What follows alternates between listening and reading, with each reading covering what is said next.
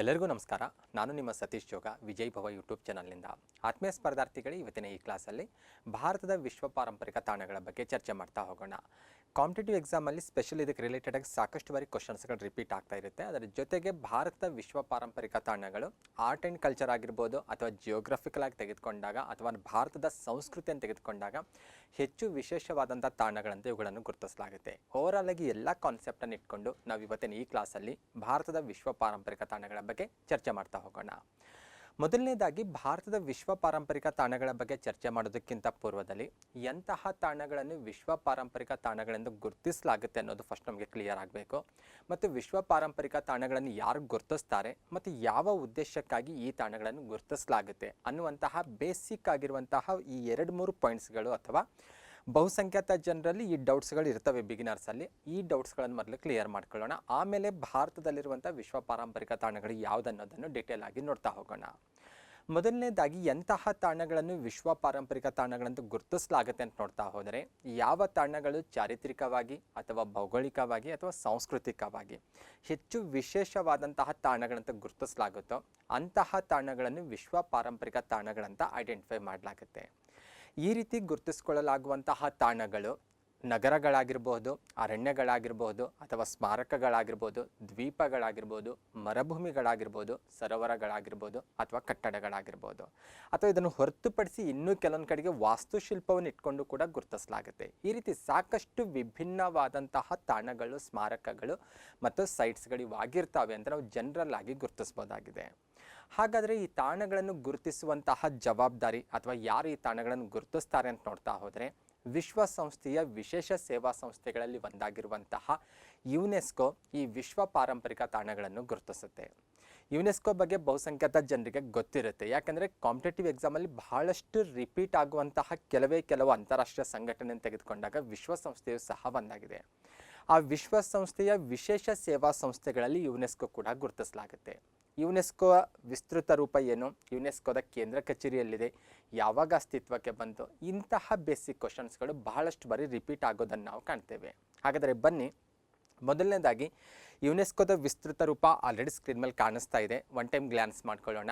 UNESCO ಅಂದರೆ United Nations educational, scientific and cultural organization ಅಂತ ಹೇಳ್ಬೋದು. ಇದು ಅಸ್ತಿತ್ವಕ್ಕೆ ಬಂದಿದ್ದು 1945 ನವೆಂಬರ್ 16ನೇ ತಾರೀಕಿನಂದು. ಇದರ ಕೇಂದ್ರ ಕಚೇರಿ ಇರೋದು ಫ್ರಾನ್ಸ್ ರಾಜಧಾನಿ ಪ್ಯಾರಿಸ್ನಲ್ಲಿ. ಓಕೆ, ಈ ಯುನೆಸ್ಕೋನೇ ಈ ವಿಶ್ವ ಪಾರಂಪರಿಕ ತಾಣಗಳನ್ನು ಗುರುತಿಸುತ್ತೆ ಅನ್ನುವಂತಹ ಇನ್ಫಾರ್ಮೇಷನ್ ನಿಮಗೆ ಇರಬೇಕು. ಸಾಕಷ್ಟು ಕಡೆಗೆಲ್ಲ ಯುನೆಸ್ಕೋ ವಿಶ್ವ ಪಾರಂಪರಿಕ ತಾಣಗಳಂತೆ ನಾವು ಇವನ್ನು ಲಿಸ್ಟ್ ಮಾಡ್ತಾ ಇರ್ತೇವೆ. ನಾನು ಹೆಡ್ಡಿಂಗಲ್ಲಿ ಅಥವಾ ಫಸ್ಟ್ ಸ್ಲೈಡಲ್ಲಿ ಭಾರತದ ವಿಶ್ವ ಪಾರಂಪರಿಕ ತಾಣಗಳಂತ ಅಷ್ಟೇ ನೋಟ್ ಮಾಡಿದ್ದೆ. ಆದರೆ ಬಹುಸಂಖ್ಯಾತ ಕಡೆ ಅಥವಾ ಸಾಕಷ್ಟು ಬುಕ್ಸ್ಗಳೆಲ್ಲ ಬರೋದು ಯುನೆಸ್ಕೋ ವಿಶ್ವ ಪಾರಂಪರಿಕ ತಾಣಗಳಂತೆ ಗುರುತಿಸುತ್ತೆ. ಅಷ್ಟೊಂದು ಫೇಮಸ್ ಆಗಿರುವಂಥ ತಾಣಗಳಂತೆ ಇವನ್ನೆಲ್ಲ ಹೇಳಾಗುತ್ತೆ. ನೆಕ್ಸ್ಟ್ ಕ್ವಶನ್ ಇರೋದು ಯಾವ ಕಾರಣಕ್ಕಾಗಿ ಅಥವಾ ಯಾವ ಉದ್ದೇಶಕ್ಕಾಗಿ ಈ ತಾಣಗಳನ್ನು ಗುರುತಿಸಲಾಗುತ್ತೆ ಅಂತ. ಓಕೆ, ಯುನೆಸ್ಕೋ ಇಂತಹ ತಾಣಗಳನ್ನು ಗುರುತಿಸಲಿಕ್ಕೆ ಬಹುಮುಖ್ಯ ಉದ್ದೇಶ ಅಂದರೆ ಇಲ್ಲಿ ಗುರುತಿಸಿಕೊಳ್ಳುವಂತಹ ತಾಣಗಳು ಚಾರಿತ್ರಿಕವಾಗಿ, ಭೌಗೋಳಿಕವಾಗಿ, ಸಾಂಸ್ಕೃತಿಕವಾಗಿ ಸಾಕಷ್ಟು ವಿಶೇಷತೆಯನ್ನು ಹೊಂದಿರುವಂಥ ತಾಣಗಳಾಗಿರ್ತವೆ.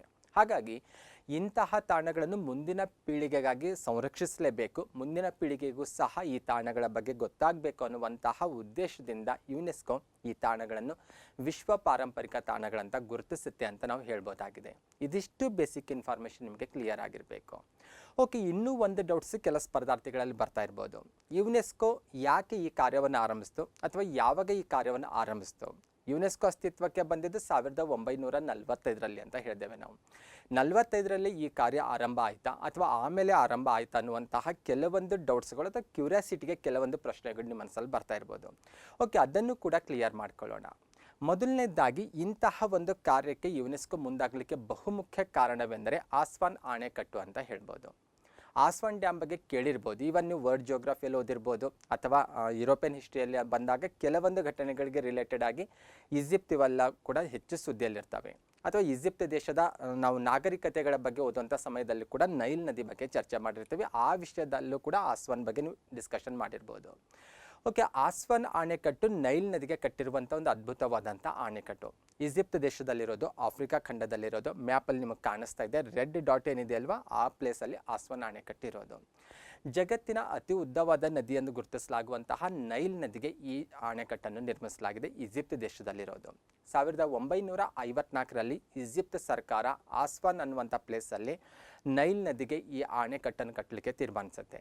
ಆದರೆ ಈ ಅಣೆಕಟ್ಟೆಯಲ್ಲಿ ಸ್ಟೋರೇಜ್ ಮಾಡುವಂತಹ ನೀರಿನಿಂದ ಅಥವಾ ಈ ಜಲಾಶಯದ ಹಿನ್ನೀರಿನಿಂದ ಕೆಲವೊಂದು ಐತಿಹಾಸಿಕ ಸ್ಮಾರಕಗಳು ಮುಳುಗಡೆ ಆಗುವಂಥ ಭೀತಿ ಈಜಿಪ್ಟ್ ದೇಶಕ್ಕೆ ಉಂಟಾಗುತ್ತೆ. ಅದರ ಜೊತೆಗೆ ಈಜಿಪ್ಟ್ನ ಕೆಳಭಾಗದಲ್ಲಿ ಒಂದು ದೇಶ ಕಾಣಿಸ್ತಾ ಇದೆ, ಸುಡಾನ್ ದೇಶಕ್ಕೆ ಈ ಭೀತಿ ಉಂಟಾಗುತ್ತೆ.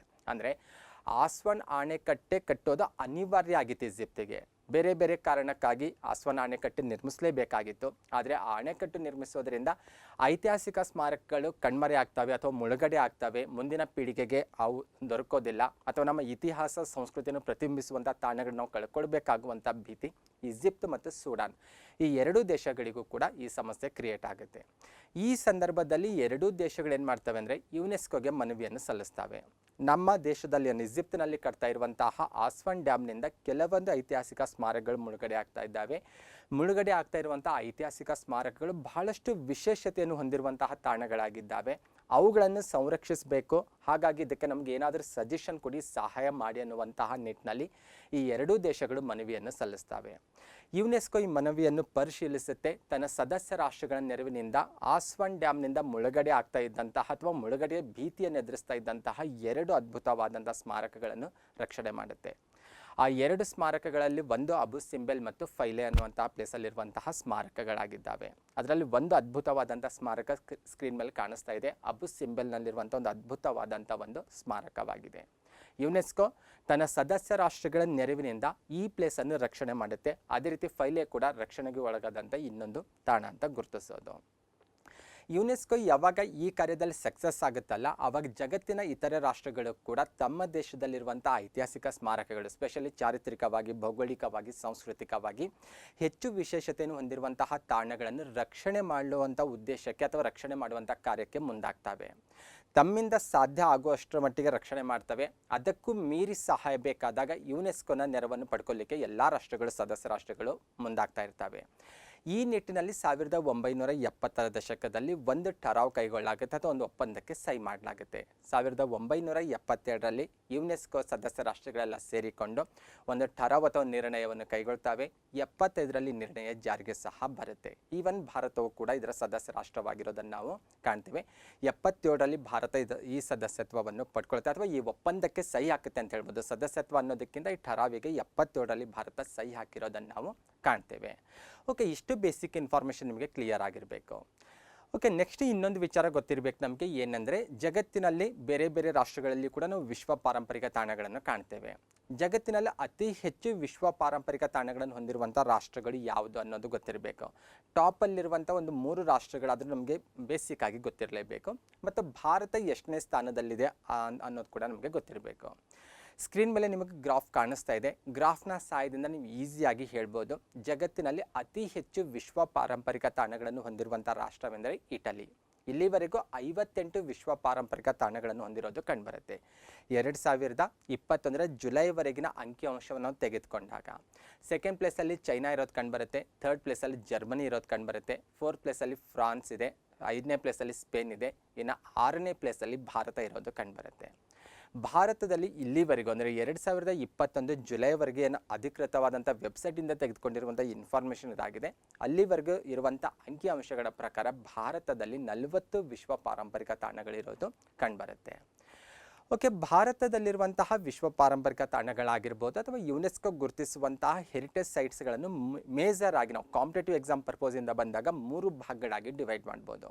ಅಂದರೆ ಕಲ್ಚರಲ್ ಹೆರಿಟೇಜ್ ಸೈಟ್ಸ್ ಅಂತ ಗುರುತಿಸ್ಬೋದು, ನ್ಯಾಚುರಲ್ ಹೆರಿಟೇಜ್ ಸೈಟ್ಸ್ ಅಂತ ಯುನೆಸ್ಕೋ ಗುರುತಿಸುತ್ತೆ, ಮತ್ತು ಮಿಕ್ಸ್ಡ್ ಹೆರಿಟೇಜ್ ಸೈಟ್ಸ್ ಅಂತ ಗುರುತಿಸಲಾಗುತ್ತೆ.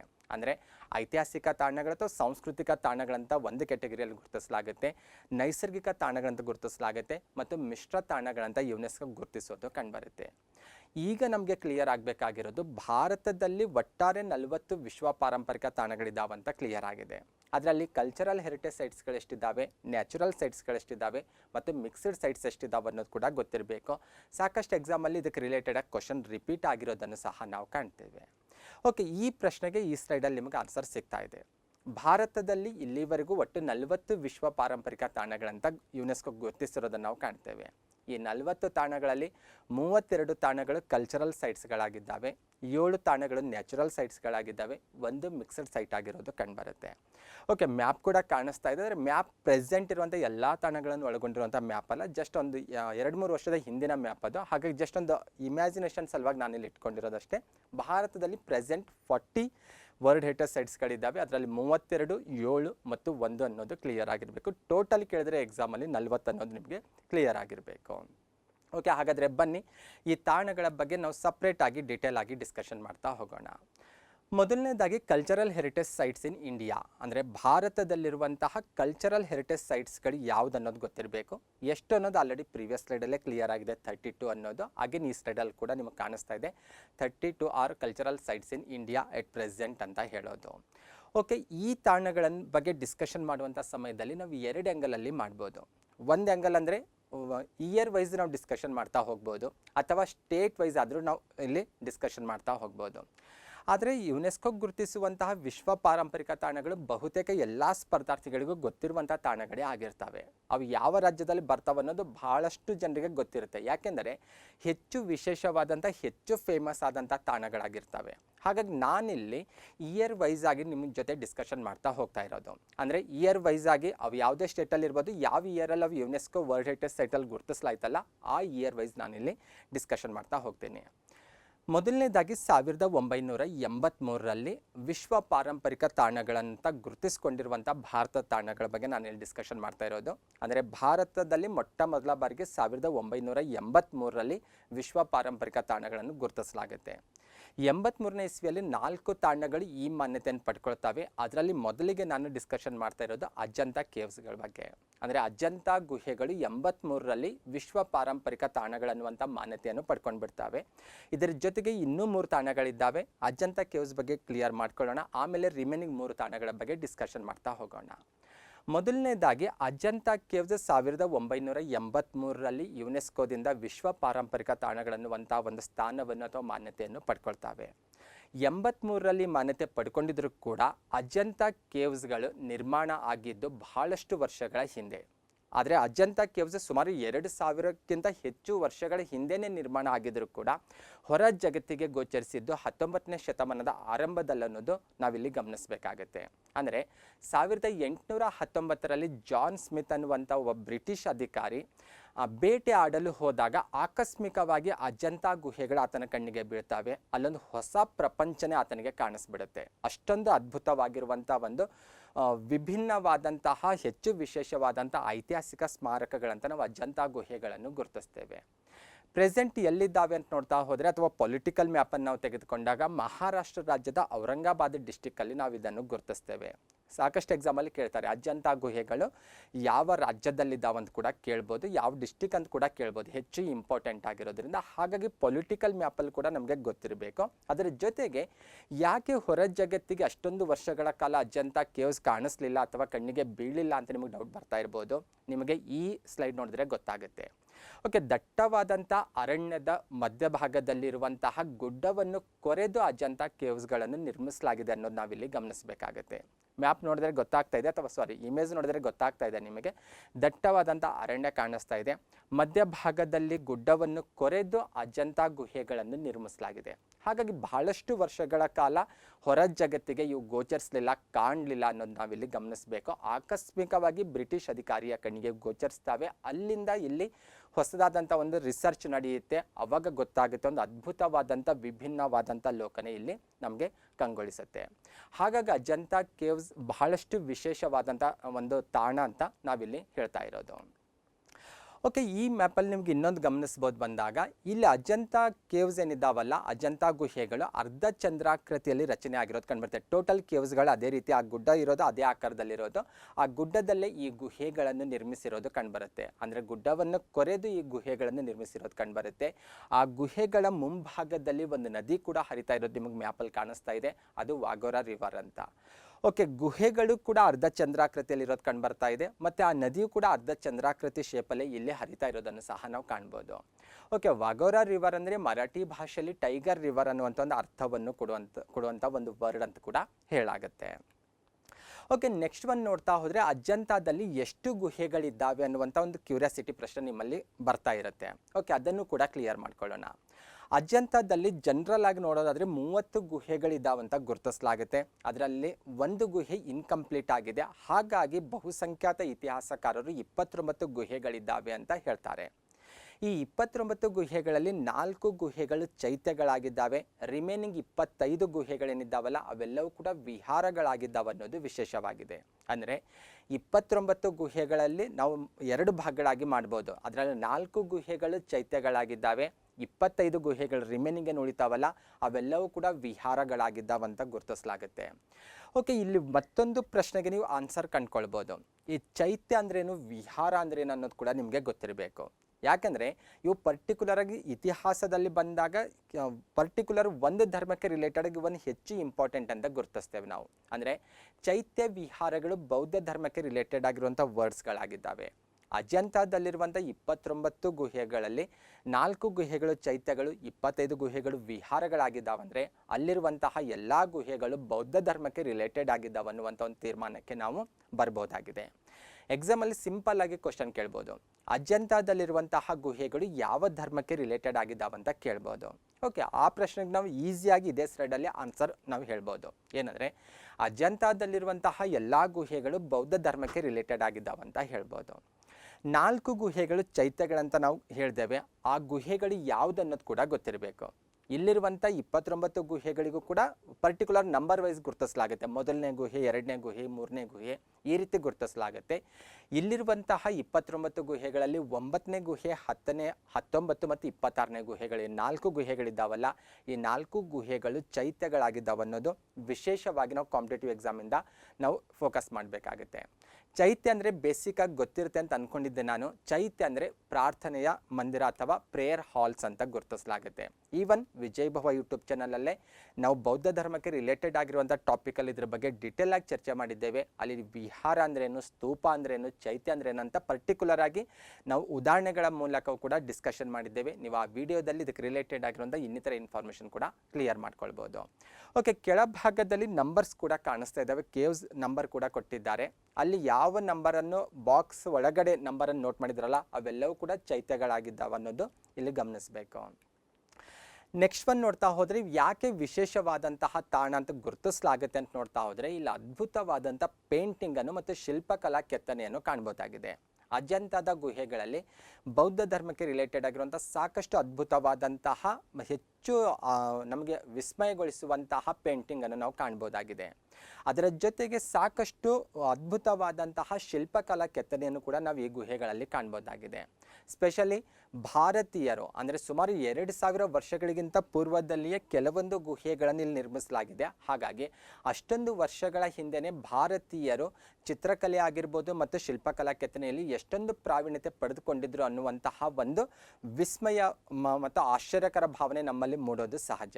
ಹಾಗಾಗಿ ಅಜಂತ ಕೇವಲ ಭಾರತದಲ್ಲಷ್ಟೇ ಅಲ್ಲ, ವಿದೇಶದಲ್ಲಿಯೂ ಕೂಡ ಸಾಕಷ್ಟು ಪ್ರವಾಸಿಗರನ್ನು ಮತ್ತು ಇತಿಹಾಸಾಸಕ್ತರನ್ನು ಮತ್ತು ಸ್ಪೆಷಲಿ ಕಲೆ ಮತ್ತು ವಾಸ್ತುಶಿಲ್ಪಕ್ಕೆ ರಿಲೇಟೆಡ್ ಆಗಿ ಇಂಟ್ರೆಸ್ಟೆಡ್ ಆಗಿರುವಂಥ ಪರ್ಸನ್ಸ್ಗಳನ್ನು ತನ್ನ ಕಡೆಗೆ ವರ್ಷ ಪೂರ್ತಿ ಸೆಳೀತಾ ಇರುತ್ತೆ ಅನ್ನೋದು ನಾವಿಲ್ಲಿ ಗಮನಿಸಬೇಕಾಗತ್ತೆ. ಓಕೆ, ಚೀನಿ ಯಾತ್ರಿಕರಾಗಿರುವಂತಹ ಫಾಹಿಯಾನ್ ಮತ್ತು ಹುಯೆನ್ ತ್ಸಾಂಗರ ಪ್ರವಾಸ ಕಥನಗಳಲ್ಲಿಯೂ ಕೂಡ ಅಜಂತ ಗುಹೆಗಳ ಬಗ್ಗೆ ಉಲ್ಲೇಖ ಆಗಿರೋದು ಕಂಡುಬರುತ್ತೆ. ಅಷ್ಟೇ ಅಲ್ಲ, ಅಬ್ದುಲ್ ಫಜಲ್ನ ಐನಿ ಅಕ್ಬರಿ ಕೃತಿಯಲ್ಲಿ ಕೂಡ ಅಜಂತ ಗುಹೆಗಳ ಬಗ್ಗೆ ಉಲ್ಲೇಖ ಆಗಿರೋದನ್ನು ನಾವಿಲ್ಲಿ ಕಾಣ್ಬೋದಾಗಿದೆ. ಓಕೆ, ನೆಕ್ಸ್ಟ್ ಒನ್ ನೋಡ್ತಾ ಹೋದರೆ ಇಲ್ಲಿರುವಂತಹ ಗುಹೆಗಳು ಯಾವ ಕಾಲಾವಧಿಯಲ್ಲಿ ನಿರ್ಮಿಸಲ್ಪಟ್ಟದ್ದಾಗಿವೆ ಅಂತ ನೋಡ್ತಾ ಹೋದರೆ ಇಲ್ಲಿರುವಂತಹ ಗುಹೆಗಳು ಕ್ರಿಸ್ತಪೂರ್ವ 2ನೇ ಶತಮಾನದಿಂದ ಕ್ರಿಸ್ತಶಕ 7ನೇ ಶತಮಾನದವರೆಗೆ ರಚನೆ ಆಗಿರೋದು ಕಂಡುಬರುತ್ತೆ. ಅಂದರೆ ಕ್ರಿಸ್ತಪೂರ್ವದಲ್ಲಿ ಸ್ಟಾರ್ಟ್ ಆಗಿರೋದು 2ನೇ ಶತಮಾನದಿಂದ ಕ್ರಿಸ್ತಶಕ 7ನೇ ಶತಮಾನದವರೆಗೂ ರಚನೆ ಆಗಿರೋದು ಕಂಡುಬರುತ್ತೆ. ಇದನ್ನು ನಾವು ಇನ್ನೂ ಸ್ವಲ್ಪ ಡೀಟೇಲ್ ಆಗಿ ಅಭ್ಯಾಸ ಮಾಡಿದಾಗ 2 ಫೇಸ್ಗಳಾಗಿ ಡಿವೈಡ್ ಮಾಡ್ಬೋದು. ಅಂದರೆ ಕಂಟಿನ್ಯೂಸ್ ಆಗಿ ಇವು ರಚನೆ ಆಗಿರೋದು ಕಂಡುಬರೋದಿಲ್ಲ. ಕ್ರಿಸ್ತಪೂರ್ವ 2ನೇ ಶತಮಾನದಿಂದ ಆರಂಭವಾಗಿ ಅಪ್ ಟು ಕ್ರಿಸ್ತಶಕ 7ನೇ ಶತಮಾನದವರೆಗೆ ನಿರಂತರವಾಗಿ ಇಲ್ಲಿರುವಂತಹ ಗುಹೆಗಳಾಗಿರ್ಬೋದು, ಪೇಂಟಿಂಗ್ಗಳು ನಿರ್ಮಾಣ ಆಗಿರೋದು ಕಂಡುಬರೋದಿಲ್ಲ. ನಾವು ಡೀಟೇಲ್ ಆಗಿ ಹೋದಾಗ ಅದನ್ನು 2 ಫೇಸ್ಗಳಾಗಿ ಡಿವೈಡ್ ಮಾಡ್ತೇವೆ. ಯಾವ ರೀತಿ ಅಂತ ನೋಡ್ತಾ ಹೋದರೆ ಫಸ್ಟ್ ಆಫ್ ಆಲ್ ಕ್ರಿಸ್ತಪೂರ್ವ 2ನೇ ಶತಮಾನದ ಆಸುಪಾಸಿನಲ್ಲಿ ಕೆಲವೊಂದು ಗುಹೆಗಳು ಇಲ್ಲಿ ನಿರ್ಮಾಣ ಆಗಿರೋದು ಕಂಡುಬರುತ್ತೆ. ಅದನ್ನು 1 ಫೇಸ್ ಅಂತ ಹೇಳೋದು. ಅದನ್ನು ಹೊರತುಪಡಿಸಿದ್ರೆ ಕ್ರಿಸ್ತಶಕ 400ರಿಂದ ಕ್ರಿಸ್ತಶಕ 650ರ ಅವಧಿಯಲ್ಲಿ ಇನ್ನೂ ಕೆಲವೊಂದು ಗುಹೆಗಳು ನಿರ್ಮಾಣ ಆಗಿರೋದು ಕಂಡುಬರುತ್ತೆ. ಇದನ್ನು ನಾವು 2 ಫೇಸ್ ಅಂತ ಗುರುತಿಸ್ತೇವೆ. ಅಂದರೆ ಕಂಟಿನ್ಯೂಸ್ ಆಗಿ ನಿರಂತರವಾಗಿ ಇಲ್ಲಿ ನಿರ್ಮಾಣ ಆಗಿಲ್ಲ, 2 ಹಂತ ಅಥವಾ 2 ಫೇಸಲ್ಲಿ ನಿರ್ಮಾಣ ಆಗಿರೋದು ಕಂಡುಬರುತ್ತೆ. ಹಾಗಾದರೆ ಇಂತಹ ಅದ್ಭುತವಾದಂತಹ ಗುಹೆಗಳನ್ನು ಇಲ್ಲಿರುವಂತಹ ವರ್ಣಚಿತ್ರ ಏನಿದಾವಲ್ವ ಅಥವಾ ಏನು ಪೇಂಟಿಂಗ್ ಇದೆಯಲ್ವ, ಯಾರ ಕಾಲಾವಧಿಯಲ್ಲಿ ನಿರ್ಮಿಸಲ್ಪಟ್ಟದಂತ ನೋಡ್ತಾ ಹೋದರೆ ಅತ್ಯಂತ ಪ್ರಮುಖವಾಗಿ 4 ಮನೆತನಗಳನ್ನು ನಾವಿಲ್ಲಿ ಗುರುತಿಸ್ತೇವೆ. ಶಾತವಾಹನ ಆಗಿರ್ಬೋದು, ವಾಕಾಟಕ, ಗುಪ್ತರು ಮತ್ತು ಬಾದಾಮಿ ಚಾಲುಕ್ಯರ ಕಾಲದಲ್ಲಿ ನಿರ್ಮಾಣಗೊಂಡಿರುವಂಥ ಅದ್ಭುತವಾದಂಥ ಐತಿಹಾಸಿಕ ಸ್ಮಾರಕಗಳು ಇವಾಗಿದ್ದಾವೆ. ಇಲ್ಲಿರುವಂಥ ಶಿಲ್ಪಕಲಾ ಕೆತ್ತನೆ, ಪೇಂಟಿಂಗ್ ಇವರ ಕಾಲದಲ್ಲಿ ಆಗಿರೋದನ್ನು ನಾವಿಲ್ಲಿ ಕಾಣ್ಬೋದಾಗಿದೆ. ಓಕೆ, ಹಾಗಾದರೆ ಬನ್ನಿ ಇಲ್ಲಿರುವಂತಹ ಗುಹೆಗಳಲ್ಲಿರುವಂಥ ಅದ್ಭುತವಾದಂಥ ಪೇಂಟಿಂಗ್ನ ಕೆಲವೊಂದು ಇಮೇಜ್ಗಳನ್ನು ನಾನಿಲ್ಲಿ ನಿಮಗೆ ಕ್ಲಿಯರ್ ಮಾಡ್ತಾ ಇರ್ತೀನಿ. ಇದ್ರ ಬಗ್ಗೆ ಮತ್ತೆ ನಾವು ಡಿಟೇಲ್ ಆಗಿ ಆರ್ಟ್ ಆ್ಯಂಡ್ ಕಲ್ಚರ್ ಟಾಪಿಕಲ್ಲಿ ಬಂದಾಗ ಡಿಸ್ಕಷನ್ ಮಾಡೋಣ. ಅಜಂತ ಕೇವ್ಸೇ ಒಂದು ದೊಡ್ಡ ಕ್ಲಾಸ್ ಆಗಿ ನಾವಿಲ್ಲಿ ಡಿಸ್ಕಷನ್ ಮಾಡಬೇಕಾಗುತ್ತೆ. ಆವಾಗ ಅಜಂತ ಗುಹೆಗಳ ಬಗ್ಗೆ ಸಂಪೂರ್ಣವಾದಂಥ ಮಾಹಿತಿ ನಮಗೆ ಸಿಗುತ್ತೆ. ಇಲ್ಲಿ ಜಸ್ಟ್ ಗ್ಲಾನ್ಸ್ ಮಾಡ್ತಾ ಹೋಗೋಣ. ಮೊದಲನೇ ಗುಹೆಯಲ್ಲಿ ಅದ್ಭುತವಾದಂಥ ಪೇಂಟಿಂಗನ್ನು ಕಾಣ್ಬೋದು. ಸ್ಪೆಷಲಿ ಇಲ್ಲಿ ಪದ್ಮಪಾಣಿ ಪೇಂಟಿಂಗ್ ಮತ್ತು ವಜ್ರಪಾಣಿ ಪೇಂಟಿಂಗನ್ನು ಕಾಣ್ಬೋದಾಗಿದೆ. ಇಲ್ಲಿರುವಂತಹ ಎಲ್ಲ ಪೇಂಟಿಂಗ್ಗಳು ಬೌದ್ಧ ಧರ್ಮಕ್ಕೆ ರಿಲೇಟೆಡ್ ಆಗಿರೋದು ಬಹುತೇಕ, ಇನ್ನು ಕೆಲವೊಂದು ಬೇರೆಯವರಿಗೂ ರಿಲೇಟೆಡ್ ಆಗಿರೋದು ಕಾಣ್ಬೋದು. ಸ್ಪೆಷಲಿ 2ನೇ ಪುಲಿಕೇಶಿಗೆ ರಿಲೇಟೆಡ್ ಆಗಿರುವಂತಹ ಪೇಂಟಿಂಗನ್ನು ಕಾಣ್ಬೋದು. ಆದರೆ ಧಾರ್ಮಿಕ ವಿಚಾರ ಬಂದಾಗ ಬಹುಸಂಖ್ಯಾತ ವರ್ಣಚಿತ್ರಗಳು ಬೌದ್ಧ ಧರ್ಮಕ್ಕೆ ರಿಲೇಟೆಡ್ ಆಗಿರೋದು, ಬುದ್ಧನ ಜಾತಕ ಕಥೆಗಳಿಗೆ ರಿಲೇಟೆಡ್ ಆಗಿರೋದು, ಬೋಧಿಸತ್ವಕ್ಕೆ ರಿಲೇಟೆಡ್ ಆಗಿರೋದು, ಯಕ್ಷಣಿಯರಿಗೆ ರಿಲೇಟೆಡ್ ಆಗಿರುವಂತಹ ಪೇಂಟಿಂಗ್ಸ್ಗಳನ್ನೇ ನಾವಿಲ್ಲಿ ಅತ್ಯಧಿಕ ಸಂಖ್ಯೆಯಲ್ಲಿ ಕಾಣ್ಬೋದಾಗಿದೆ.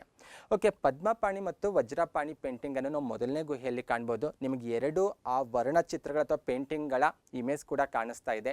ಪದ್ಮಪಾಣಿ ಅಂತ ಗುರುತಿಸಲಾಗಲಿಕ್ಕೆ ಬಹುಮುಖ್ಯ ಕಾರಣ ಅಥವಾ ಹೆಂಗೆ ಇದನ್ನು ಐಡೆಂಟಿಫೈ ಮಾಡೋದು ಅಂತ ನೋಡ್ತಾ ಹೋದರೆ ಅಲ್ಲಿ ಕೈಯಲ್ಲಿ ಲೋಟಸ್ ಇರೋದನ್ನು ನಾವು ಕಾಣ್ಬೋದಾಗಿದೆ. ಇನ್ನು ಪಕ್ಕದಲ್ಲಿ ಕಾಣಿಸ್ತಾ ಇರೋದು ವಜ್ರಪಾಣಿ ಪೇಂಟಿಂಗ್. ವಜ್ರಪಾಣಿ ಪೇಂಟಿಂಗ್ ಅನ್ನೋಂಥ ತೀರ್ಮಾನಕ್ಕೆ ಬರಲಿಕ್ಕೆ ಬಹುಮುಖ್ಯ ಕಾರಣ ಅಂದರೆ ಅಲ್ಲಿ ಆ ತಲೆಯ ಭಾಗದಲ್ಲಿ ಕಾಣಿಸ್ತಾ ಇರುವಂಥ ಕ್ರೌನ್ ಏನಿದೆ ಅಲ್ವಾ ಅಥವಾ ಒಂದು ಕಿರೀಟ ಇದೆ ಅಲ್ವಾ, ಆ ಬೇಸ್ ಮೇಲೆ ನಾವು ವಜ್ರಪಾಣಿ ಪೇಂಟಿಂಗ್ ಅನ್ನುವಂಥ ತೀರ್ಮಾನಕ್ಕೆ ಬರಬಹುದಾಗಿದೆ. ಅದರ ಜೊತೆಗೆ ಸಾಕಷ್ಟು ಜಾತಕ ಕಥೆಗಳ ಪೇಂಟಿಂಗನ್ನು ನಾವು ಅಜಂತದ ಬೇರೆ ಬೇರೆ ಗುಹೆಗಳಲ್ಲಿ ಕೂಡ ಕಾಣ್ಬೋದು. ಸ್ಪೆಷಲಿ ಮೊದಲನೇ ಗುಹೆಯಲ್ಲಿ ಮಹಾಜನಕ ಜಾತಕ ಕಥೆಗೆ ರಿಲೇಟೆಡ್ ಆಗಿರುವಂಥ ಅದ್ಭುತವಾದಂಥ ಪೇಂಟಿಂಗನ್ನು ನಾವಿಲ್ಲಿ ಕಾಣ್ಬೋದಾಗಿದೆ. ಇದೇ ಗುಹೆಯಲ್ಲಿ ಸಿಬಿ ಜಾತಕಕ್ಕೆ ರಿಲೇಟೆಡ್ ಆಗಿರುವಂತಹ ಪೇಂಟಿಂಗನ್ನು ಸಹ ನಾವು ನೋಡ್ಬೋದಾಗಿದೆ. ಇವುಗಳ ಬಗ್ಗೆ ಎಕ್ಸ್ಪ್ಲೇನ್ ನಾನು ಆಲ್ರೆಡಿ ಹೇಳಿದೆ ಅಲ್ಲ, ಸಪ್ರೇಟಾಗಿ ನಾವು ಮತ್ತೆ ಡಿಸ್ಕಷನ್ ಮಾಡೋಣ. ಅಲ್ಲಿದ್ರ ಬಗ್ಗೆ ಸಾಕಷ್ಟು ಇನ್ಫಾರ್ಮೇಷನ್ ಕಲೆಕ್ಟ್ ಮಾಡ್ಕೊಳ್ಬೋದು. ಜಸ್ಟ್ ನಾವಿಲ್ಲಿ ಯುನೆಸ್ಕೋ ವಿಶ್ವ ಪಾರಂಪರಿಕ ತಾಣಗಳ ಬಗ್ಗೆ ಹೆಚ್ಚು ಫೋಕಸ್ ಮಾಡ್ತಾ ಇರೋದ್ರಿಂದ ಜಸ್ಟ್ ಗ್ಲಾನ್ಸ್ ಮಾಡ್ತಾ ಹೋಗ್ತಾ ಇರೋದು. ಓಕೆ, ಆಲ್ರೆಡಿ ನಾನು ಹೇಳಿದೆ 2ನೇ ಪುಲಿಕೇಶಿಗೆ ರಿಲೇಟೆಡ್ ಆಗಿರುವಂಥ ಒಂದು ಅದ್ಭುತವಾದಂಥ ಪೇಂಟಿಂಗನ್ನು ನಾವು ಮೊದಲನೇ ಗುಹೆಯಲ್ಲಿ ಕಾಣ್ಬೋದು ಅಂತ. 2ನೇ ಪುಲಿಕೇಶಿ 2ನೇ ಖುಸ್ರುವಿನ ದೂತನನ್ನು ಸ್ವಾಗತಿಸುವಂತಹ ಪೇಂಟಿಂಗ್ ಅಂತ ಇದನ್ನು ಗುರುತಿಸಲಾಗಿದೆ. ಇದು ಇರೋದು ಅಜಂತಾದಲ್ಲಿರೋದು. ಆಲ್ರೆಡಿ ನಾನು ಪ್ರೀವಿಯಸ್ ಒಂದು ಸ್ಲೈಡಲ್ಲೇ ಡಿಸ್ಕಷನ್ ಮಾಡಿದೆ. ನಾನು ಅಜಂತಾದಲ್ಲಿರುವಂತಹ ಗುಹೆಗಳು ಅಥವಾ ಅಲ್ಲಿರುವಂತಹ ಪೇಂಟಿಂಗ್ ಯಾರ ಕಾಲದಲ್ಲಿ ರಚನೆ ಆಗಿರೋದು, ನಿರ್ಮಾಣ ಆಗಿರೋದು ಅಥವಾ ಪೇಂಟಿಂಗ್ ಯಾರ ಕಾಲದಲ್ಲಿ ಆಗಿದ್ದು ಅಂತ ಡಿಸ್ಕಷನ್ ಮಾಡುವಂಥ ಸಮಯದಲ್ಲಿ ಬಾದಾಮಿ ಚಾಲುಕ್ಯ ಅನ್ನುವಂಥ ಮನೆತನ ಕೂಡ ಡಿಸ್ಕಷನ್ ಬಂದಿತ್ತು. ಅದಕ್ಕೆ ಇದನ್ನು ನಾವು ಅತ್ಯಂತ ಬಹುಮುಖ್ಯ ಆಧಾರ ಅಂತ ಪರಿಗಣಿಸಬಹುದಾಗಿದೆ. ನೆಕ್ಸ್ಟ್ ಒಂದು ಸೆಕೆಂಡ್ ಕೇವಲ್ ಬಂದಾಗ ಇಲ್ಲಿ ಕೂಡ ಸಾಕಷ್ಟು ಅದ್ಭುತವಾದಂಥ ಪೇಂಟಿಂಗ್ ಕಾಣ್ಬೋದು. ಸ್ಪೆಷಲಿ ಹಂಸ ಜಾತಕಕ್ಕೆ ರಿಲೇಟೆಡ್ ಆಗಿರುವಂಥ ಅದ್ಭುತವಾದಂಥ ಪೇಂಟಿಂಗನ್ನು ಕಾಣ್ಬೋದಾಗಿದೆ.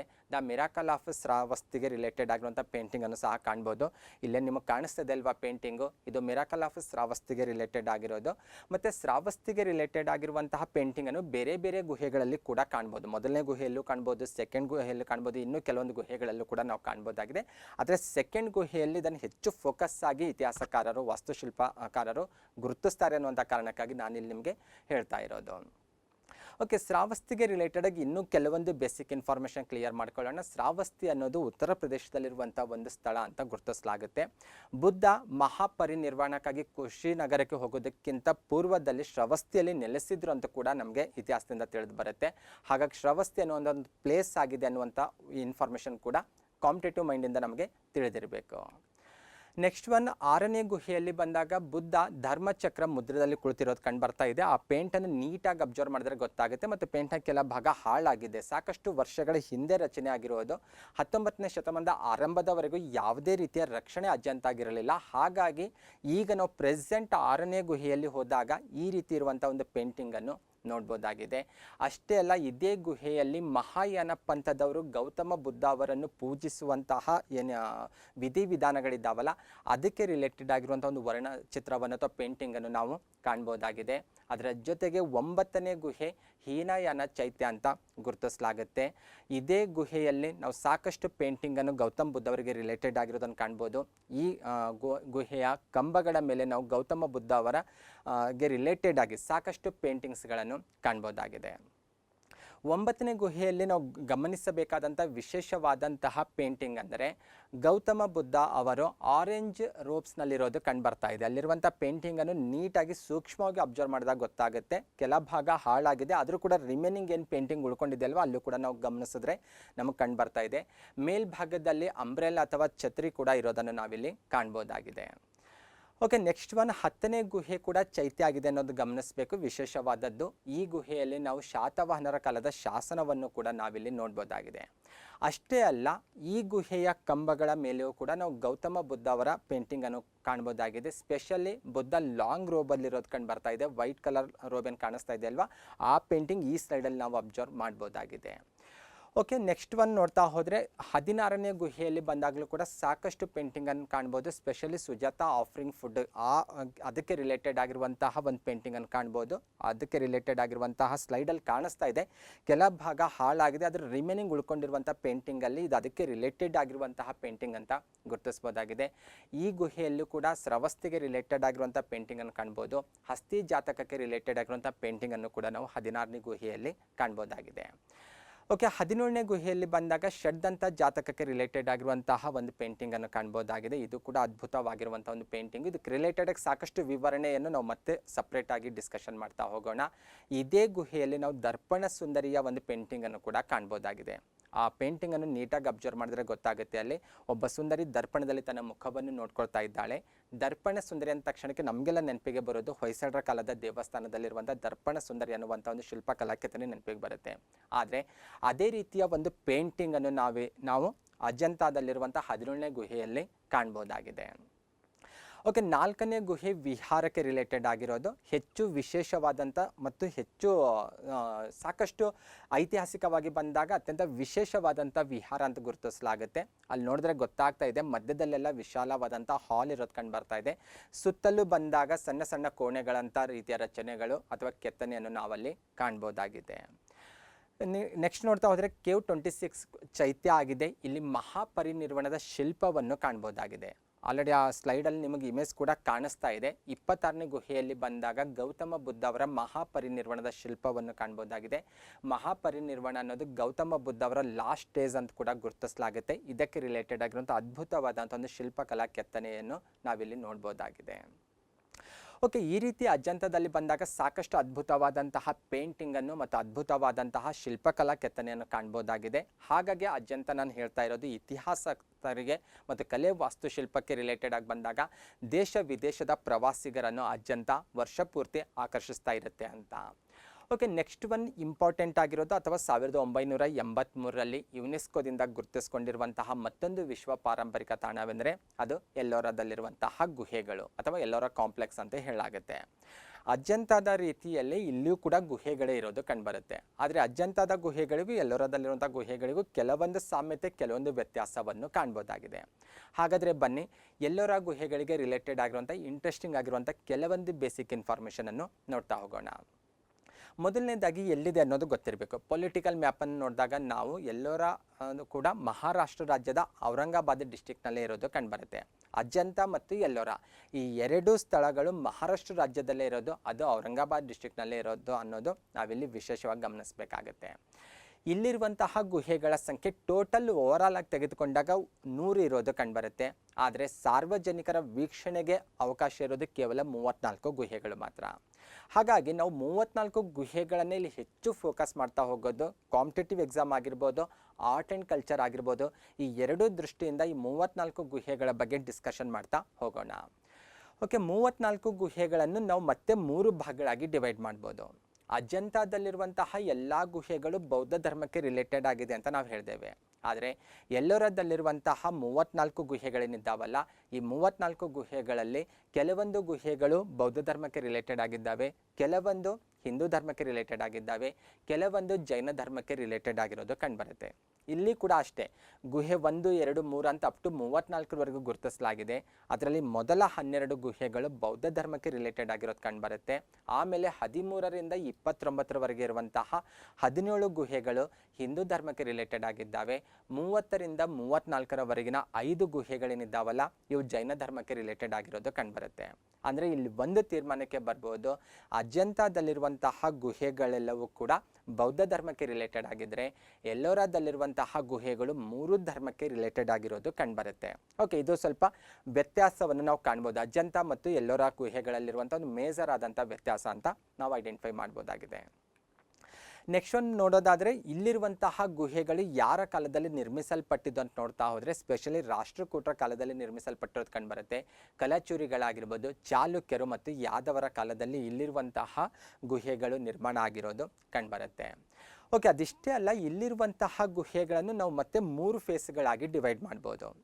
ಓಕೆ, ಯಾವ ರೀತಿ ಅಂತ ನೋಡ್ತಾ ಹೋದರೆ ಹಿಂದೂ ಗುಹೆಗಳಂತ ಗುರುತಿಸ್ತೇವಲ್ವ, ಹಿಂದೂ ಧರ್ಮಕ್ಕೆ ರಿಲೇಟೆಡ್ ಆಗಿರುವಂತಹ ಗುಹೆಗಳು ಮತ್ತು ಬೌದ್ಧ ಧರ್ಮಕ್ಕೆ, ಜೈನ ಧರ್ಮಕ್ಕೆ ರಿಲೇಟೆಡ್ ಆಗಿರುವಂಥ ಗುಹೆಗಳಂತ ಗುರುತಿಸ್ತೇವಲ್ಲ, ಅವೆಲ್ಲವೂ ಕೂಡ ಬೇರೆ ಬೇರೆ ಕಾಲಾವಧಿಯಲ್ಲಿ ನಿರ್ಮಾಣ ಆಗಿರೋದನ್ನು ನಾವು ಕಾಣ್ತೇವೆ. ಆ ಬೇಸ್ ಮೇಲೆ ನಾವು 3 ಫೇಸ್ ಅಂತ ಇಲ್ಲಿ ಗುರುತಿಸೋದು. ಅಂದರೆ ಕ್ರಿಸ್ತಶಕ 550ರಿಂದ 600ರ ಅವಧಿಯಲ್ಲಿ ಈ ಎಲ್ಲೋರಾದಲ್ಲಿ ನಿರ್ಮಾಣಗೊಂಡಿರುವಂತಹ ಗುಹೆಗಳೆಲ್ಲವೂ ಕೂಡ ಹಿಂದೂ ಧರ್ಮಕ್ಕೆ ರಿಲೇಟೆಡ್ ಆಗಿರೋದು ಕಂಡುಬರುತ್ತೆ. 600ರಿಂದ 730ರವರೆಗಿನ ಕಾಲಾವಧಿಯಲ್ಲಿ ನಿರ್ಮಾಣಗೊಂಡಿರುವಂತಹ ಗುಹೆಗಳೆಲ್ಲವೂ ಕೂಡ ಬೌದ್ಧ ಧರ್ಮಕ್ಕೆ ರಿಲೇಟೆಡ್ ಆಗಿರೋದು ಕಂಡುಬರುತ್ತೆ. ನೆಕ್ಸ್ಟ್ 730ರಿಂದ 950ರ ಕಾಲಾವಧಿಯಲ್ಲಿ ನಿರ್ಮಾಣ ಆಗಿರುವಂತಹ ಗುಹಾಂತರ ಅಥವಾ ಗುಹೆಗಳಿದ್ದಾವಲ್ಲ, ಇವು ಹಿಂದೂ ಮತ್ತು ಜೈನ ಈ 2 ಧರ್ಮಕ್ಕೆ ರಿಲೇಟೆಡ್ ಆಗಿರೋದು ಕಂಡುಬರುತ್ತೆ. ಹಾಗಾಗಿ ಈ ಬೇಸ್ ಮೇಲೆ ನಾವು 3 ಫೇಸ್ಗಳಂತ ಇಲ್ಲಿ ಗುರುತಿಸ್ಬೋದಾಗಿದೆ. ಆದರೆ ಈ ಕಾಲಾವಧಿಯನ್ನು ನೋಡಿದಾಗ ಅಜಂತ ಗುಹೆಗಳ ಜೊತೆ ಹೋಲಿಕೆ ಮಾಡಿದ್ರೆ ಎಲ್ಲೋರಾದಲ್ಲಿರುವಂತಹ ಗುಹೆಗಳು ಅಜಂತಾದಷ್ಟು ಪುರಾತನ ಆಗಿರೋದು ಕಂಡುಬರೋದಿಲ್ಲ. ಅದನ್ನು ಕೂಡ ನಾವಿಲ್ಲಿ ಸೂಕ್ಷ್ಮವಾಗಿ ಗಮನಿಸಬೇಕು. ಈ ಹೇಳಿಕೆ ರೂಪದ ಪ್ರಶ್ನೆಗಳು ಬಂದಾಗ ಇಂತಹ ಆಪ್ಷನ್ಸ್ಗಳು ನಮಗೆ ಹೆಚ್ಚು ಇಂಪಾರ್ಟೆಂಟ್ ಅಂತ ಗಮನಿಸಬೇಕಾಗುತ್ತೆ. ಓಕೆ, ಇಲ್ಲಿರುವಂತಹ ಏನು 34 ಗುಹೆಗಳಂತ ಹೇಳಿದೇವಲ್ವ, ಅದರಲ್ಲಿ ಹೆಚ್ಚು ಇಂಪಾರ್ಟೆಂಟ್ ಆಗಿರೋದು ಸ್ಪೆಷಲಿ ಆರ್ಟ್ ಆ್ಯಂಡ್ ಕಲ್ಚರ್ ಆಗಿರ್ಬೋದು, ಕಾಂಪಿಟೇಟಿವ್ ಎಕ್ಸಾಮ್, ಈ 2 ದೃಷ್ಟಿಕೋನದಿಂದ 16ನೇ ಗುಹೆ ಹೆಚ್ಚು ಇಂಪಾರ್ಟೆಂಟ್ ಅಂತ ಹೇಳಲಾಗುತ್ತೆ. ಅತಿ ಹೆಚ್ಚು ಬಾರಿ ಕ್ವಶನ್ ಬರೋದು 16ನೇ ಗುಹೆಗೆ ರಿಲೇಟೆಡ್ ಆಗಿ. ಅಂತ ಏನು ವಿಶೇಷತೆ ಏನಂದರೆ 16ನೇ ಗುಹೆ ಕೈಲಾಸನಾಥ ಟೆಂಪಲ್ ಆಗಿದೆ. ಇದು ನಾವೇನು ರಾಷ್ಟ್ರಕೂಟರ ಇತಿಹಾಸದಲ್ಲಿ ಬಂದಾಗ, ಕರ್ನಾಟಕ ಇತಿಹಾಸದಲ್ಲಿ ಬಂದಾಗ ಅಥವಾ ಭಾರತದ ಕಲೆ ವಾಸ್ತುಶಿಲ್ಪದಲ್ಲಿ ಬಂದಾಗ ಕೈಲಾಸನಾಥ ಟೆಂಪಲನ್ನು ಹೆಚ್ಚು ವಿಶೇಷವಾದಂಥ ದೇವಸ್ಥಾನ ಅಂತ ಗುರುತಿಸ್ತೇವೆ. ಈ ಎಲ್ಲೋರಾದಲ್ಲಿರುವಂಥ ಕೈಲಾಸನಾಥ ಟೆಂಪಲ್ ಅಂದರೆ ಇದು 16ನೇ ಗುಹೆ ಅನ್ನೋದು ನಿಮಗೆ ತಿಳಿದಿರಬೇಕು. ಓಕೆ, ಈ ದೇವಸ್ಥಾನದ ವಿಶೇಷತೆ ಏನೆಂದರೆ ಒಂದೇ ಬಂಡೆಯಲ್ಲಿ ಇದನ್ನು ನಿರ್ಮಿಸಲಾಗಿದೆ, ಅದು ವಿಶೇಷತೆ ಆಗಿದ್ದು. ಅಜಂತಾದಲ್ಲಿರ್ಬೋದು ಮತ್ತು ಎಲ್ಲೋರಾದಲ್ಲಿರ್ಬೋದು ಇಲ್ಲಿರುವಂತಹ ಗುಹೆಗಳೆಲ್ಲ ಯಾವ ರೀತಿ ಇದೆ ಅಂದರೆ ಬೇರೆ ಕಡೆಗೆ ಆ ಗುಹೆಗಳು ಅಥವಾ ಅಲ್ಲಿರುವಂಥ ದೇವಸ್ಥಾನಗಳು ಅಥವಾ ಸ್ಮಾರಕಗಳೇನಿದ್ದಾವಲ್ವ, ಆ ಸ್ಮಾರಕಗಳ ಭಾಗಗಳನ್ನು ಬೇರೆ ಕಡೆಗೆ ಅವುಗಳನ್ನು ನಿರ್ಮಿಸಿ ಅಲ್ಲೋ ಇದವನ್ನು ನಿರ್ಮಾಣ ಮಾಡಿಲ್ಲ. ಅಲ್ಲಿರುವಂತಹ ಬಂಡೆಗಳನ್ನೇ ಗುಡ್ಡಗಳನ್ನೇ ಕೊರೆದು ಇವುಗಳನ್ನು ನಿರ್ಮಿಸಲಾಗಿದೆ. ಅದರಲ್ಲಿ ಈ ದೇವಸ್ಥಾನ ಹೆಚ್ಚು ವಿಶೇಷವಾದದ್ದು. ಈ ದೇವಸ್ಥಾನವನ್ನು ಸಿಂಗಲ್ ರಾಕ್ನಲ್ಲಿಯೇ ಇದನ್ನು ಕೆತ್ತಿ ನಿರ್ಮಿಸಲಾಗಿದೆ. ಹಾಗಾಗಿ ಇದನ್ನು ಹೆಚ್ಚು ವಿಶೇಷವಾದದ್ದು ಮತ್ತು ಬೃಹತ್ ಗಾತ್ರದ ದೇವಸ್ಥಾನ ಆಗಿದೆ. ಒಂದೇ ಬಂಡೆಯಲ್ಲಿ ನಿರ್ಮಾಣಗೊಂಡಿರುವಂತಹ ಬೃಹತ್ ಗಾತ್ರದ ದೇವಸ್ಥಾನ ಅಂತ ಇದನ್ನು ಗುರುತಿಸಲಾಗುತ್ತೆ. ಹಾಗಾಗಿ ಇದನ್ನು ಹೆಚ್ಚು ವಿಶೇಷವಾದದ್ದು. ಎಲ್ಲೋರಾದಲ್ಲಿರುವಂಥ 34 ಗುಹೆಗಳಲ್ಲಿ ಹೆಚ್ಚು ಆಕರ್ಷಿತವಾದಂಥ ಒಂದು ಗುಹೆ ಅಂತ ಇದನ್ನು ಗುರುತಿಸಲಾಗುತ್ತೆ. ಶಿವನಿಗೆ ರಿಲೇಟೆಡ್ ಆಗಿರುವಂಥ ದೇವಸ್ಥಾನ ಆಗಿದೆ. ಇದಕ್ಕೆ ರಿಲೇಟೆಡ್ ಆಗಿ ಕೂಡ ನಾವು ಆಲ್ರೆಡಿ ವಿಜಯ್ ಭವ ಯೂಟ್ಯೂಬ್ ಚಾನಲಲ್ಲಿ ಡಿಸ್ಕಷನ್ ಮಾಡಿದ್ದೇವೆ ಡಿಟೇಲ್ ಆಗಿ. ಇಲ್ಲಿರುವಂಥ ಕಲೆ ವಾಸ್ತುಶಿಲ್ಪ ಆಗಿರ್ಬೋದು, ಇಲ್ಲಿರುವಂತಹ ಕೆತ್ತನೆಗೆ ರಿಲೇಟೆಡ್ ಆಗಿರುವಂತಹ ವಿಚಾರಗಳಾಗಿರ್ಬೋದು, ಮತ್ತು ಕೈಲಾಸನಾಥ್ ಟೆಂಪಲ್ ಅಂತ ಇದಕ್ಕೆ ಏಕೆ ಕರೆಯಲಾಗುತ್ತೆ ಅನ್ನುವಂತಹ ವಿಚಾರವನ್ನು ಕೂಡ ಡಿಟೇಲ್ ಆಗಿ ಡಿಸ್ಕಷನ್ ಮಾಡಿದ್ದೇವೆ. ಅಗೇನ್ ನಾನು ಆ ಸೇಮ್ ಪಾಯಿಂಟ್ಸ್ಗಳನ್ನು ಇಲ್ಲಿ ರಿಪೀಟ್ ಮಾಡ್ತಾ ಇಲ್ಲ. ನೀವು ಬೇಕಾದರೆ ಆ ವಿಡಿಯೋದಲ್ಲಿ ಇದಕ್ಕೆ ರಿಲೇಟೆಡ್ ಆಗಿರುವಂಥ ಇನ್ನಿತರ ಇನ್ಫಾರ್ಮೇಷನನ್ನು ನೋಡ್ಕೊಳ್ಬೋದು. ನೆಕ್ಸ್ಟ್ ಬಂದರೆ ಎಲ್ಲೋರಾದಲ್ಲಿರುವಂಥ ಇನ್ನಿತರ ಗುಹೆಗಳು ಯಾವುದು ಅಂತ ನೋಡ್ತಾ ಹೋದರೆ ರಾವಣ ಗುಹೆ ಅಂತಿದೆ, ದಶಾವತಾರ ಗುಹೆ ಅಂತಿದೆ, ರಾಮೇಶ್ವರ, ನೀಲಕಂಠ ಗುಹೆ ಮತ್ತು ಇಂದ್ರಸಭಾ ಗುಹೆ ಅಂತ ಇನ್ನೂ ಸಾಕಷ್ಟು ಗುಹೆಗಳು ನಾವು ಎಲ್ಲೋರಾದಲ್ಲಿ ಇಂಪಾರ್ಟೆಂಟ್ ಅಂತ ಗುರುತಿಸ್ಬೋದಾಗಿದೆ. ಅಜಂತ ಮತ್ತು ಎಲ್ಲೋರಾದಲ್ಲಿರುವಂಥ ಗುಹೆಗಳ ಬಗ್ಗೆ ಅಭ್ಯಾಸ ಮಾಡಿದ ನಂತರ ನಮ್ಮ ಹತ್ರ ಒಂದು ಸಾಮರ್ಥ್ಯ ಬರಬೇಕು. ಅಜಂತ ಮತ್ತು ಎಲ್ಲೋರಾದಲ್ಲಿರುವಂತಹ ಗುಹೆಗಳನ್ನೆರಡನ್ನು ಹೋಲಿಕೆ ಮಾಡೋದು, ಅಂದರೆ ಇವುಗಳಲ್ಲಿರುವಂಥ ಸಾಮ್ಯತೆ ಏನಿದೆ ಮತ್ತು ಇವುಗಳಲ್ಲಿರುವಂಥ ವ್ಯತ್ಯಾಸ ಏನಿದೆ ಅನ್ನೋದನ್ನು ಒಂದು ಟೇಬಲಲ್ಲಿ ನಾವು ನೋಟ್ ಮಾಡ್ಕೊಳ್ಳೋದು ಬೆಟರು. ಯಾಕೆಂದರೆ ಈ KS ಮತ್ತು IAS ಅಂತ ಮೇನ್ಸ್ ಎಕ್ಸಾಮಲ್ಲಿ ಬಂದಾಗ ಇವೆರಡನ್ನೂ ಹೋಲಿಕೆ ಮಾಡಿ ಅಥವಾ ಇವೆರಡರಲ್ಲಿರುವಂಥ ವ್ಯತ್ಯಾಸ ಏನು ಅನ್ನೋದ್ರ ಬಗ್ಗೆ ಚರ್ಚೆ ಮಾಡಿ ಅನ್ನೋಂಥ ಮಾಡೆಲಲ್ಲಿ ಕ್ವಶನ್ ಕೇಳ್ಬೋದು. ಹಾಗಾಗಿ ನೀವೆಲ್ಲ ಈ ರೀತಿ ಒಂದು ನೋಟ್ ಮಾಡ್ಕೊಳ್ಳೋದು ಬೆಟರು. ಅಂದರೆ ಲೊಕೇಶನ್ ಆಗಿರ್ಬೋದು, ಕನ್ಸ್ಟ್ರಕ್ಟೆಡ್ ಟೈಮ್ ಆಗಿರ್ಬೋದು, ನಂಬರ್ಸ್ ಆಫ್ ಕೇವ್ಸ್ ಆಗಿರ್ಬೋದು, ಇವೆಲ್ಲವನ್ನು ಕೂಡ ಎರಡಕ್ಕೂ ರಿಲೇಟೆಡ್ ಆಗಿ ಕೂಡ ಕೆಲವೊಂದು ಪಾಯಿಂಟ್ಸ್ ನಾವು ನೋಟ್ ಮಾಡ್ಕೊಳ್ಬೋದು. ಇಲ್ಲಿವರೆಗೂ ನಾವೇನು ಡಿಸ್ಕಷನ್ ಮಾಡಿದ್ದೇವಲ್ಲ ಅವೇ ಪಾಯಿಂಟ್ಸನ್ನು ನಾನು ಇಲ್ಲಿ ಹೈಲೈಟ್ ಮಾಡಿದ್ದೀನಿ. ಅಗೇನ್ ಅವನ್ನೇ ನಾನು ಹೋಲಿಕೆ ಮಾಡ್ತಾ ಇದ್ದೀನಿ ಟಾಪಿಕ್ ವೈಸ್ ಬಂದಾಗ. ಲೊಕೇಶನ್ ಎಲ್ಲಿದೆ ಎರಡರದ್ದು ಅನ್ನೋದು ಕ್ಲಿಯರ್ ಮಾಡ್ಕೊಳ್ಳೋದು, ಯಾವ ಕಾಲಾವಧಿಯಲ್ಲಿ ರಚನೆ ಆಗಿದ್ದಾವೆ ಈ ಗುಹೆಗಳನ್ನೋದು, ಮತ್ತು ಎಷ್ಟು ಗುಹೆಗಳಿದ್ದಾವೆ, ಯಾವ ಧರ್ಮಕ್ಕೆ ರಿಲೇಟೆಡ್ ಆಗಿದ್ದಾವೆ, ಯಾರ ಕಾಲದಲ್ಲಿ ನಿರ್ಮಾಣ ಆಗಿದ್ದಾವೆ, ಮತ್ತು ಮೇಜರ್ ಅಟ್ರಾಕ್ಷನ್ ಏನಿದೆ ಎರಡರಲ್ಲೂ ಬಂದಾಗ ಅನ್ನೋದನ್ನೆಲ್ಲ ಕೂಡ ನಾನು ಪಟ್ಟಿ ಮಾಡಿದ್ದೀನಿ. ಯಾರಿಗೆ ಅವಶ್ಯಕತೆ ಅನಿಸುತ್ತೋ ವಿಡಿಯೋ ಪಾಸ್ ಮಾಡಿ ಬೇಕಾದರೆ ನೋಟ್ ಮಾಡ್ಕೊಳ್ಬೋದು. ಓಕೆ, ನೆಕ್ಸ್ಟ್ ಮೂರನೇ ಪ್ಲೇಸ್ ನಾನಿಲ್ಲಿ ಡಿಸ್ಕಷನ್ ಮಾಡ್ತಾ ಇರೋದು ಆಗ್ರಾ ಫೋರ್ಟ್ ಬಗ್ಗೆ. 1983ರಲ್ಲಿ 4 ತಾಣಗಳು ಯುನೆಸ್ಕೋ ವಿಶ್ವ ಪಾರಂಪರಿಕ ಪಟ್ಟಿಗೆ ಸೇರ್ಪಡೆ ಆಗ್ತಾವಂತೆ ನಾವು ಹೇಳಿದೆವಲ್ವಾ. ಅದರಲ್ಲಿ ನಾನು ಡಿಸ್ಕಷನ್ ಮಾಡ್ತಾ ಇರುವಂಥ ಮೂರನೇ ಪ್ಲೇಸು ಆಗ್ರಾ ಫೋರ್ಟು. 1983ರಲ್ಲಿ ಸೇರ್ಪಡೆ ಆಗಿರುವಂತಹ ಈ ತಾಣ ಏನಿದೆ ಅಲ್ವಾ, ಆಗ್ರಾ ಫೋರ್ಟ್ ಅಥವಾ ಆಗ್ರಾ ಇರೋದು ಉತ್ತರ ಪ್ರದೇಶ ರಾಜ್ಯದಲ್ಲಿ. ದೆಹಲಿಯ ಸಮೀಪದಲ್ಲಿರೋದು ಆಗ್ರಾ ಆ್ಯಕ್ಚುಲಿ, ಆದರೆ ಸ್ಟೇಟ್ ಅಂತ ಬಂದಾಗ ಉತ್ತರ ಪ್ರದೇಶ ಅನ್ನೋದು ನಿಮಗೆ ಕ್ಲಿಯರ್ ಆಗಿರಬೇಕು. ಆಗ್ರಾ ಫೋರ್ಟ್ನ ವಿಶೇಷತೆ ಏನಂದರೆ 1638ರವರೆಗೂ ಮೊಘಲ್ ರಾಜರಿಗೆ ಇದು ಆಶ್ರಯ ತಾಣ ಆಗಿತ್ತು. ಹಾಗಾಗಿ ಇದನ್ನು ಹೆಚ್ಚು ವಿಶೇಷತೆ ಅಂತ ಕೂಡ ನಾವು ಇತಿಹಾಸದಲ್ಲಿ ಗುರುತಿಸ್ತೇವೆ. ಎಲ್ಲಿವರೆಗೂ ಅಂದರೆ ಅವರು ತಮ್ಮ ರಾಜಧಾನಿಯನ್ನು ಆಗ್ರಾದಿಂದ ದೆಹಲಿಗೆ ಶಿಫ್ಟ್ ಮಾಡೋವರೆಗೂ ಅಂತ ಗುರುತಿಸಲಾಗುತ್ತೆ. ಅಷ್ಟೇ ಅಲ್ಲ, ಆಗ್ರಾ ನಗರಕ್ಕೆ ರಿಲೇಟೆಡ್ ಆಗಿ ಇನ್ನೂ ಕೆಲವೊಂದು ಹಿಸ್ಟೋರಿಕಲ್ ಪಾಯಿಂಟ್ಸ್ ಬೇಸಿಕ್ ಆಗಿ ನಮಗೆ ಗೊತ್ತಿರಬೇಕು. ಅಂದರೆ ಆಗ್ರಾ ನಗರವನ್ನು ಸ್ಥಾಪನೆ ಮಾಡಿದವರು ಯಾರು ಅನ್ನೋದು ಕೂಡ ಗೊತ್ತಿರಬೇಕು. ಆಗ್ರಾ ನಗರವನ್ನು ಸ್ಥಾಪನೆ ಮಾಡಿದ ಕೀರ್ತಿ ಸಿಕಂದರ್ ಲೋಧಿಗೆ ಸಲ್ಲುತ್ತೆ. 1504ರಲ್ಲಿ ಈತ ಆಗ್ರಾ ನಗರವನ್ನು ಸ್ಥಾಪನೆ ಮಾಡ್ತಾನೆ. ಇನ್ನು ಆಗ್ರಾ ನಗರದಲ್ಲಿರುವಂತಹ ಫೋರ್ಟ್ ಯಾರ ಕಾಲದಲ್ಲಿ ರಚನೆ ಆಗಿದ್ದು ಅಂತ ನೋಡ್ತಾ ಹೋದರೆ ಮೇಜರಾಗಿ ನಾವು ಅಕ್ಬರನ್ನು ಗುರುತಿಸ್ತೇವೆ. ಆದರೆ ಅಕ್ಬರ್ನ ಕಾಲಾವಧಿಯಲ್ಲಿ ಸಂಪೂರ್ಣವಾಗಿ ರಚನೆ ಆಗಿದ್ದಲ್ಲ ಇದು. ಅಕ್ಬರ್ಗಿಂತ ಪೂರ್ವದಲ್ಲಿಯೇ ಆಗ್ರಾ ಫೋರ್ಟ್ ಅನೇಕ ಹಂತಗಳಲ್ಲಿ ನಿರ್ಮಾಣ ಆಗಿರೋದು ಕಂಡುಬರುತ್ತೆ. ಆದರೆ ಫೈನಲ್ ಆಗಿ ನಾವು ಇವತ್ತಿನ ಆಗ್ರಾ ಫೋರ್ಟ್ ನೋಡ್ತೇವಲ್ವಾ, ಆ ರೂಪ ಪಡ್ಕೊಂಡಿದ್ದು, ಅಂದರೆ ಆಗ್ರಾ ಫೋರ್ಟ್ ಇವತ್ತಿನ ಸ್ವರೂಪ ಪಡ್ಕೊಂಡಿರೋದು ಅಕ್ಬರ್ನ ಕಾಲದಲ್ಲಿ. ಹಾಗಾಗಿ ಮೇಜರಾಗಿ ಆಗ್ರಾ ಕೋಟೆಯ ನಿರ್ಮಾಪಕ ಯಾರು ಅಂತ ಕೇಳಿದ್ರೆ ಅಕ್ಬರ್ ಅಥವಾ ಆತನ ಕಾಲಾವಧಿ ಅಂತ ಗುರುತಿಸಲಾಗುತ್ತೆ.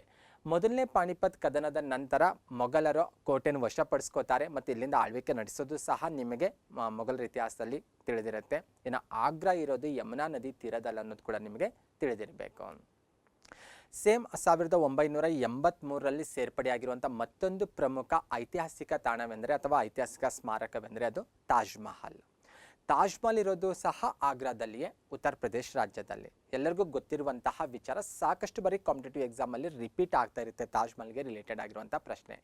ಯಾರಿಂದ ನಿರ್ಮಾಣಗೊಂಡಿತ್ತು ಅಥವಾ ನಿರ್ಮಿಸಲ್ಪಟ್ಟಂತಹ ರಾಜ ಯಾರಂತ ಕೇಳಿದ್ರೆ ಶಹಜಾನ್ನಿಂದ ಇದು ನಿರ್ಮಾಣಗೊಳ್ಳುತ್ತೆ. ಆತನ ಕಾಲಾವಧಿಯಲ್ಲಿ ಬಂದಾಗ ಸಂಪೂರ್ಣವಾಗಿ ವೈಟ್ ಮಾರ್ಬಲ್ನಿಂದ ರಚನೆ ಆಗಿರೋದು ಅಥವಾ ನಿರ್ಮಾಣ ಆಗಿರೋದನ್ನು ನಾವಿಲ್ಲಿ ಕಾಣ್ಬೋದಾಗಿದೆ.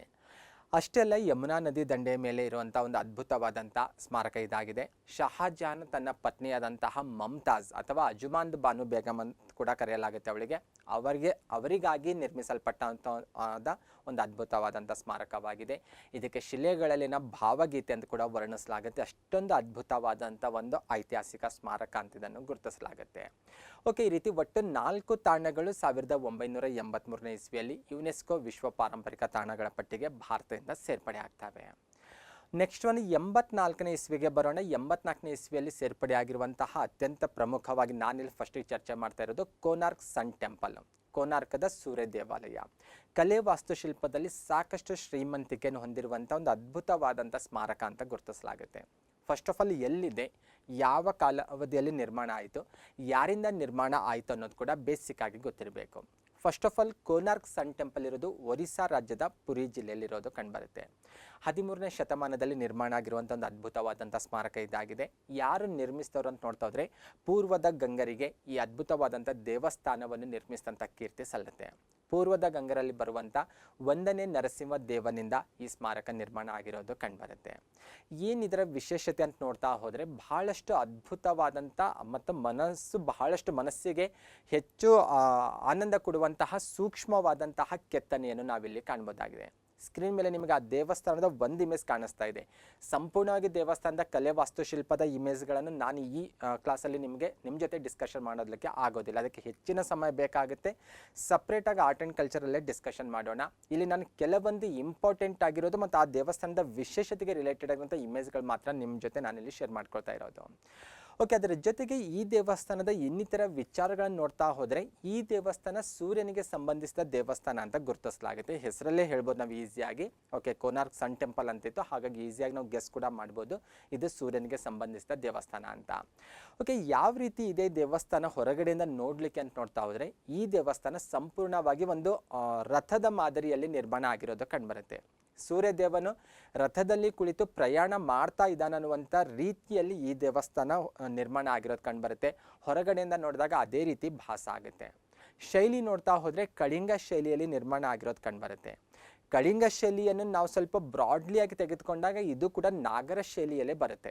ಅಂದರೆ ನಾಗರ ಶೈಲಿಯ ಕೆಲವೊಂದು ಏರಿಯಾದಲ್ಲಿ ಬಂದಾಗ ಸ್ವಲ್ಪ ವಿಭಿನ್ನವಾದಂಥ ಸ್ವರೂಪವನ್ನು ಪಡ್ಕೊಳ್ಳುತ್ತೆ. ಆ ನಾಗರ ಶೈಲಿಯಲ್ಲಿ ನಾವು ಇನ್ನೂ ಡಿಟೇಲ್ ಆಗಿ ಬಂದಾಗ ಕಳಿಂಗ ಶೈಲಿ ಅಂತ ಗುರುತಿಸೋದು. ಆದರೆ ಬ್ರಾಡ್ಲಿಯಾಗಿ ಬಂದಾಗ ನಾವು ಇದನ್ನು ಮತ್ತೆ ನಾಗರ ಶೈಲಿ ಅಂತಲೇ ಗುರುತಿಸಬೇಕಾಗುತ್ತೆ. ಎಕ್ಸಾಮಲ್ಲಿ ಆಪ್ಷನ್ಸ್ ಮೇಲೆ ಡಿಪೆಂಡ್ ಆಗುತ್ತೆ ನಿಮಗೆ, ಆದರೆ ಗೊತ್ತಿರಬೇಕು ನಿಮಗೆ ಎರಡೂ ವಿಚಾರಗಳು ಕ್ಲಿಯರ್ ಆಗಿರಬೇಕು. ಓಕೆ, ದೇವಾಲಯದ ತಳಭಾಗದಲ್ಲಿ ಬಂದಾಗ ಒಟ್ಟು 24 ಚಕ್ರಗಳಿರೋದು ಕಂಡುಬರುತ್ತೆ. ಒಂದು ರೀತಿ ರಥದ ಚಕ್ರಗಳು ಯಾವ ರೀತಿ ಇರ್ತಾವಲ್ವ ಆ ಮಾದರಿಯಲ್ಲೇ ಚಕ್ರಗಳಿರೋದು ಕಂಡುಬರುತ್ತೆ. ಆದರೆ ಇವು ಕೇವಲ ಚಕ್ರಗಳಷ್ಟೇ ಅಲ್ಲ, ಇವುಗಳ ಮೇಲೆ ಸೂಕ್ಷ್ಮವಾದಂಥ ಕೆತ್ತನೆಯನ್ನು ಕೂಡ ನಾವು ಅಬ್ಸರ್ವ್ ಮಾಡ್ಬೋದಾಗಿದೆ. ಅಷ್ಟೊಂದು ವಿಶಿಷ್ಟವಾದಂತಹ ಸೂಕ್ಷ್ಮವಾದಂತಹ ಕಲಾ ಕೆತ್ತನೆಯನ್ನು ನಾವು ಈ ದೇವಸ್ಥಾನದಲ್ಲಿ ಕಾಣ್ಬೋದಾಗಿದೆ. ಅಷ್ಟೇ ಅಲ್ಲ, ನಿಮ್ಗೆ ಇನ್ನೊಂದು ಗೊತ್ತಿರುತ್ತೆ ಇದಕ್ಕೆ ರಿಲೇಟೆಡ್ ಆಗೋಂಥ ವಿಚಾರ. ಕೋನಾರ್ಕ್ ಸನ್ ಟೆಂಪಲ್ಗೆ ಬ್ಲ್ಯಾಕ್ ಪಗೋಡ ಅಂತ ಕೂಡ ಕರೆಯಲಾಗುತ್ತೆ. ಮತ್ತು ಇದೇ ರಾಜ್ಯದಲ್ಲಿರುವಂತಹ ಪುರಿದಲ್ಲಿರುವಂತಹ ಜಗನ್ನಾಥ್ ಟೆಂಪಲ್ ಇದೆ ಅಲ್ವಾ, ಇದಕ್ಕೆ ವೈಟ್ ಪಗೋಡ ಅಂತ ಕೂಡ ಕರೆಯಲಾಗುತ್ತೆ. ಇವೆರಡು ಕ್ಲಿಯರ್ ಆಗಿರಬೇಕು. ಬ್ಲ್ಯಾಕ್ ಪಗೋಡ ಅಂತ ಕೋನಾರ್ಕ್ ಸನ್ ಟೆಂಪಲ್ಗೆ ಕರೆಯಲಾಗುತ್ತೆ, ವೈಟ್ ಪಗೋಡ ಅಂತ ಜಗನ್ನಾಥ್ ಟೆಂಪಲ್ಗೆ ಕರೆಯಲಾಗುತ್ತೆ. ಅದು ಇರೋದು ಪುರಿಯಲ್ಲಿ. ಅದರ ಜೊತೆಗೆ ಇನ್ನೊಂದು ಅಪ್ಡೇಟ್ ಆಗಿರಬೇಕು ನಿಮಗೆ. ಹೊಸದಾಗಿ RBI ಜಾರಿಗೆ ತಂದಿರುವಂಥ 10 ರೂಪಾಯಿ ನೋಟಿನ ಮೇಲೆ ನಾವು ಕೋನಾರ್ಕ್ ಸನ್ ಟೆಂಪಲ್ನ ಏನು ವೀಲ್ಸ್ಗಳ ಚಿತ್ರ ನೋಡಿದೇವಲ್ಲ ಇಮೇಜ್ಗಳು, ಅದನ್ನು ಕೂಡ ನಾವು 10 ರೂಪಾಯಿ ನೋಟಿನ ಮೇಲೆ ನೋಡ್ಬೋದಾಗಿದೆ. ನೆಕ್ಸ್ಟ್ 84ನೇ ಇಸ್ವಿಯಲ್ಲಿ ಸೇರ್ಪಡೆಯಾಗಿರುವಂಥ ಮತ್ತೊಂದು ತಾಣ ಎಂದರೆ ಅದು Mahabalipuram. Group of monument set Mahabalipuram ಅಂತ ಹೇಳೋದು. ಮಹಾಬಲಿಪುರಂನಲ್ಲಿರುವಂತಹ ಐತಿಹಾಸಿಕ ಸ್ಮಾರಕಗಳೇನಿದ್ದಾವಲ್ಲ ಅವೆಲ್ಲವನ್ನು ಕೂಡ ಒಟ್ಟಿಗೆ ಗುರುತಿಸಲಾಗುತ್ತೆ. 84ನೇ ಇಸ್ವಿಯಲ್ಲಿ ಯುನೆಸ್ಕೋ ವಿಶ್ವ ಪಾರಂಪರಿಕ ತಾಣಗಳ ಪಟ್ಟಿಗೆ ಸೇರ್ಪಡೆ ಆಗ್ತವೆ. ಮಹಾಬಲಿಪುರಂ ಕೂಡ ಅಷ್ಟೇ ಭಾರತದ ಕಲೆ ವಾಸ್ತುಶಿಲ್ಪ ವಿಚಾರದಲ್ಲಿ ಬಂದಾಗ ಹೆಚ್ಚು ವಿಶೇಷವಾದಂಥ ತಾಣ ಅಂತ ಗುರುತಿಸಲಾಗುತ್ತೆ. ಫಸ್ಟ್ ಆಫ್ ಆಲ್ ಮಹಾಬಲಿಪುರಂಗೆ ರಿಲೇಟೆಡ್ ಆಗಿ ಸ್ವಲ್ಪ ಒಂದು ಬೇಸಿಕ್ ಇನ್ಫಾರ್ಮೇಷನ್ ಕ್ಲಿಯರ್ ಮಾಡ್ಕೊಳ್ಳೋಣ. ಆಮೇಲೆ ಅಲ್ಲಿರುವಂತಹ ಕಲೆ ವಾಸ್ತುಶಿಲ್ಪ ಸ್ಪೆಷಲಿ ಸ್ಮಾರಕಗಳ ಬಗ್ಗೆ ಹೆಚ್ಚು ಫೋಕಸ್ ಮಾಡ್ತಾ ಹೋಗೋಣ. ಮೊದಲನೇದಾಗಿ ಮಹಾಬಲಿಪುರಂ ಪಾಲಾರ್ ನದಿ ಕೇಳಿರ್ಬೋದು ನೀವು. ಆ ನದಿಯ ಮುಖಜ ಭೂಮಿಯ ಸಮೀಪದಲ್ಲಿರುವಂಥ ಒಂದು ಪ್ಲೇಸ್ ಅಂತ ಗುರುತಿಸಲಾಗುತ್ತೆ ಭೌಗೋಳಿಕವಾಗಿ ಬಂದಾಗ. 1ನೇ ನರಸಿಂಹವರ್ಮನಿಂದ ನಿರ್ಮಾಣಗೊಂಡಿರುವಂಥ ನಗರ ಇದಾಗಿದೆ. ಕೇವಲ ನಿರ್ಮಾಣ ಆಗಿರೋದಷ್ಟೇ ಅಲ್ಲ, ಆತ ಮಹಾಬಲಿಪುರಂ ಅನ್ನು ತನ್ನ 2ನೇ ರಾಜಧಾನಿಯನ್ನಾಗಿ ಕೂಡ ಮಾಡಿಕೊಂಡಿದ್ನು. ಮಹಾಬಲಿಪುರಂ 2 ಕಾರಣಕ್ಕಾಗಿ ಇಂಪಾರ್ಟೆಂಟ್ ಅಂತ ಗುರುತಿಸಲಾಗಿದೆ. ಒಂದು ಬಂದರು ತಾಣ ಆಗಿತ್ತು, ಮತ್ತೊಂದು ಪಲ್ಲವರಲ್ಲಿ ಬಂದಾಗ ಅವರ ಕಲೆ ವಾಸ್ತುಶಿಲ್ಪದ ಒಂದು ಪ್ರಮುಖ ಕೇಂದ್ರ ಅಂತ ಕೂಡ ಗುರುತಿಸಲಾಗುತ್ತೆ. ಮ್ಯಾಪ್ ಕಾಣಿಸ್ತಾ ಇದೆ ನಿಮಗೆ, ಅಲ್ಲಿ ಮ್ಯಾಪಲ್ಲಿ ರೆಡ್ ಡಾಟ್ ಏನಿದೆ ಅಲ್ವಾ ಆ ಏರಿಯಾದಲ್ಲಿ ಮಹಾಬಲಿಪುರಂ ಇರೋದು. ಆ ಪ್ಲೇಸಲ್ಲಿ ಬಂದಾಗ ಬಂದರು ತಾಣ ಅಂತ ಈಸಿಯಾಗಿ ಆ ಮ್ಯಾಪ್ ನೋಡಿದ್ರೆ ಗೊತ್ತಾಗ್ಬಿಡುತ್ತೆ. ಕೇವಲ ಬಂದರು ತಾಣವಾಗಿ ಅಷ್ಟೇ ಫೇಮಸ್ ಆಗಿಲ್ಲ ಮಹಾಬಲಿಪುರಂ. ಆರ್ಟ್ ಆ್ಯಂಡ್ ಕಲ್ಚರ್ ವಿಚಾರದಾಗ ಬಂದಾಗ ಸ್ಪೆಷಲಿ ಪಲ್ಲವರ ಕಾಲದಲ್ಲಿ ಬಂದಾಗ ಇದು ಹೆಚ್ಚು ವಿಶೇಷವಾದಂಥ ತಾಣ ಅಂತ ಗುರುತಿಸಲಾಗುತ್ತೆ. ಪಲ್ಲವರಲ್ಲಿ ಬಂದಾಗ 2 ತಾಣಗಳು ಹೆಚ್ಚು ವಿಶೇಷವಾದ ಸ್ಥಾನವನ್ನು ಪಡ್ಕೊಳ್ತವೆ, ಮಹಾಬಲಿಪುರಂ ಮತ್ತು ಕಂಚಿ. ಅವೆರಡು ತಾಣಗಳು ಇಂಪಾರ್ಟೆಂಟ್ ಅಂತ ಹೇಳೋದು. ಇಲ್ಲಿ ನಾವು ಡಿಸ್ಕಷನ್ ಮಾಡ್ತಾ ಇರೋದು ಮಹಾಬಲಿಪುರಂಗೆ ಹೆಚ್ಚು ಫೋಕಸ್ ಆಗಿ. ಓಕೆ, ಮಹಾಬಲಿಪುರಂ ಅಂದ ತಕ್ಷಣಕ್ಕೆ ನಮಗೆಲ್ಲರಿಗೂ ನೆನಪಿಗೆ ಬರೋದು ಇಲ್ಲಿರುವಂತಹ ಶಿಲಾರಥಗಳು. ಹೆಚ್ಚು ಅದ್ಭುತವಾದಂತಹ ಕೆತ್ತನೆಯನ್ನು ನಾವಿಲ್ಲಿ ಕಾಣ್ಬೋದಾಗಿದೆ ಮಹಾಬಲಿಪುರಂನಲ್ಲಿ. ಈ ಶಿಲಾರಥಗಳಿಗೆ ರಿಲೇಟೆಡ್ ಕೆಲವೊಂದು ಬೇಸಿಕ್ ಇನ್ಫಾರ್ಮೇಷನ್ ನೋಡ್ತಾ ಹೋದರೆ ಒಟ್ಟು 8 ಶಿಲಾರಥಗಳಿರೋದು ಕಂಡುಬರುತ್ತೆ. ಅವುಗಳಲ್ಲಿ 6 ರಥಗಳನ್ನು ಪಾಂಡವರ ಜೊತೆ ಗುರುತಿಸಲಾಗುತ್ತೆ. ಅಂದರೆ ಪಾಂಡವರಿಗೆ ಸಂಬಂಧಪಟ್ಟ ಗುಹೆಗಳಂತ ಶಿಲಾರಥಗಳಂತ ಗುರುತಿಸಲಾಗುತ್ತೆ. ಅಂದರೆ ಪಂಚ ಪಾಂಡವರ ಹೆಸರಿಂದ 5 ಶಿಲಾರಥಗಳನ್ನು ಗುರುತಿಸಲಾಗುತ್ತೆ. ಒಂದು ದ್ರೌಪದಿ ರಥ ಅಂತ ಗುರುತಿಸಲಾಗುತ್ತೆ, ಒಂದು ಗಣೇಶ ರಥ ಅಂತ, ಇನ್ನೊಂದು ಒಳಾಯನ್ ಕುಟ್ಟಿ ಅಂತ ಗುರುತಿಸಲಾಗುತ್ತೆ. 8 ಶಿಲಾರಥಗಳಿಗೂ ಕೂಡ ಪರ್ಟಿಕ್ಯುಲರ್ ನೇಮಿಂದ ಗುರುತಿಸಲಾಗುತ್ತೆ. ಏನು ವಿಶೇಷತೆ ಅಂದರೆ ಪ್ರತಿ ರಥವನ್ನು ಕೂಡ ಅಖಂಡ ಶಿಲೆಯಿಂದ ನಿರ್ಮಿಸಲಾಗಿದೆ. ಅಂದರೆ ಒಂದೇ ಶಿಲೆಯಿಂದ ನಿರ್ಮಾಣಗೊಂಡಿರುವಂತಹ ಶಿಲಾರಥಗಳಾಗಿದ್ದಾವೆ. ಅಂದರೆ ಪ್ರತಿಯೊಂದು ಶಿಲಾರಥವು ಕೂಡ ಒಂದೊಂದು ಅಖಂಡ ಕಲ್ಲಿನಲ್ಲಿ ಕೆತ್ತಿ ನಿರ್ಮಿಸಿರೋದು ಕಂಡುಬರುತ್ತೆ. ಪ್ರತಿ ರಥದ ಇನ್ನೊಂದು ವಿಶೇಷತೆ ಏನಂದರೆ ದೇವಾಲಯದ ಮಾದರಿಯಲ್ಲಿಯೇ ಈ ಶಿಲಾರಥಗಳು ನಿರ್ಮಾಣಗೊಂಡಿರೋದು ಕಂಡುಬರುತ್ತೆ. ಹಾಗೆ ನಿಮಗೆ ಡೌಟ್ ಬರ್ತಾ ಇರ್ಬೋದು, ಯಾಕೆ ಈ ರೀತಿ ಅವರು ನಿರ್ಮಿಸಿದ್ದಾರೆ ಅಂತ ಬರ್ತಾ ಇರ್ಬೋದು. ಆದರೆ ದ್ರಾವಿಡ ವಾಸ್ತುಶಿಲ್ಪದ ಬೆಳವಣಿಗೆ ಬಗ್ಗೆ ನಿಮಗೆ ಕೆಲವೊಂದು ಇನ್ಫಾರ್ಮೇಷನ್ ಇದ್ದರೆ, ಯಾಕೆ ಪಲ್ಲವರು ಈ ರೀತಿ ಮಹಾಬಲಿಪುರಂನಲ್ಲಿ ಈ ದೇವಾಲಯದ ಮಾದರಿಯಲ್ಲಿ ಈ ಶಿಲಾರಥಗಳನ್ನು ನಿರ್ಮಿಸಿದ್ರು ಅಂತ ನಿಮಗೆ ಗೊತ್ತಾಗುತ್ತೆ. ದ್ರಾವಿಡ ಶೈಲಿಯಲ್ಲಿ ಬಂದಾಗ ನಾವು 4 ಹಂತಗಳನ್ನು ಗುರುತಿಸ್ತೇವೆ. ದ್ರಾವಿಡ ಶೈಲಿಯ ಬೆಳವಣಿಗೆಯನ್ನು ನೋಡಿದಾಗ 4 ಹಂತಗಳನ್ನು ಗುರುತಿಸ್ತೇವೆ. ದ್ರಾವಿಡ ಶೈಲಿ ಬೆಳವಣಿಗೆಗೊಂಡಿದ್ದ ಅಥವಾ ಉಗಮಗೊಂಡಿದ್ದೆ ಪಲ್ಲವರ ಕಾಲದಲ್ಲಿ. ಅದು ಸ್ಪೆಷಲಿ ಮಹಾಬಲಿಪುರಂ ಕಂಚಿ ದ್ರಾವಿಡ ಶೈಲಿಯ ಉಗಮ ತಾಣ ಅಥವಾ ಅವುಗಳಿಗೆ ರಿಲೇಟೆಡ್ ಆಗಿ ಹೆಚ್ಚು ಇಂಪಾರ್ಟೆಂಟ್ ತಾಣ ಅಂತ ಗುರುತಿಸ್ತೇವೆ. ದ್ರಾವಿಡ ಶೈಲಿಯ ಆರಂಭಿಕ ಪ್ರಯೋಗಗಳು ಮಹಾಬಲಿಪುರಂನಲ್ಲಿ ಸ್ಪೆಷಲಿ ಶಿಲಾರಥಗಳ ಮೂಲಕ ನಡೆದಿರೋದು ಕಂಡುಬರುತ್ತೆ. 1ನೇ ನರಸಿಂಹನ ಮಮ್ಮಲ ಶೈಲಿ ಅಂತ ಗುರುತಿಸ್ತೇವಲ್ವಾ, ಈ ಶೈಲಿಯಲ್ಲಿ ಬಂದಾಗ ಈ ಶಿಲಾರಥಗಳು ದ್ರಾವಿಡ ಶೈಲಿಯ ಬೆಳವಣಿಗೆಯಲ್ಲಿ ಬಂದಾಗ 2ನೇ ಸ್ಟೇಜ್ನ ಸ್ಮಾರಕಗಳಂತ ಗುರುತಿಸೋದು. ನಿಮಗಿನ್ನೂ ಕ್ಲಿಯರ್ ಆಗಬೇಕಾದ್ರೆ ದ್ರಾವಿಡ ಶೈಲಿಯ ವಿಕಸನದಲ್ಲಿ 4 ಹಂತಗಳನ್ನು ಗುರುತಿಸ್ತೇವೆ. ಮಹೇಂದ್ರ ವರ್ಮನ ಶೈಲಿ, ಮಮ್ಮಲ ಶೈಲಿ, ರಾಜಸಿಂಹ ಶೈಲಿ ಮತ್ತು ಅಪರಾಜಿತ ಶೈಲಿ ಅಂತ ಗುರುತಿಸ್ತೇವೆ. ಇದರಲ್ಲಿ ಮಹಾಬಲಿಪುರಂನಲ್ಲಿರುವಂಥ ಶಿಲಾರಥಗಳೇನಿದ್ದಾವಲ್ಲ ಅವೆಲ್ಲವೂ ಕೂಡ ಮಮ್ಮಲ ಶೈಲಿಯಲ್ಲಿ ನಿರ್ಮಾಣ ಆಗಿರೋದು ಕಂಡುಬರುತ್ತೆ. ಅಂದರೆ ಇವೆಲ್ಲವೂ ಕೂಡ ಪ್ರಾಯೋಗಿಕವಾಗಿ ನಿರ್ಮಾಣಗೊಂಡಿರೋದಂತ ನಾವಿಲ್ಲಿ ಗಮನಿಸಬೇಕಾಗುತ್ತೆ ಮತ್ತು ಅದು ಹೆಚ್ಚು ವಿಶೇಷವಾದಂಥ ಅಂಶವಾಗಿದೆ. ಓಕೆ, ಸೆಕೆಂಡ್ ಸ್ಟೇಜಲ್ಲಿ ನಿರ್ಮಾಣಗೊಂಡಿರುವಂಥ ಈ ಶಿಲಾರಥಗಳಲ್ಲಿ ಪಲ್ಲವರು ನೆಕ್ಸ್ಟ್ 3ನೇ ಸ್ಟೇಜಿಗೆ ಆಯ್ಕೆ ಮಾಡಿಕೊಂಡಿರೋದು ಪಿರಾಮಿಡ್ ಆಕಾರದ ಶಿಖರಗಳನ್ನು ಕಾಣಿಸ್ತಾ ಇದ್ದಾವಲ್ವಾ, ಆ ಮಾಡೆಲ್ನ ದೇವಸ್ಥಾನಗಳನ್ನು 3ನೇ ಸ್ಟೇಜಲ್ಲಿ ಮುಂದುವರಿಸೋದು ಕಂಡುಬರುತ್ತೆ. ಇಲ್ಲಿ ನೋಡಿದ್ರೆ ಶಿಲಾರಥದ ಮೇಲ್ಭಾಗದಲ್ಲಿನ ಶಿಖರಗಳು ಬೇರೆ ಬೇರೆ ಮಾಡೆಲಲ್ಲಿ ಇರೋದು ಕಂಡುಬರುತ್ತೆ. 3ನೇ ಸ್ಟೇಜಿಗೆ ಮುಂದುವರೆದಿದ್ದಂದರೆ ಅಲ್ಲಿ ಪಿರಾಮಿಡ್ ಆಕಾರದಲ್ಲಿ ನಿರ್ಮಾಣಗೊಂಡಿರುವಂಥ ಶಿಖರ ಏನಿದೆ ಅಲ್ವಾ, ಆ ಮಾಡೆಲನ್ನು 3ನೇ ಸ್ಟೇಜಲ್ಲಿ ಮತ್ತು 4ನೇ ಸ್ಟೇಜಲ್ಲಿ ಕೂಡ ಮುಂದುವರೆದಿರೋದು ಕಂಡುಬರುತ್ತೆ. ಹಾಗಾಗಿ ಮಹಾಬಲಿಪುರಂ ಅನ್ನೋದು ದ್ರಾವಿಡ ವಾಸ್ತುಶಿಲ್ಪ ಶೈಲಿಯಲ್ಲಿ ಬಂದಾಗ ಅತ್ಯಂತ ಪ್ರಮುಖ ತಾಣ ಅಂತ ಗುರುತಿಸಲಾಗುತ್ತೆ. ಒಂದು ರೀತಿ ಪ್ರಾಯೋಗಿಕ ಕೇಂದ್ರವಾಗಿ ಕೂಡ ಅದು ಹೊರಹೊಮ್ಮಿರೋದನ್ನು ನಾವು ಇಲ್ಲಿ ಕಾಣ್ಬೋದಾಗಿದೆ. ಅಷ್ಟೇ ಅಲ್ಲ, ಇದರ ಜೊತೆಗೆ ಇನ್ನೊಂದು ವಿಚಾರ ಗಮನಿಸಬೇಕು. ಇನ್ನೊಂದು ಅದ್ಭುತವಾದಂಥ ಒಂದು ಶಿಲ್ಪಕಲಾ ಕೆತ್ತನೆಯನ್ನು ಮಹಾಬಲಿಪುರಂನಲ್ಲಿ ಕಾಣ್ಬೋದು. ಅದು ಯಾವುದಂದರೆ ಭಗೀರಥನ ತಪಸ್ಸಿಗೆ ರಿಲೇಟೆಡ್ ಆಗಿರುವಂಥ ಒಂದು ಕೆತ್ತನೆ. ಅದ್ಭುತವಾದಂಥ ಕೆತ್ತನೆ, ಅಖಂಡವಾದಂಥ ಒಂದು ಶಿಲಾಬಂಡೆಯ ಮೇಲೆ ಕೆತ್ತನೆ ಮಾಡಿರೋದು ಕಂಡುಬರುತ್ತೆ. ಆರಂಭದಲ್ಲಿ ಬಂದಾಗ ಇದು ಅರ್ಜುನನ ತಪಸ್ಸಿಗೆ ರಿಲೇಟೆಡ್ ಆಗಿರುವಂತಹ ಶಿಲ್ಪಕಲಾ ಕೆತ್ತನೆ ಅನ್ನೋದು ಕೆಲ ಇತಿಹಾಸಕಾರರ ಅಭಿಪ್ರಾಯ ಆಗಿತ್ತು. ಆದರೆ ಇತ್ತೀಚೆಗೆ ಮತ್ತೆ ನಡೆದಿರುವಂಥ ರಿಸರ್ಚ್ನ ಬೇಸ್ ಮೇಲೆ ಅಲ್ಲ, ಇದು ಭಗೀರಥನು ತಪಸ್ಸು ಮಾಡಿ ಗಂಗೆಯನ್ನು ಭೂಮಿ ಕರೆ ತರ್ತಾನಲ್ವಾ, ಅದಕ್ಕೆ ರಿಲೇಟೆಡ್ ಆಗಿರುವಂಥ ಒಂದು ಅದ್ಭುತವಾದಂಥ ಕೆತ್ತನೆ ಅಂತ ಗುರುತಿಸಲಾಗಿದೆ. ಇಡೀ ಪೌರಾಣಿಕ ಕಥೆಯನ್ನು ಒಂದು ಅಖಂಡ ಬಂಡೆಯ ಮೇಲೆ ಅದ್ಭುತವಾದ ಕೆತ್ತನೆಯ ಮೂಲಕ ಇಲ್ಲಿ ನಾವು ನೋಡ್ಬೋದಾಗಿದೆ. ಹಾಗಾಗಿ ಮಹಾಬಲಿಪುರಂ ಅನ್ನು ಹೆಚ್ಚು ವಿಶೇಷವಾದಂಥ ತಾಣ ಅಂತ ಗುರುತಿಸ್ತಾ ಇರೋದು. ನೆಕ್ಸ್ಟ್ 1986ನೇ ಇಸ್ವಿಯಲ್ಲಿ ಗೋವಾದಲ್ಲಿರುವಂತಹ ಚರ್ಚ್ ಮತ್ತು ಕಾನ್ವೆಂಟ್ಸ್ಗಳು ವಿಶ್ವ ಪಾರಂಪರಿಕ ತಾಣಗಳ ಪಟ್ಟಿಗೆ ಸೇರ್ಪಡೆ ಆಗ್ತವೆ. ನಿಮಗೆಲ್ಲ ಗೊತ್ತಿರುವ ಹಾಗೆ ಗೋವಾ ಐತಿಹಾಸಿಕವಾಗಿ ಬಂದಾಗ ಸಾಕಷ್ಟು ವಿಶೇಷತೆಗಳನ್ನು ಹೊಂದಿರುವಂತಹ ಒಂದು ಪ್ಲೇಸ್ ಅಂತ ಗುರುತಿಸ್ತೇವೆ. ಸ್ಪೆಷಲಿ ಹಳೆ ಗೋವಾದಲ್ಲಿ ಪೋರ್ಚುಗೀಸರ ಕಾಲಾವಧಿಯಲ್ಲಿ ನಿರ್ಮಾಣಗೊಂಡಿರುವಂಥ ಅದ್ಭುತವಾದಂಥ ಚರ್ಚ್ಗಳನ್ನು ನಾವು ನೋಡ್ಬೋದಾಗಿದೆ. ನಿಮಗೆಲ್ಲ ಭಾರತ ಇತಿಹಾಸದಲ್ಲಿ ಗೊತ್ತಿರುತ್ತೆ, ಗೋವಾ ಪೋರ್ಚುಗೀಸರ ರಾಜಧಾನಿ ಆಗಿತ್ತು. ಸಾಕಷ್ಟು ವರ್ಷಗಳ ಕಾಲ ಪೋರ್ಚುಗೀಸರ ಆಳ್ವಿಕೆಗೆ ಒಳಪಟ್ಟಿತ್ತು. ಹಾಗಾಗಿ ಅಲ್ಲಿ ಅವರ ಕಾಲದಲ್ಲಿ ನಿರ್ಮಾಣಗೊಂಡಿರುವಂಥ ಚರ್ಚ್ಗಳನ್ನು ನಾವು ಇವತ್ತಿಗೂ ಕೂಡ ಓಲ್ಡ್ ಗೋವಾ ಏರಿಯಾದಲ್ಲಿ ನೋಡ್ಬೋದಾಗಿದೆ. ಸ್ಪೆಷಲಿ ಸ್ಕ್ರೀನ್ ಮೇಲೆ ಒಂದು ಅದ್ಭುತವಾದಂಥ ಚರ್ಚ್ನ ಇಮೇಜ್ ಕಾಣಿಸ್ತಾ ಇದೆ, ಸೇ ಕ್ಯಾಥೆಡ್ರಲ್ ಚರ್ಚ್ ಅಂತ ಓಲ್ಡ್ ಗೋವಾದಲ್ಲಿರೋದು. ಇದನ್ನು ಯುನೆಸ್ಕೋ ವಿಶ್ವ ಪಾರಂಪರಿಕ ಸ್ಮಾರಕಗಳ ಅಥವಾ ತಾಣಗಳಲ್ಲಿ ಇದನ್ನು ಗುರುತಿಸಲಾಗಿದೆ. ಇದಿಷ್ಟೇ ಅಲ್ಲ, ಇದರ ಜೊತೆಗೆ ಇನ್ನೂ ಕೆಲವೊಂದು ಸ್ಮಾರಕಗಳನ್ನು ಕೂಡ ನಾವಿಲ್ಲಿ ನೋಡ್ಬೋದು. ಬಸಿಲಿಕಾ ಆಫ್ ಬಾಮ್ ಜೀಸಸ್ ಅಂತ, ಇದನ್ನು ಕೂಡ ಯುನೆಸ್ಕೋ ವರ್ಲ್ಡ್ ಹೆರಿಟೇಜ್ ಸೈಟಲ್ಲಿ ಗುರುತಿಸಲಾಗಿದೆ. ಇದರ ಜೊತೆಗೆ ಸೆಂಟ್ ಫ್ರಾನ್ಸಿಸ್ ಆಫ್ ಅಸಿಸ್ ಅಂತ ಈ ಸ್ಮಾರಕ ಅಥವಾ ಈ ಚರ್ಚನ್ನು ಕೂಡ ಗುರುತಿಸಲಾಗಿದೆ. ಸ್ಪೆಷಲಿ ಈ ಚರ್ಚು ವಾಸ್ತುಶಿಲ್ಪಕ್ಕೆ ಹೆಚ್ಚು ಫೇಮಸ್ ಆಗಿರೋದು ಕಂಡುಬರುತ್ತೆ. ಸ್ಪೆಷಲಿ ಈ ಚರ್ಚಿನ ಒಳಭಾಗ ನೋಡಿದ್ರೆ ನಿಮಗೆ ಗೊತ್ತಾಗುತ್ತೆ, ಅದ್ಭುತವಾದಂತಹ ಕೆತ್ತನೆಯನ್ನು ನಾವು ಕಾಣ್ಬೋದಾಗಿದೆ. ಹಾಗಾಗಿಯೇ ಗೋವಾಕ್ಕೆ ಸಾಕಷ್ಟು ವಿದೇಶಿಗರು ಭೇಟಿ ಕೊಡೋದನ್ನು ನಾವು ಕಾಣ್ತೇವೆ. ಓಲ್ಡ್ ಗೋವಾದಲ್ಲಿರುವಂಥ ಈ ಸ್ಮಾರಕಗಳು ಸಾಕಷ್ಟು, ಸ್ಪೆಷಲಿ ಕ್ರೈಸ್ತ ಧರ್ಮೀಯರಂತೂ ಅತಿ ಹೆಚ್ಚು ಇಷ್ಟಪಡುವಂಥ ಭಾರತದ ತಾಣಗಳಲ್ಲಿ ಗೋವಾದ ಓಲ್ಡ್ ಗೋವಾದಲ್ಲಿರುವಂಥ ಚರ್ಚ್ಗಳಂತ ಹೇಳ್ತಾ ಇರೋದು. ನೆಕ್ಸ್ಟ್ 86ನೇ ಇಸ್ವಿಯಲ್ಲಿ ಖಜುರಾಹೋದಲ್ಲಿರುವಂತಹ ಸ್ಮಾರಕಗಳು ಕೂಡ ವಿಶ್ವ ಪಾರಂಪರಿಕ ತಾಣಗಳನ್ನುವಂಥ ಹಿರಿಮೆಗೆ ಪಾತ್ರ ಆಗ್ತವೆ. ಖಜುರಾಹೋ ಗೊತ್ತು ನಿಮಗೆ, ಭಾರತದಲ್ಲಿ ಕಲೆ ವಾಸ್ತುಶಿಲ್ಪದಲ್ಲಿ ಸಾಕಷ್ಟು ಫೇಮಸ್ ಆಗಿರುವಂತಹ ಐತಿಹಾಸಿಕ ತಾಣಗಳಲ್ಲಿ ಒಂದಾಗಿರುವಂಥ ತಾಣ ಆಗಿದೆ. ಫಸ್ಟ್ ಆಫ್ ಆಲ್ ಖಜುರಾಹೋ ಯಾವ ರಾಜ್ಯದಲ್ಲಿದೆ ಅನ್ನೋದು ಗೊತ್ತಿರಬೇಕು. ಅಲ್ಲಿರುವಂಥ ಸ್ಮಾರಕಗಳು ಯಾವ ಧರ್ಮಕ್ಕೆ ರಿಲೇಟೆಡ್ ಆಗಿದ್ದಾವೆ, ಯಾವ ಶೈಲಿಯಲ್ಲಿದ್ದಾವೆ ಮತ್ತು ಯಾರ ಕಾಲದಲ್ಲಿ ನಿರ್ಮಾಣಗೊಂಡಿದ್ದು ಅನ್ನುವಂಥ ಬೇಸಿಕ್ ಇನ್ಫಾರ್ಮೇಷನ್ ನಮಗೆ ಇರಬೇಕು. ಫಸ್ಟ್ ಆಫ್ ಆಲ್ ಖಜುರಾಹೋ ಇರೋದು ಮಧ್ಯಪ್ರದೇಶ ರಾಜ್ಯದಲ್ಲಿ. ಇಲ್ಲಿರುವಂತಹ ಸ್ಮಾರಕಗಳು ಹಿಂದೂ ಮತ್ತು ಜೈನ ಧರ್ಮಕ್ಕೆ ರಿಲೇಟೆಡ್ ಆಗಿರೋದು ಕಂಡುಬರುತ್ತೆ. ಈ ಎಲ್ಲ ಸ್ಮಾರಕಗಳು ನಾಗರ ಶೈಲಿಯಲ್ಲಿ ರಚನೆ ಆಗಿರೋದು ಕಂಡುಬರುತ್ತೆ. ನಾವು ಜನರಲ್ ಆಗಿ ಹೋದಾಗ, ಇನ್ನೊಂದು ಡಿಟೇಲ್ ಆಗಿ ಹೋದಾಗ ಮತ್ತು ಅಲ್ಲೂ ಕೂಡ ಬೈಫರ್ಗೇಷನ್ ಮಾಡ್ತೇವೆ. ಆದರೆ ಜನರಲ್ ಆಗಿ ಬಂದಾಗ ಅಥವಾ ಕಾಮನ್ ಕಾಂಪಿಟೇಟಿವ್ ಎಕ್ಸಾಮಲ್ಲಿ ಬಂದಾಗ ನಾಗರ ಶೈಲಿಯಲ್ಲಿ ನಿರ್ಮಾಣ ಆಗಿರುವಂಥ ಅದ್ಭುತವಾದಂಥ ಸ್ಮಾರಕಗಳು ಇವಾಗಿದ್ದಾವೆ. ಓಕೆ, ಇವೆಲ್ಲ ರಚನೆ ಆಗಿದ್ದು ಅಥವಾ ನಿರ್ಮಾಣ ಆಗಿದ್ದು ಯಾರ ಕಾಲದಲ್ಲಿ ಅಂತ ನೋಡೋದಾದರೆ ಇವು ಚಂದೇಲರ ಕಾಲದಲ್ಲಿ ನಿರ್ಮಾಣ ಆಗಿರೋದು ಕಂಡುಬರುತ್ತೆ. ಕ್ರಿಸ್ತಶಕ 950ರಿಂದ 1050 ಸಮಯದಲ್ಲಿ ನಿರ್ಮಾಣ ಆಗಿರುವಂಥ ಅದ್ಭುತವಾದಂಥ ಸ್ಮಾರಕಗಳಾಗಿದ್ದಾವೆ. ಓಕೆ, ಇಷ್ಟು ಬೇಸಿಕ್ ಇನ್ಫಾರ್ಮೇಷನ್ ನಮಗೆ ಇರಲೇಬೇಕು. ಇದರ ಜೊತೆಗೆ ಇಲ್ಲಿರುವಂತಹ ಇಂಪಾರ್ಟೆಂಟ್ ಆಗಿರುವಂತಹ ಸ್ಮಾರಕಗಳು ಯಾವುದನ್ನೋದು ಕೂಡ ಗೊತ್ತಿರಬೇಕು. ನನ್ನ ಪ್ರಕಾರ ಒಂದು ಸ್ಮಾರಕ ನಿಮಗೆ ಗೊತ್ತಿರಲೇಬೇಕು, ಹೆಚ್ಚು ಫೇಮಸ್ ಆಗಿರೋದು ಖಂಡರಾಯ ಮಹಾದೇವ ದೇವಾಲಯ ಅಂತ. ಖಜುರಾಹೋದಲ್ಲಿರುವಂಥ ಸ್ಮಾರಕಗಳಲ್ಲಿ ಅತ್ಯಂತ ಭವ್ಯವಾದ ಮತ್ತು ಸಾಕಷ್ಟು ದೊಡ್ಡದಾದಂತಹ ಸ್ಮಾರಕ ಅಂತ ಇದನ್ನು ಗುರುತಿಸಲಾಗುತ್ತೆ. ಆ ಇಮೇಜ್ ನೋಡಿದ್ರೆ ಗೊತ್ತಾಗ್ತಾ ಇದೆ, ಆ ಸ್ಮಾರಕದ ಇಮೇಜು ಅದ್ಭುತವಾದಂಥ ಕೆತ್ತನೆಯನ್ನು ನಾವಿಲ್ಲಿ ಕಾಣ್ಬೋದಾಗಿದೆ.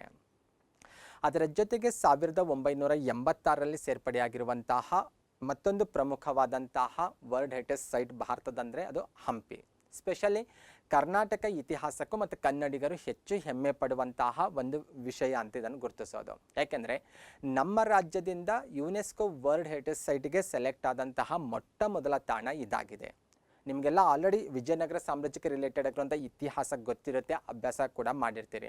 ಹಾಗಾಗಿ ನಾನು ಹಂಪಿ ಬಗ್ಗೆ ಜಾಸ್ತಿ ಡೀಟೇಲಾಗಿ ಡಿಸ್ಕಷನ್ ಮಾಡೋದಿಲ್ಲ. ಅಗೇನ್ ಮತ್ತೆ ಆರ್ಟ್ ಆ್ಯಂಡ್ ಕಲ್ಚರಲ್ಲಿ ಬಂದಾಗ ಡಿಸ್ಕಷನ್ ಮಾಡೋಣ. ಇನ್ನೂ ಕೆಲವೊಂದು ಇನ್ಫಾರ್ಮೇಷನ್ ಬೇಕಾದರೆ ವಿಜಯ್ ಭವ ಯೂಟ್ಯೂಬ್ ಚಾನಲಲ್ಲಿ ಹಂಪಿಯ ಕಲೆ ವಾಸ್ತುಶಿಲ್ಪಕ್ಕೆ ರಿಲೇಟೆಡ್ ಆಗಿ ನಾನೇ ಕ್ಲಾಸ್ ಮಾಡಿದ್ದೀನಿ, ಅಲ್ಲಿ ನೀವು ಇನ್ಫಾರ್ಮೇಷನ್ ಪಡ್ಕೊಳ್ಬೋದು. ಕೆಲವೊಂದು ಬೇಸಿಕ್ ಇನ್ಫಾರ್ಮೇಷನ್ ಕ್ಲಿಯರ್ ಮಾಡ್ಕೊಳ್ಳೋಣ ಅಷ್ಟೇ, ಡೀಟೇಲ್ ಆಗಿ ನಾನು ಚರ್ಚೆ ಮಾಡಲಿಕ್ಕೆ ಹೋಗ್ತಾ ಇಲ್ಲ. First of all UNESCO World Heritage ಸೈಟಿಗೆ ಸೆಲೆಕ್ಟ್ ಆದಂತಹ ರಾಜ್ಯದ ಮೊಟ್ಟ ಮೊದಲ ತಾಣ ಅನ್ನೋದು ನಿಮಗೆ ಗೊತ್ತಿರಬೇಕು. ಪ್ರೆಸೆಂಟ್ ಇದನ್ನು ವಿಜಯನಗರ ಜಿಲ್ಲೆಯಲ್ಲಿ ಈ ಪ್ಲೇಸ್ ಬರೋದನ್ನು ಗಮನಿಸಬೇಕು. ಮುಂಚೆ ಆದರೆ ನಾವು ಬಳ್ಳಾರಿ ಅಂತ ಗುರುತಿಸ್ತಾ ಇದ್ದೇವೆ, ಆದರೆ ವಿಜಯನಗರ ಅಂತ 31ನೇ ಜಿಲ್ಲೆ ನಮ್ಮ ಸ್ಟೇಟಲ್ಲಿ ಅಸ್ತಿತ್ವಕ್ಕೆ ಬಂದಿದೆ, ವಿಜಯನಗರ ಡಿಸ್ಟಿಕಲ್ಲಿರೋದು. ವಿಜಯನಗರ ಸಾಮ್ರಾಜ್ಯಕ್ಕೆ ರಾಜಧಾನಿಯಾಗಿದ್ದಂತಹ ತಾಣವಾಗಿದೆ ಮತ್ತು ತುಂಗಭದ್ರಾ ನದಿಯ ಬಲದಂಡೆಯಲ್ಲಿರುವಂಥ ಒಂದು ಸ್ಮಾರಕ. ಹಂಪಿಯಲ್ಲಿರುವಂಥ ಸ್ಮಾರಕಗಳು ಅಥವಾ ಹಂಪಿ ಪ್ಲೇಸು ತುಂಗಭದ್ರಾ ನದಿಯ ಬಲದಂಡೆಯಲ್ಲಿರೋದು ಕಂಡುಬರುತ್ತೆ. ಇಲ್ಲಿರುವಂತಹ ಅದ್ಭುತವಾದಂಥ ದೇವಸ್ಥಾನಗಳಿಗೆ ರಿಲೇಟೆಡ್ ಆಗಿರುವಂಥ ಬೇಸಿಕ್ ಇನ್ಫಾರ್ಮೇಷನ್ ಒಬ್ಬ ಕಾಂಪಿಟೇಟರ್ ಆಗಿ ನಿಮಗೆ ಗೊತ್ತಿರಲೇಬೇಕು. ಸ್ಪೆಷಲಿ ವಿರೂಪಾಕ್ಷ ಟೆಂಪಲ್ ಅಥವಾ ಪಂಪಾಪತಿ ಟೆಂಪಲ್ ಹೆಚ್ಚು ಅದ್ಭುತವಾದಂತಹ, ಹೆಚ್ಚು ಪ್ರಮುಖವಾದಂಥ ಒಂದು ಸ್ಮಾರಕ ಅಂತ ಗುರುತಿಸ್ತೇವೆ. ಅದನ್ನು ನೀವು ಇಮೇಜಲ್ಲಿ ಕೂಡ ನೋಡ್ಬೋದಾಗಿದೆ. ವಿಠಲ ಸ್ವಾಮಿ ದೇವಸ್ಥಾನ ಕೂಡ ಇಂಪಾರ್ಟೆಂಟ್ ಆಗಿರೋದು. ಇಲ್ಲಿರುವಂತಹ ಕಂಬಗಳಲ್ಲಿ ನಾವು ಸಂಗೀತದ ಸಪ್ತಸ್ವರಗಳನ್ನು ಕೂಡ ಕೇಳ್ಬೋದಾಗಿದೆ. ಅದರ ಜೊತೆಗೆ ಈ ದೇವಸ್ಥಾನದ ಮುಂಭಾಗದಲ್ಲಿ ನಾವು ಶಿಲಾರಥವನ್ನು ಕೂಡ ನೋಡ್ಬೋದಾಗಿದೆ. RBI ಬಿಡುಗಡೆ ಮಾಡಿರುವಂತಹ ಏನು ಹೊಸ ನೋಟ್ ಇದ್ದಾವಲ್ವ, 50 ರೂಪಾಯಿ ನೋಟುಗಳು, ಅದರ ಮೇಲೆ ನಾವು ಈ ಶಿಲಾರಥದ ಇಮೇಜನ್ನು ಕೂಡ ನೋಡ್ಬೋದಾಗಿದೆ. ಹಜಾರ ರಾಮಸ್ವಾಮಿ ದೇವಸ್ಥಾನವನ್ನು ಕೂಡ ನಾವು ಹಂಪಿಯಲ್ಲಿ ನೋಡ್ಬೋದಾಗಿದೆ. ಅದರ ಜೊತೆಗೆ ಕಮಲ್ ಮಹಲ್ ಕೂಡ ಸ್ಪೆಷಲಿ ಆರ್ಟ್ ಆ್ಯಂಡ್ ಕಲ್ಚರ್ ಬಂದಾಗ ಹೆಚ್ಚು ವಿಶೇಷವಾದಂಥ ಸ್ಮಾರಕ ಅಂತ ಗುರುತಿಸ್ತೇವೆ. ಇಂಡೋ ಸಾರ್ಸನಿಕ್ ಶೈಲಿಯಲ್ಲಿ ನಿರ್ಮಾಣವಾಗಿರುವಂಥ ಒಂದು ಅದ್ಭುತವಾದಂಥ ಸ್ಮಾರಕ ಆಗಿದೆ. ಸ್ಥಳೀಯವಾಗಿ ಇದಕ್ಕೆ ಚಿತ್ರಂಗಿ ಮಹಲ್ ಅಂತ ಕೂಡ ಕರೆಯಲಾಗುತ್ತೆ. ಅದರ ಜೊತೆಗೆ ಮಹಾನವಮಿ ದಿಬ್ಬವನ್ನು ಕೂಡ ನೋಡ್ಬೋದು. ಸ್ಪೆಷಲಿ ದಸರಾ ಉತ್ಸವದ ವೀಕ್ಷಣೆಗಾಗಿ ಈ ಸ್ಮಾರಕವನ್ನು ನಿರ್ಮಿಸಿರೋದು ಕಂಡುಬರುತ್ತೆ. ಅಷ್ಟೇ ಅಲ್ಲ, ಯುದ್ಧಕ್ಕೆ ಹೋಗೋದಕ್ಕಿಂತ ಪೂರ್ವದಲ್ಲಿ ತಯಾರಿಯನ್ನು ಕೂಡ ರಾಜರು ಮಹಾನವಮಿ ದಿಬ್ಬದ ಮೇಲೆ ಕುಳಿತುಕೊಂಡು ವೀಕ್ಷಣೆ ಮಾಡ್ತಾ ಇದ್ರು ಅಂತ ಕೂಡ ವಿಜಯನಗರ ಇತಿಹಾಸದಿಂದ ತಿಳಿದು ಬರುತ್ತೆ. ಈ ರೀತಿ ಸಾಕಷ್ಟು ಸ್ಮಾರಕಗಳನ್ನು ನೋಡ್ಬೋದು. ನಾನಿಲ್ಲಿ ಕೆಲವೊಂದನ್ನು ಮಾತ್ರ ಸೆಲೆಕ್ಟ್ ಮಾಡ್ಕೊಂಡಿರೋದು. ಮತ್ತೆ ಕರ್ನಾಟಕ ಆರ್ಟ್ ಆ್ಯಂಡ್ ಕಲ್ಚರಲ್ಲಿ ಬಂದಾಗ ಇದ್ರ ಬಗ್ಗೆ ಡೀಟೇಲ್ ಆಗಿ ಮತ್ತೆ ಡಿಸ್ಕಷನ್ ಮಾಡೋಣ. ಇನ್ನೂ ಇದಕ್ಕೆ ಎಡಿಷನಲ್ ಇನ್ಫಾರ್ಮೇಷನ್ ಬೇಕಾದರೆ ವಿಜಯ್ ಭವ ಯೂಟ್ಯೂಬ್ ಚಾನಲಲ್ಲೇ ನೀವು ಹೋದರೆ ಸಿಗುತ್ತೆ ಕ್ಲಾಸು, ಅಲ್ಲಿ ನೀವು ಅಬ್ಸರ್ವ್ ಮಾಡ್ಬೋದು. ನೆಕ್ಸ್ಟ್ ಫತೇಪುರ್ ಸಿಕ್ರಿ 1986ರಲ್ಲಿ ಯುನೆಸ್ಕೋ ವರ್ಲ್ಡ್ ಹೆರಿಟೇಜ್ ಸೈಟ್ಗೆ ಸೇರ್ಪಡೆ ಆದಂತಹ ಮತ್ತೊಂದು ಪ್ರಮುಖವಾದಂಥ ತಾಣ ಅಂತ ಗುರುತಿಸೋದು. ಓಕೆ, ಯಾರು ಈ ನಗರದ ನಿರ್ಮಾತ ಅಂತ ನೋಡ್ತಾ ಹೋದರೆ ಮೊಘಲರ ಅತ್ಯಂತ ಪ್ರಸಿದ್ಧ ರಾಜರಲ್ಲಿ ಗುರುತಿಸಲಾಗುವಂತಹ ಅಕ್ಬರ ಈ ನಗರದ ಸ್ಥಾಪಕ. 16ನೇ ಶತಮಾನದ ಉತ್ತರಾರ್ಧದಲ್ಲಿ ಈ ನಗರವನ್ನು ಆತ ಸ್ಥಾಪನೆ ಮಾಡ್ತಾನೆ. ಓಕೆ, ಈ ನಗರವು ಕೂಡ ಕಲೆ, ವಾಸ್ತುಶಿಲ್ಪ, ಸ್ಮಾರಕಗಳ ದೃಷ್ಟಿಯಿಂದ ಹೆಚ್ಚು ವಿಶೇಷವಾದಂಥ ತಾಣ ಅಂತ ಗುರುತಿಸಲಾಗುತ್ತೆ. ಸ್ಪೆಷಲಿ ಫತೇಪುರ್ ಸಿಕ್ರಿ ಅಂದ ತಕ್ಷಣಕ್ಕೆ ನಮಗೆಲ್ಲರಿಗೂ ನೆನಪಿಗೆ ಬರೋದು ಬುಲಂದ್ ದರ್ವಾಜ. ಬುಲಂದ್ ದರ್ವಾಜ ಭಾರತದ ಅತ್ಯಂತ ಪ್ರಸಿದ್ಧವಾದಂಥ ಪ್ರವೇಶದ್ವಾರ ಅಂತ ಅನ್ನುವಂಥ ಒಂದು ಹಿರಿಮೆಗೆ ಪಾತ್ರವಾಗಿದೆ. ಅಕ್ಬರನು ಗುಜರಾತ್ ಮೇಲೆ ಸಾಧಿಸಿದ ಗೆಲುವಿನ ನೆನಪಿಗಾಗಿ ಈ ಬುಲಂದ್ ದರ್ವಾಜವನ್ನು ನಿರ್ಮಿಸ್ತಾನೆ. ಹೆಸರಲ್ಲೇ ಇದೆ ದರ್ವಾಜ ಅಂತ. ದರ್ವಾಜ ಅಂದರೆ ಒಂದು ರೀತಿ ಪ್ರವೇಶ ದ್ವಾರ, ಬಾಗಿಲು ಅಂತ ಹೇಳೋದು. ಯಾವುದಕ್ಕೆ ಇದು ಪ್ರವೇಶ ದ್ವಾರ ಅಂತ ನೋಡ್ತಾ ಹೋದರೆ ಫತೇಪುರ್ ಸಿಕ್ರಿಯಲ್ಲಿರುವಂಥ ಜಾಮಾ ಮಸೀದಿಗೆ ಇದೊಂದು ಮುಖ್ಯವಾದಂಥ ಪ್ರವೇಶ ದ್ವಾರ ಆಗಿದೆ. ಓಕೆ, ಬುಲಂದ್ ದರ್ವಾಜ ಅನ್ನೋ ಹೆಸರಿಂದ ಕರಿತೇವೆ. ಭಾರತದ ಅತಿ ಎತ್ತರದ ಪ್ರವೇಶ ದ್ವಾರ ಅನ್ನುವಂಥ ಕೀರ್ತಿಗೂ ಸಹ ಇದು ಪಾತ್ರವಾಗಿದೆ. ಅಷ್ಟೇ ಅಲ್ಲ, ಈ ದ್ವಾರದ ಮೇಲೆ ಒಂದು ಅದ್ಭುತವಾದಂಥ ವ್ಯಾಖ್ಯಾನವನ್ನು ಕೂಡ ನೋಡ್ಬೋದು. ಜಗತ್ತು ಒಂದು ಸೇತುವೆ, ಅದನ್ನು ದಾಟು ಅನ್ನುವಂಥ ಅರ್ಥವನ್ನು ಕೊಡುವಂತಹ ಒಂದು ಅದ್ಭುತವಾದಂಥ ಒಂದು ವ್ಯಾಖ್ಯಾನವನ್ನು ಕೂಡ ನಾವು ಬುಲಂದ್ ದರ್ವಾಜ ಮೇಲೆ ನೋಡ್ಬೋದಾಗಿದೆ. ಇದರ ಜೊತೆಗೆ ಫತೇಪುರ್ ಸಿಕ್ರಿಯಲ್ಲಿರುವಂಥ ಇನ್ನಿತರ ಐತಿಹಾಸಿಕ ಸ್ಮಾರಕಗಳೆಂದರೆ ಪಂಚಮಹಲ್ ಹೆಚ್ಚು ಇಂಪಾರ್ಟೆಂಟ್ ಆಗಿರೋದು, ಮತ್ತು ಸಾಕಷ್ಟು ಕಲೆ ವಾಸ್ತುಶಿಲ್ಪದಿಂದ ಹೆಚ್ಚು ವಿಶೇಷವಾದಂಥ ಸ್ಮಾರಕ ಅಂತ ಕೂಡ ಗುರುತಿಸ್ತೇವೆ. ಎಷ್ಟು ಅಂತಸ್ತಿನಲ್ಲಿದೆ, ಯಾವ ಆಕಾರದಲ್ಲಿದೆ, ಇವೆರಡಕ್ಕೂ ಆ ಇಮೇಜಲ್ಲೇ ಆನ್ಸರ್ ಸಿಗ್ತಾ ಇದೆ. 5 ಅಂತಸ್ತಿನಲ್ಲಿ ನಿರ್ಮಾಣ ಆಗಿರೋದು ಕಂಡುಬರುತ್ತೆ. ಪಿರಾಮಿಡ್ ಆಕಾರದಲ್ಲಿ ರಚನೆ ಆಗಿರೋದು ಕಂಡುಬರುತ್ತೆ. ಹೆಚ್ಚು ವಿಶೇಷವಾದಂಥ ಒಂದು ಸ್ಮಾರಕ ಆಗಿದೆ. ಅಷ್ಟೇ ಅಲ್ಲ, ನಾವು ಇನ್ನೊಂದು ವಿಶೇಷವಾದಂಥ ಐತಿಹಾಸಿಕ ಸ್ಮಾರಕ ಕಾಣ್ಬೋದು. ಏನಂದರೆ ಟೋಂಬ್ ಆಫ್ ಸಲೀಂ ಚಿಸ್ತಿ ಅಂತ. ಸಲೀಂ ಚಿಸ್ತಿ ಗೊತ್ತಿರ್ಬೋದು, ಭಾರತದ ಅತ್ಯಂತ ಪ್ರಸಿದ್ಧರಾದಂಥ ಸೂಫಿ ಸಂತರಲ್ಲಿ ಇವರನ್ನು ಗುರುತಿಸಲಾಗುತ್ತೆ, ಸಲೀಂ ಚಿಸ್ತಿ ಅಂತ. ಇವರ ದರ್ಗಾವನ್ನು ಕೂಡ ಅಥವಾ ಇವರ ಗೋರಿಯನ್ನು ನಾವು ಫತೇಪುರ್ ಸಿಕ್ರಿಯಲ್ಲಿ ಕಾಣ್ಬೋದಾಗಿದೆ. ಇದು ಕೂಡ ಒಂದು ವಿಶೇಷವಾದಂಥ ಸ್ಮಾರಕ ಅಂತ ಐಡೆಂಟಿಫೈ ಮಾಡಲಾಗುತ್ತೆ. ನೆಕ್ಸ್ಟ್ ಒನ್ 1987ರಲ್ಲಿ ಪಟ್ಟದಕಲ್ಲು ಯುನೆಸ್ಕೋ ವರ್ಲ್ಡ್ ಹೆರಿಟೇಜ್ ಸೈಟ್ಗೆ ಸೇರ್ಪಡೆ ಆಗುತ್ತೆ ಅಥವಾ ವಿಶ್ವ ಪಾರಂಪರಿಕ ತಾಣ ಅಂತ ಗುರುತಿಸಲಾಗುತ್ತೆ. ಪಟ್ಟದಕಲ್ಲು ಗೊತ್ತೇ ನಿಮಗೆ, ಕರ್ನಾಟಕದಲ್ಲಿ ಬಾಗಲಕೋಟೆ ಜಿಲ್ಲೆಯಲ್ಲಿರುವಂಥ ಒಂದು ಅದ್ಭುತವಾದಂಥ ಕಲೆ ವಾಸ್ತುಶಿಲ್ಪದಲ್ಲಿ ಸಾಕಷ್ಟು ಶ್ರೀಮಂತಿಕೆ ಹೊಂದಿರುವಂಥ ಒಂದು ಐತಿಹಾಸಿಕ ತಾಣವಾಗಿದೆ. ಓಕೆ, ಪಟ್ಟದಕಲ್ಲು ಬಗ್ಗೆ ಅಗೇನ್ ನಾನು ಅದೇ ಪಾಯಿಂಟ್ ರಿಪೀಟ್ ಮಾಡ್ತಾ ಇದ್ದೀನಿ. ಕರ್ನಾಟಕ ಹಿಸ್ಟ್ರಿಗೆ ರಿಲೇಟೆಡ್ ಆಗಿರುವಂಥ ನಾನೇ ಮಾಡಿರುವಂಥ ಕ್ಲಾಸಲ್ಲಿ ಇಲ್ಲಿರುವಂತಹ ಕಲೆ ವಾಸ್ತುಶಿಲ್ಪದ ವಿಶೇಷತೆಗೆ ರಿಲೇಟೆಡ್ ಸಾಕಷ್ಟು ಇನ್ಫಾರ್ಮೇಷನ್ ನಾವು ಅಲ್ಲಿ ಡಿಸ್ಕಷನ್ ಮಾಡಿದ್ದೇವೆ. ಅಲ್ಲಿ ನೀವು ಇದಕ್ಕೆ ರಿಲೇಟೆಡ್ ಆಗಿರುವಂಥ ಮಾಹಿತಿಯನ್ನು ಪಡ್ಕೊಳ್ಬೋದು. ಇಲ್ಲಿ ಮತ್ತು ಅದೇ ಪಾಯಿಂಟ್ಸ್ ರಿಪೀಟ್ ಆಗ್ತವೆ ಅನ್ನೋಂಥ ಕಾರಣಕ್ಕಾಗಿ ನಾನು ಡಿಸ್ಕಷನ್ ಮಾಡ್ತಾ ಇಲ್ಲ. ಸ್ಪೆಷಲಿ ವೇಸರ ಶೈಲಿಯಲ್ಲಿ ಬಂದಾಗ ನಾವೇನು ಹೇಳ್ತೇವಲ್ವ, ಬಾದಾಮಿ ಚಾಲುಕ್ಯರ ಕಾಲದಲ್ಲಿ ವೇಸರ ಶೈಲಿ ಅಸ್ತಿತ್ವಕ್ಕೆ ಬಂತು ಅಂತ ಹೇಳ್ತೇವಲ್ವ. ಬಾದಾಮಿ ಚಾಲುಕ್ಯರ ಕಲೆ ವಾಸ್ತುಶಿಲ್ಪ ಐಹೊಳೆಯಲ್ಲಿ ಜನ್ಮ ತಾಳುತ್ತೆ. ಅದು ಪಟ್ಟದಕಲ್ಲಿನಲ್ಲಿ ಅದರ ಉತ್ಕೃಷ್ಟ ರೂಪವನ್ನು ಅಥವಾ ಅದರ ಅತ್ಯುನ್ನತ ಅಥವಾ ಅತಿ ಶ್ರೀಮಂತಿಕೆಯ ಹಂತ ತಲುಪಿರೋದನ್ನು ನಾವು ಕಾಣ್ತೇವೆ. ಇದಕ್ಕೆ ರಿಲೇಟೆಡ್ ಆಗಿರುವಂಥ ಇನ್ಫಾರ್ಮೇಷನ್ ನೀವು ಆ ಕ್ಲಾಸಲ್ಲಿ ಪಡ್ಕೊಳ್ಬೋದು. ಅಗೇನ್ ನಾನು ಇದ್ರ ಬಗ್ಗೆ ಜಾಸ್ತಿ ಇಲ್ಲಿ ಡಿಸ್ಕಷನ್ ಮಾಡ್ತಾ ಇಲ್ಲ. 1987ರಲ್ಲಿ ಸೇರ್ಪಡೆಯಾಗಿರುವಂಥ ಮತ್ತೊಂದು ಪ್ರಮುಖ ತಾಣವೆಂದರೆ ಎಲಿಫೆಂಟಾ ಗುಹೆಗಳು, ಎಲಿಫೆಂಟಾ ಕೇವ್ಸ್ ಅಂತ ಗುರುತಿಸೋದು. ಯಾವ ರೀತಿ ಅಜ್ಜಂತ ಎಲ್ಲೋರ ಇದೆಯಲ್ವ, ಅದೇ ರೀತಿ ಇಲ್ಲೂ ಕೂಡ ಗುಹೆಗಳನ್ನು ನೋಡ್ತೇವೆ. 87ನೇ ಇಸ್ವಿಯಲ್ಲಿ ಎಲಿಫೆಂಟಾ ಗುಹೆಗಳು ವಿಶ್ವ ಪಾರಂಪರಿಕ ತಾಣಗಳನ್ನುವಂಥ ಹಿರಿಮೆಗೆ ಪಾತ್ರವಾಗ್ತವೆ. ಏನು ವಿಶೇಷತೆ ಅಂತ ನೋಡ್ತಾ ಹೋದರೆ, ಎಲಿಫೆಂಟಾ ಒಂದು ದ್ವೀಪ ಪ್ರದೇಶ, ಬೇಸಿಕ್ಲಿ ಮುಂಬೈ ಸಮೀಪದಲ್ಲಿರೋದು ಕಂಡುಬರುತ್ತೆ. ಎಲಿಫೆಂಟಾಕ್ಕೆ ಮುಂಚೆ ಗೋರವಪುರಿ ಅಂತ ಕರೆಯಲಾಗ್ತಾ ಇತ್ತು, ಆಮೇಲೆ ಎಲಿಫೆಂಟಾ ಅನ್ನುವಂಥ ಹೆಸರು ಇದಕ್ಕೆ ಬಂದ್ಬಿಡುತ್ತೆ. ಇಲ್ಲಿ ನಾವು 7 ಗುಹೆಗಳನ್ನು ನೋಡ್ಬೋದು. ಅದರಲ್ಲಿ ಹೆಚ್ಚು ಇಂಪಾರ್ಟೆಂಟ್ ಅಂದರೆ ಮಧ್ಯದ ಗುಹೆ ಅಂತ ಗುರುತಿಸೋದು. ಸ್ಪೆಷಲಿ ಆರ್ಟ್ ಆ್ಯಂಡ್ ಕಲ್ಚರ್ ಆ ವಿಚಾರದಲ್ಲಿ ತೆಗೆದುಕೊಂಡಾಗ ಮಧ್ಯದಲ್ಲಿರುವಂತಹ ಗುಹೆಯಲ್ಲಿ ತ್ರಿಮೂರ್ತಿ ವಿಗ್ರಹವನ್ನು ನಾವು ಕಾಣ್ಬೋದಾಗಿದೆ. ಸ್ಕ್ರೀನ್ ಮೇಲೆ ನಿಮಗೆ ಇಮೇಜ್ ಕೂಡ ಕಾಣಿಸ್ತಾ ಇದೆ, ತ್ರಿಮೂರ್ತಿ ವಿಗ್ರಹದ ಇಮೇಜು. ಇದು ಎಲಿಫೆಂಟಾದ ಮಧ್ಯದ ಗುಹೆಯಲ್ಲಿರುವಂತಹ ಒಂದು ಅದ್ಭುತವಾದಂತಹ ವಿಗ್ರಹ ಆಗಿದೆ. ದೇವರ 3 ಅವತಾರಗಳಿಗೆ ಸಂಬಂಧಿಸಿರೋದು, ಅಂದರೆ ಸೃಷ್ಟಿ ಸ್ಥಿತಿ ಲಯಕ್ಕೆ ರಿಲೇಟೆಡ್ ಆಗ ಅದನ್ನು ಪ್ರತಿನಿಧಿಸುವಂಥ ಅಥವಾ ಅದನ್ನು ಪ್ರತಿಬಿಂಬಿಸುವಂಥ ಒಂದು ವಿಗ್ರಹ ಇದಂತ ಗುರುತಿಸಲಾಗುತ್ತೆ. ಸುಮಾರು 18 ಅಡಿ ಎತ್ತರವಿರುವಂತಹ ಈ ಮೂರ್ತಿಯನ್ನು 2 ಅರ್ಧ ಕಂಬಗಳ ನಡುವೆ ಕೊರೆದಿರೋದು ಕಂಡುಬರುತ್ತೆ. ಇದನ್ನು ಕೂಡ ವಿಶೇಷವಾಗಿ ನಾವಿಲ್ಲಿ ಗಮನಿಸಬೇಕಾಗುತ್ತೆ. 1987ರಲ್ಲಿ ಚೋಳರ ಕಾಲದ ದೇವಸ್ಥಾನಗಳು ಗ್ರೇಟ್ ಲಿವಿಂಗ್ ಚೋಳ ಟೆಂಪಲ್ಸ್ ಅನ್ನುವಂಥ ಟೈಟಲಲ್ಲಿ ವಿಶ್ವ ಪಾರಂಪರಿಕ ತಾಣಗಳನ್ನುವಂಥ ಹಿರಿಮೆಗೆ ಪಾತ್ರ ಆಗ್ತವೆ. ಅಂದರೆ ಚೋಳರ ಕಾಲದಲ್ಲಿ ನಿರ್ಮಾಣಗೊಂಡಿರುವಂಥ ಅದ್ಭುತವಾದಂಥ ದೇವಸ್ಥಾನಗಳನ್ನು ನಾವು ಇದರಲ್ಲಿ ಗುರುತಿಸ್ತಾ ಹೋಗ್ತೇವೆ. ಸ್ಪೆಷಲಿ ನಿಮಗೆಲ್ಲ ಗೊತ್ತಿರುವ ಹಾಗೆ ತಂಜಾವೂರಿನಲ್ಲಿರುವಂಥ ಬೃಹದೇಶ್ವರ ದೇವಾಲಯ ಹೆಚ್ಚು ಫೇಮಸ್ ಆಗಿರುವಂಥ ಚೋಳರ ಕಾಲದ ದೇವಸ್ಥಾನ.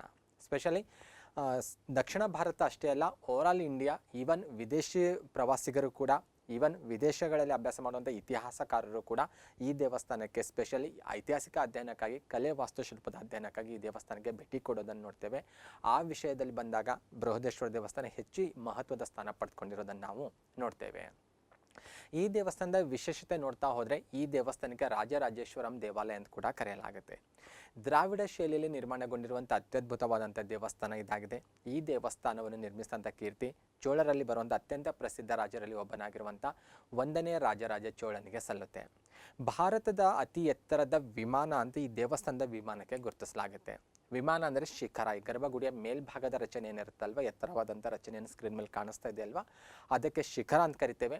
ಈವನ್ ದ್ರಾವಿಡ ವಾಸ್ತುಶಿಲ್ಪದಲ್ಲಿ ಬಂದಾಗ ಅದಕ್ಕೆ ಪರ್ಟಿಕ್ಯುಲರ್ ವಿಮಾನ ಅನ್ನುವಂಥ ಪದದಿಂದ ಕೂಡ ಗುರುತಿಸಲಾಗುತ್ತೆ. ಗರ್ಭಗುಡಿಯಲ್ಲಿ ಅದ್ಭುತವಾದಂಥ ಶಿವಲಿಂಗವನ್ನು ನೋಡ್ಬೋದು, ಅಂದರೆ ಶಿವನಿಗೆ ಸಂಬಂಧಪಟ್ಟ ದೇವಸ್ಥಾನ ಅಂತ ಕೂಡ ಗುರುತಿಸ್ಬೋದಾಗಿದೆ. ಇನ್ನು ಕಾವೇರಿ ನದಿ ತೀರದಲ್ಲಿ ತಂಜಾವೂರು ಇರೋದನ್ನು ಸಹ ನಾವು ಕಾಣ್ಬೋದಾಗಿದೆ. ಓಕೆ, ಇದಿಷ್ಟು ಬೇಸಿಕ್ ಇನ್ಫಾರ್ಮೇಷನ್ ಗೊತ್ತಿದ್ರೆ ಅನುಕೂಲ ಆಗುತ್ತೆ. ಇದರ ಜೊತೆಗೆ ಚೋಳರ ಕಾಲದ ಇನ್ನಿತರ ದೇವಸ್ಥಾನಗಳಂದರೆ ಕುಂಭಕೋಣಂನಲ್ಲಿರುವಂತಹ ಐರಾವತೇಶ್ವರ ದೇವಾಲಯ ಕೂಡ ಹೆಚ್ಚು ಇಂಪಾರ್ಟೆಂಟ್ ಆಗಿರೋದು. ಈ ವಿಶ್ವ ಪಾರಂಪರಿಕ ತಾಣಗಳಲ್ಲಿ ಗುರುತಿಸಿಕೊಂಡಿರುವಂಥ ಚೋಳರ ಕಾಲದ ದೇವಸ್ಥಾನಗಳಲ್ಲಿ ಐರಾವತೇಶ್ವರ ದೇವಸ್ಥಾನ ಕೂಡ ಒಂದಾಗಿದೆ. ಕಲೆ ವಾಸ್ತುಶಿಲ್ಪದಲ್ಲಿ ಸಾಕಷ್ಟು ಶ್ರೀಮಂತಿಕೆ ಕಂಡುಬರ್ತಾ ಇದೆ. ಆಲ್ರೆಡಿ ನೀವು ಆ ಇಮೇಜ್ ನೋಡಿದ್ರೆ ಗೊತ್ತಾಗ್ತದೆ ಎಷ್ಟೊಂದು ಅದ್ಭುತವಾದಂಥ ಕೆತ್ತನೆಯನ್ನು ನಾವಿಲ್ಲಿ ಕಾಣ್ಬೋದಾಗಿದೆ. ಈ ದೇವಸ್ಥಾನದ ಇನ್ನಿತರ ವಿಶೇಷತೆ ನೋಡ್ತಾ ಹೋದರೆ ಫಸ್ಟ್ ಆಫ್ ಆಲ್ ದ್ರಾವಿಡ ಶೈಲಿಯಲ್ಲಿ ದೇವಸ್ಥಾನ ನಿರ್ಮಾಣ ಆಗಿರೋದು ಕಂಡುಬರುತ್ತೆ. ಇದು ಕ್ಲಿಯರ್ ಆಗಿರಬೇಕು. 2ನೇ ರಾಜೇಂದ್ರ ಚೋಳನ ಕಾಲಾವಧಿಯಲ್ಲಿ ನಿರ್ಮಾಣಗೊಂಡಿರುವಂಥ ದೇವಸ್ಥಾನ ಆಗಿದೆ. 12ನೇ ಶತಮಾನ ಕಾಲಾವಧಿಯನ್ನು ತೆಗೆದುಕೊಂಡಾಗ ಇನ್ನಿದು ಸಹ ಶಿವನಿಗೆ ಅರ್ಪಿತವಾದಂಥ ದೇವಸ್ಥಾನವಾಗಿದೆ. ಇದರ ಜೊತೆಗೆ ಇನ್ನೊಂದು ಅದ್ಭುತವಾದಂಥ ದೇವಸ್ಥಾನವೆಂದರೆ ಗಂಗೈಕೊಂಡ ಚೋಳಪುರ ದೇವಾಲಯ ಅಥವಾ ಶಿವ ದೇವಾಲಯ ಅಂತ ಗುರುತಿಸೋದು. ಈ ದೇವಸ್ಥಾನ ಯಾರಿಂದ ನಿರ್ಮಾಣಗೊಂಡಲಾಗಿದೆ ಅಂತ ನೋಡ್ತಾ ಹೋದರೆ 1ನೇ ರಾಜೇಂದ್ರ ಚೋಳನಿಂದ ನಿರ್ಮಾಣ ಆಗಿರೋದು ಕಂಡುಬರುತ್ತೆ. ಈ ದೇವಸ್ಥಾನದ ವಿಶೇಷತೆಯನ್ನು ಖ್ಯಾತ ಕಲಾ ವಿಮರ್ಶಕರಾಗಿರುವಂಥ ಪರ್ಸಿ ಬ್ರೌನ್ ಅವರ ವ್ಯಾಖ್ಯಾನದಲ್ಲಿ ನೋಡ್ಬೋದಾಗಿದೆ.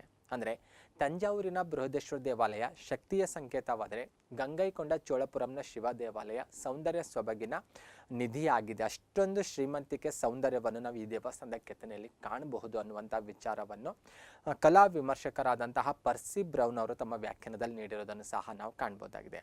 ಹಾಗಾಗಿ ಚೋಳರ ಕಾಲದ ದೇವಸ್ಥಾನಗಳು ಕೂಡ ಈ ಹಿರಿಮೆಗೆ ಪಾತ್ರವಾಗಿರೋದನ್ನು ನಾವಿಲ್ಲಿ ನೋಡ್ಬೋದಾಗಿದೆ. 1989ರಲ್ಲಿ ಸಾಂಚಿಯಲ್ಲಿರುವಂಥ ಬುದ್ಧ ಸ್ಮಾರಕಗಳು ವಿಶ್ವ ಪಾರಂಪರಿಕ ತಾಣಗಳನ್ನುವಂಥ ಹಿರಿಮೆಗೆ ಪಾತ್ರವಾಗ್ತವೆ. ಸ್ಪೆಷಲಿ ಸಾಂಚಿಯ ಸ್ತೂಪವನ್ನು ಇದರಲ್ಲಿ ನಾವು ಮೇಜರ್ ಆಗಿ ಗುರುತಿಸ್ತೇವೆ. ಯಾರಿಂದ ನಿರ್ಮಾಣಗೊಂಡಿದ್ದು ಈ ಸಾಂಚಿ ಸ್ತೂಪ ಅಂತ ನೋಡ್ತಾ ಹೋದರೆ ಮೌರ್ಯ ಸಾಮ್ರಾಜ್ಯದ ಅತ್ಯಂತ ಪ್ರಸಿದ್ಧ ರಾಜರಲ್ಲಿ ಗುರುತಿಸಲಾಗುವಂಥ ಅಶೋಕನಿಂದ ನಿರ್ಮಾಣ ಆಗಿರೋದು ಕಂಡುಬರುತ್ತೆ.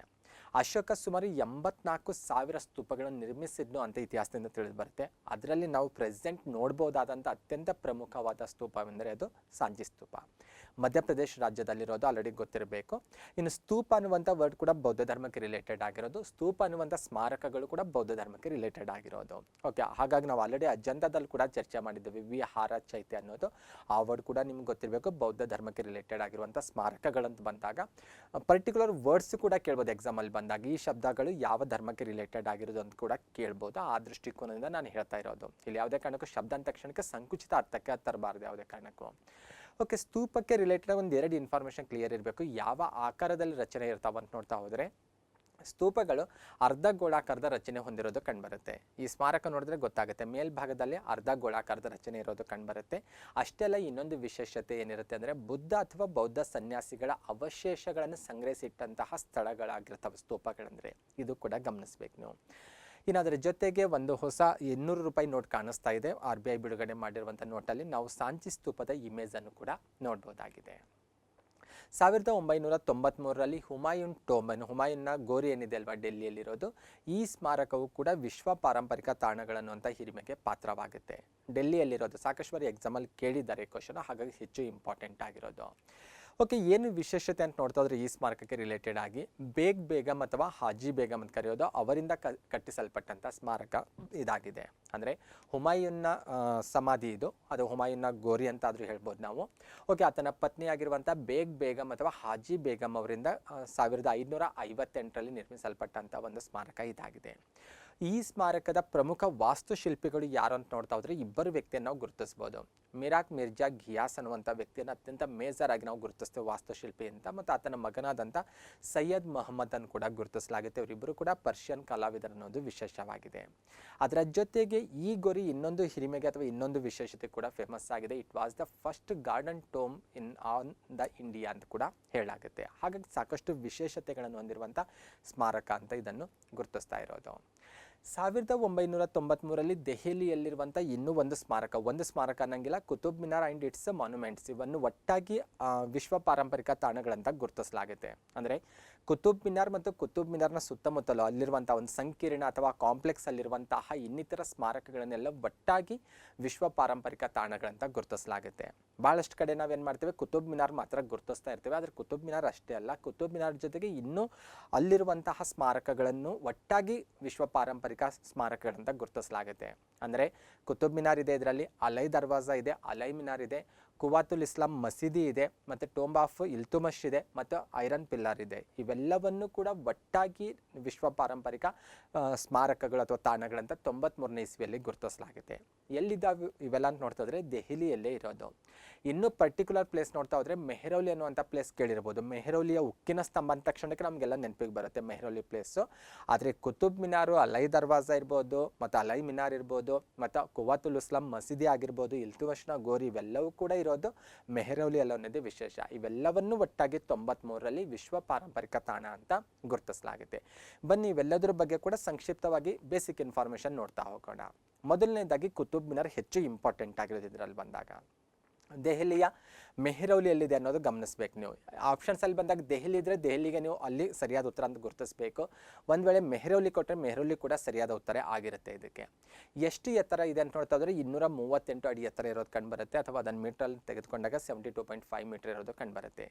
ಯಾರಿಂದ ನಿರ್ಮಾಣಗೊಂಡಿದ್ದು ಅಂತ ನೋಡ್ತಾ ಹೋದರೆ ಈ ಸ್ಮಾರಕದ ನಿರ್ಮಾಣ ಕಾರ್ಯ ಆರಂಭಗೊಂಡಿದ್ದು ಕುತುಬುದ್ದೀನ್ ಐಬಕ್ನಿಂದ ಅನ್ನೋದು ವಿಶೇಷವಾಗಿದೆ. ಖ್ಯಾತ ಸೂಫಿ ಸಂತರಲ್ಲಿ ಒಬ್ಬರಂತ ಗುರುತಿಸಲಾಗುವಂಥ ಖ್ವಾಜಾ ಕುತುಬುದ್ದೀನ್ ಬಕ್ತಿಯಾರ್ ಖಾಕಿ ಅವರ ಸವಿ ನೆನಪಿಗಾಗಿ ಸ್ಮಾರಕದ ನಿರ್ಮಾಣ ಕಾರ್ಯವನ್ನು ಆತ ಆರಂಭಿಸ್ತಾನೆ. ಆದರೆ ಈ ಸ್ಮಾರಕದ ನಿರ್ಮಾಣ ಕಾರ್ಯ ಕಂಪ್ಲೀಟ್ ಆಗಿದ್ದು ಇಲ್ತುಮಶ್ನ ಕಾಲದಲ್ಲಿ ಅನ್ನೋದು ಕೂಡ ಗಮನಿಸಬೇಕು. ಎಕ್ಸಾಮಲ್ಲಿ 2 ಆ್ಯಂಗಲಲ್ಲೂ ಕೂಡ ಕ್ವಶನ್ ಕೇಳಿದ್ದಾರೆ. ಕುತುಬ್ ಮಿನಾರ್ನ ನಿರ್ಮಾಣ ಕಾರ್ಯ ಯಾರ ಕಾಲದಲ್ಲಿ ಆರಂಭ ಆಯಿತು ಅಂತ ಕೂಡ ಕೇಳಿದ್ದಾರೆ. ಯಾರ ಕಾಲಾವಧಿಯಲ್ಲಿ ಈ ಸ್ಮಾರಕದ ನಿರ್ಮಾಣ ಕಾರ್ಯ ಸಂಪೂರ್ಣಗೊಂಡಿತ್ತು ಅಂತ ಕೂಡ ಕೇಳಿದ್ದಾರೆ. ಎರಡೂ ಕೂಡ ನಿಮಗೆ ಕ್ಲಿಯರ್ ಆಗಿರಬೇಕು. ಯಾರ ಸ್ಮರಣಾರ್ಥವಾಗಿ ಈ ಸ್ಮಾರಕವನ್ನು ನಿರ್ಮಿಸಲಾಗಿದೆ ಅನ್ನೋದು ಕೂಡ ನಿಮಗೆ ತಿಳಿದಿರಬೇಕು. ಓಕೆ, ಕುತುಬ್ ಮಿನಾರ್ ಜೊತೆಗೆ ವಿಶ್ವ ಪಾರಂಪರಿಕ ತಾಣಗಳನ್ನು ಗುರುತಿಸಿಕೊಂಡಿರುವಂಥ ಇನ್ನಿತರ ಸ್ಮಾರಕಗಳು ಆ ಪ್ಲೇಸಲ್ಲಿರೋದಂದರೆ ಅಲೈ ದರ್ವಾಜಾ. ಅಲೈ ದರ್ವಾಜಾ ಹೆಸರಲ್ಲೇ ನಾವು ಗೆಸ್ ಮಾಡ್ಬೋದು, ಇದು ಅಲ್ಲಾವುದ್ದೀನ್ ಖಿಲ್ಜಿಯಿಂದ ನಿರ್ಮಾಣಗೊಂಡಿರುವಂಥ ಒಂದು ಸ್ಮಾರಕ ಅಂತ. 1311ರಲ್ಲಿ ಆತನಿಂದ ನಿರ್ಮಾಣಗೊಂಡಿರುವಂಥ ಒಂದು ಅದ್ಭುತವಾದಂಥ ಸ್ಮಾರಕ ಅಂತ ಹೇಳ್ಬೋದು. ಸ್ಪೆಷಲಿ ಇಂಡೋ ಇಸ್ಲಾಮಿಕ್ ಶೈಲಿಯಲ್ಲಿ ನಿರ್ಮಾಣ ಆಗಿರೋದು ಕಂಡುಬರುತ್ತೆ. ಏನಿದು ಬೇಸಿಕ್ಲಿ ಅಲೈ ದರ್ವಾಜಾ, ನಾವು ಬುಲಂದ್ ದರ್ವಾಜಾ ಬಗ್ಗೆ ಡಿಸ್ಕಷನ್ ಮಾಡಿದ್ದೇವೆ. ಇಲ್ಲೂ ಕೂಡ ಅದೇ ರೀತಿ ವರ್ಡ್ ಬಳಕೆ ಆಗಿರೋದು ಕಂಡುಬರ್ತದೆ, ದರ್ವಾಜಾ ಅನ್ನುವಂಥ ವರ್ಡು. ಹಾಗಾದರೆ ಇದು ಕೂಡ ಒಂದು ರೀತಿ ಪ್ರವೇಶ ದ್ವಾರ ಅಂತಲೇ ಹೇಳ್ಬೋದು. ಆದರೆ ಬುಲಂದ್ ದರ್ವಾಜದಷ್ಟು ಎತ್ತರವಾಗಿಲ್ಲ. ಆದರೆ ಕಲೆ ವಾಸ್ತುಶಿಲ್ಪ ತೆಗೆದುಕೊಂಡಾಗ ಇದು ಕೂಡ ತನ್ನದೇ ಆದ ವಿಶೇಷತೆ ಹೊಂದಿರೋದು ಕಂಡುಬರುತ್ತೆ. ಕುತುಬ್ ಸಂಕೀರ್ಣದಲ್ಲಿ ಅಂದರೆ ಕುತುಬ್ ಮಿನಾರ್ ಮತ್ತು ಅದರ ಇನ್ನಿತರ ಸ್ಮಾರಕಗಳಂತೆ ವಿಶ್ವ ಪಾರಂಪರಿಕ ತಾಣಗಳಲ್ಲಿ ಗುರುತಿಸಿದ್ದೇವಲ್ಲ, ಅಥವಾ ಕುತುಬ್ ಮಿನಾರ್ನ ಸುತ್ತಮುತ್ತಲಿರುವಂಥ ಇನ್ನಿತರ ಐತಿಹಾಸಿಕ ಸ್ಮಾರಕಗಳಲ್ಲಿ ಅತ್ಯಂತ ಪ್ರಸಿದ್ಧವಾದಂಥ ಕುವಾತುಲ್ ಇಸ್ಲಾಂ ಅನ್ನುವಂಥ ಮಸೀದಿ ಇರೋದನ್ನು ಕಾಣ್ತೇವೆ. ಈ ಮಸೀದಿಗೆ ಇದು ಒಂದು ರೀತಿ ಪ್ರವೇಶ ದ್ವಾರ ಆಗಿದೆ, ದಕ್ಷಿಣದ ಪ್ರವೇಶ ದ್ವಾರ ಅಂತ ಗುರುತಿಸ್ತೇವೆ. ಹಾಗಾಗಿ ಇದಕ್ಕೆ ಅಲೈ ದರ್ವಾಜಾ ಅಂತ ಕೂಡ ಆ ಹೆಸರಲ್ಲೇ ನಾವು ಗೆಸ್ ಮಾಡ್ಬೋದು, ಇದು ಕೂಡ ಒಂದು ಪ್ರವೇಶ ದ್ವಾರ ಅಂತ. ಓಕೆ, ಇದರ ಜೊತೆಗೆ ಕುವಾತುಲ್ ಇಸ್ಲಾಂ ಮಸೀದಿ ಆಲ್ರೆಡಿ ಪ್ರೀವಿಯಸ್ ಸ್ಲೈಡಲ್ಲಿ ಕೂಡ ಡಿಸ್ಕಷನ್ ಬಂದಿತ್ತು. ಇದು ಯಾರಿಂದ ನಿರ್ಮಾಣಗೊಂಡಿತ್ತು ಅನ್ನೋದು ಕೂಡ ಇಂಪಾರ್ಟೆಂಟ್ ಆಗುತ್ತೆ. ಈ ಮಸೀದಿ ನಿರ್ಮಾಣಗೊಂಡಿರೋದು ಕುತುಬುದ್ದೀನ್ ಐಬಕ್ನಿನ್ ಅನ್ನೋದು ವಿಶೇಷವಾಗಿದೆ. ಇದಕ್ಕೆ ಕುತುಬ್ ಮಸೀದಿ ಅಂತ ಕೂಡ ಕರೆಯಲಾಗುತ್ತೆ, ಗ್ರೇಟ್ ಮಸೀದಿ ಅಂತ ಕೂಡ ಕರೆಯಲಾಗುತ್ತೆ. ದೆಹಲಿಯ ಮೆಹರೌಲಿಯಲ್ಲಿರೋದು ಪರ್ಟಿಕ್ಯುಲರ್ ಪ್ಲೇಸ್ ನೋಡ್ತಾ ಹೋದರೆ. ಓಕೆ, ಆರಂಭಿಕ ಕಾಲದಲ್ಲಿ ಭಾರತದಲ್ಲಿ ನಿರ್ಮಾಣಗೊಂಡಿರುವಂಥ ಆರಂಭಿಕ ಕಾಲದ ಮಸೀದಿಗಳಲ್ಲಿ ಹೆಚ್ಚು ಇಂಪಾರ್ಟೆಂಟ್ ಆಗಿರುವಂಥ ಮಸೀದಿ ಅಂತ ಇದನ್ನು ಗುರುತಿಸಲಾಗುತ್ತೆ. Next one iron pillar. ಇದು ಕೂಡ ಇಂಪಾರ್ಟೆಂಟ್ ಆಗಿರೋದು, ಸ್ಪೆಷಲಿ ಗುಪ್ತರಿಗೆ ರಿಲೇಟೆಡ್ ಆಗಿ ಇದನ್ನು ಹೆಚ್ಚು ಇಂಪಾರ್ಟೆಂಟ್ ಅಂತ ನಾವು ಗುರುತಿಸ್ತೇವೆ. ಮೆಹರೌಲಿಯಲ್ಲಿರೋದು ಈ ಕುತುಬ್ ಕಾಂಪ್ಲೆಕ್ಸ್ನಲ್ಲೇ ಇದನ್ನು ಕೂಡ ಗುರುತಿಸಲಾಗುತ್ತೆ. ಇದು ಕೂಡ ಯುನೆಸ್ಕೋದ ವರ್ಲ್ಡ್ ಹೆರಿಟೇಜ್ ಸೈಟ್ಸ್ಗಳಲ್ಲಿ ನಾವು ಇದನ್ನು ಕೂಡ ಐಡೆಂಟಿಫೈ ಮಾಡಿರೋದು ವಿಶೇಷವಾದದ್ದು. ಎಷ್ಟು ಎತ್ತರ ಇದೆ, ಎಷ್ಟು ತೂಕ ಇದೆ ಅಂತ ನೋಡ್ತಾ ಹೋದರೆ 7.21 ಮೀಟರ್ ಹೈಟ್ ಇರೋದು ಕಂಡುಬರುತ್ತೆ. ಸುಮಾರು 6 ಟನ್ಗಳಷ್ಟು ತೂಕ ಇರೋದು ಕಂಡುಬರುತ್ತೆ. ಓಕೆ, ಏನು ವಿಶೇಷತೆ ಅಂತ ನೋಡ್ತಾ ಹೋದರೆ ಇದಕ್ಕೆ ರಿಲೇಟೆಡ್ ಕೆಲವೊಂದು ಹಿಸ್ಟೋರಿಕಲ್ ಪಾಯಿಂಟ್ಸ್ ನಾವು ಕ್ಲಿಯರ್ ಮಾಡ್ಕೊಂಡ್ರೆ ಅದರ ವಿಶೇಷತೆ ನಮಗೆ ಗೊತ್ತಾಗುತ್ತೆ. ಫಸ್ಟ್ ಆಫ್ ಆಲ್ ಗುಪ್ತರ ಕಾಲದಲ್ಲಿ ನಿರ್ಮಾಣಗೊಂಡಿದ್ದು ಅಂತ ಗೊತ್ತಾಯಿತು. ಅದಕ್ಕೆ ರಿಲೇಟೆಡ್ ಆಗಿ ಇನ್ನಿತರ ಕೆಲವೊಂದು ಬೆಳವಣಿಗೆಗಳನ್ನು ಕ್ಲಿಯರ್ ಮಾಡ್ಕೊಳ್ಳೋಣ. ಪರ್ಟಿಕ್ಯುಲರಿ ಯಾರ ಕಾಲದಲ್ಲಿ, ಗುಪ್ತರ ಕಾಲ ಅಂತ ಗೊತ್ತಾಯಿತು, ರಾಜ ಯಾರು ಅಂತ ನೋಡ್ತಾ ಹೋದರೆ 2ನೇ ಚಂದ್ರಗುಪ್ತನ ಕಾಲಾವಧಿಯಲ್ಲಿ ಈ ಮೆಹರೌಲಿ ಸ್ತಂಭ ನಿರ್ಮಾಣ ಆಗಿರೋದು ಕಂಡುಬರುತ್ತೆ. ಪ್ರೆಸೆಂಟ್ ಅದಕ್ಕೆ ಮೆಹರೌಲಿ ಸ್ತಂಭ ಅಂತಲೇ ಕರಿತೇವೆ, ಅಷ್ಟೊಂದು ಫೇಮಸ್ ಆಗಿರೋದು ಪ್ಲೇಸ್ ನೇಮ್ ಮೇಲೆ ಬಂದಾಗ. ಆದರೆ ಬೇಸಿಕ್ಲಿ ಅದು ಉಕ್ಕಿನ ಸ್ತಂಭ ಅನ್ನೋದು ನೀವು ಗಮನಿಸಬೇಕು. 2ನೇ ಚಂದ್ರಗುಪ್ತನಿಗೆ ವಿಕ್ರಮಾದಿತ್ಯ ಅಂತ ಕೂಡ ಕರೆಯಲಾಗ್ತಾ ಇತ್ತು. ಕ್ರಿಸ್ತಶಕ 402ರಲ್ಲಿ ವಿಷ್ಣು ಟೆಂಪಲ್, ಉದಯಗಿರಿಯಲ್ಲಿರುವಂಥ ವಿಷ್ಣು ಟೆಂಪಲ್ನ ಮುಂಭಾಗದಲ್ಲಿ ಈ ಉಕ್ಕಿನ ಸ್ತಂಭವನ್ನು ನಿರ್ಮಿಸಲಾಗಿರುತ್ತೆ. ಆದರೆ ಆಮೇಲೆ 11ನೇ ಶತಮಾನದಲ್ಲಿ ಬಂದಾಗ ಅನಂಗಪಾಲ ತೋಮಾರ್ ಏನು ಮಾಡ್ತಾನೆ, ಇದನ್ನು ಮೆಹರೌಲಿಗೆ ಶಿಫ್ಟ್ ಮಾಡೋದನ್ನು ನಾವು ಕಾಣ್ತೇವೆ. ಏನು ವಿಶೇಷತೆ ಅಂತ ನೋಡ್ತಾ ಹೋದರೆ ಸ್ಪೆಷಲಿ ಕಲೆ ವಾಸ್ತುಶಿಲ್ಪ ಅಥವಾ ನಮ್ಮ ಭಾರತೀಯರು ಎಷ್ಟೊಂದು ಲೋಹಶಾಸ್ತ್ರ ಅಥವಾ ಲೋಹ ವಿಜ್ಞಾನದಲ್ಲಿ ಪ್ರಾವೀಣ್ಯತೆ ಪಡೆದುಕೊಂಡಿದ್ರು ಅನ್ನೋದಕ್ಕೆ ರಿಲೇಟೆಡ್ ಆಗಿ ಈ ಉಕ್ಕಿನ ಸ್ತಂಭ ಹೆಚ್ಚು ವಿಶೇಷವಾದಂಥ ಮಾಹಿತಿ ನಮಗೆ ಕೊಡುತ್ತೆ. ನಿರ್ಮಾಣ ಆಗಿ ಸುಮಾರು 1600 ವರ್ಷಗಳಷ್ಟು ಕಾಲ ಆಯಿತು. ಆದರೆ ಇವತ್ತಿಗೂ ಕೂಡ ಅದು ತುಕ್ಕು ಹಿಡಿದಿಲ್ಲ ಅನ್ನೋದು ವಿಶೇಷವಾಗಿದೆ. ಅಂದರೆ ಅದು ಬಿಸಿಲಿಗೆ ಒಳಗಾಗಿದೆ, ಮತ್ತು ಮಳೆ ಕೂಡ ಆಗ್ತಾ ಇರುತ್ತೆ, ಚಳಿ ಕೂಡ ಇರುತ್ತೆ. ಆದರೆ ಏನೇ ಆದರೂ ಕೂಡ ಸುಮಾರು 1600 ವರ್ಷಗಳಾಗಿದ್ರೂ ಕೂಡ ಇವತ್ತಿಗೂ ಕೂಡ ಅದು ತುಕ್ಕು ಹಿಡಿದಿಲ್ಲ ಅನ್ನೋದು ವಿಶೇಷವಾಗಿದೆ. ಈ ಮೂಲಕ ನಮ್ಮ ಹಿರಿಯರು ಅಥವಾ ನಮ್ಮ ಪೂರ್ವಜರು ಈ ಲೋಹ ವಿಜ್ಞಾನದಲ್ಲಿ ಎಷ್ಟೊಂದು ಪ್ರಾವೀಣ್ಯತೆ ಪಡೆದುಕೊಂಡಿದ್ರು ಅನ್ನುವಂತಹ ಒಂದು ತೀರ್ಮಾನಕ್ಕೆ ಅಥವಾ ಒಂದು ವಿಚಾರವನ್ನು ನಾವಿಲ್ಲಿ ಗಮನಿಸಬೇಕಾಗತ್ತೆ. ನೆಕ್ಸ್ಟ್ ಒನ್, ಇದೇ ಸಂಕೀರ್ಣ ಅಥವಾ ಕುತುಬ್ ಕಾಂಪ್ಲೆಕ್ಸ್ನಲ್ಲಿರುವಂಥ ಮತ್ತೊಂದು ಪ್ರಮುಖ ಸ್ಮಾರಕವೆಂದರೆ ಇಲ್ತುಮಶ್ನ ಗೋರಿ. ಇದು ಕೂಡ ವಿಶ್ವ ಪಾರಂಪರಿಕ ತಾಣಗಳ ಅಂತ ನಾವು ಗುರುತಿಸ್ತೇವಲ್ಲ ಕುತುಬ್ ಕಾಂಪ್ಲೆಕ್ಸಲ್ಲಿ ಬಂದಾಗ ಅದರಲ್ಲಿ ಗುರುತಿಸ್ಕೊಳ್ಳಲಾಗುತ್ತೆ. ಇದು ಕೂಡ ಕಲೆ ವಾಸ್ತುಶಿಲ್ಪದಲ್ಲಿ ಸಾಕಷ್ಟು ಶ್ರೀಮಂತಿಕೆಯನ್ನು ಹೊಂದಿರುವಂಥ ಸ್ಮಾರಕವಾಗಿರೋದು ನಾವು ಕಾಣ್ಬೋದಾಗಿದೆ. Okay, next one, Mountain Railways of India ಇವನ್ನು ಕೂಡ ನಾವು ವಿಶ್ವ ಪಾರಂಪರಿಕ ತಾಣಗಳ ಪಟ್ಟಿಯಲ್ಲಿ ಗುರುತಿಸಿರೋದು ಕಂಡುಬರ್ತೇವೆ.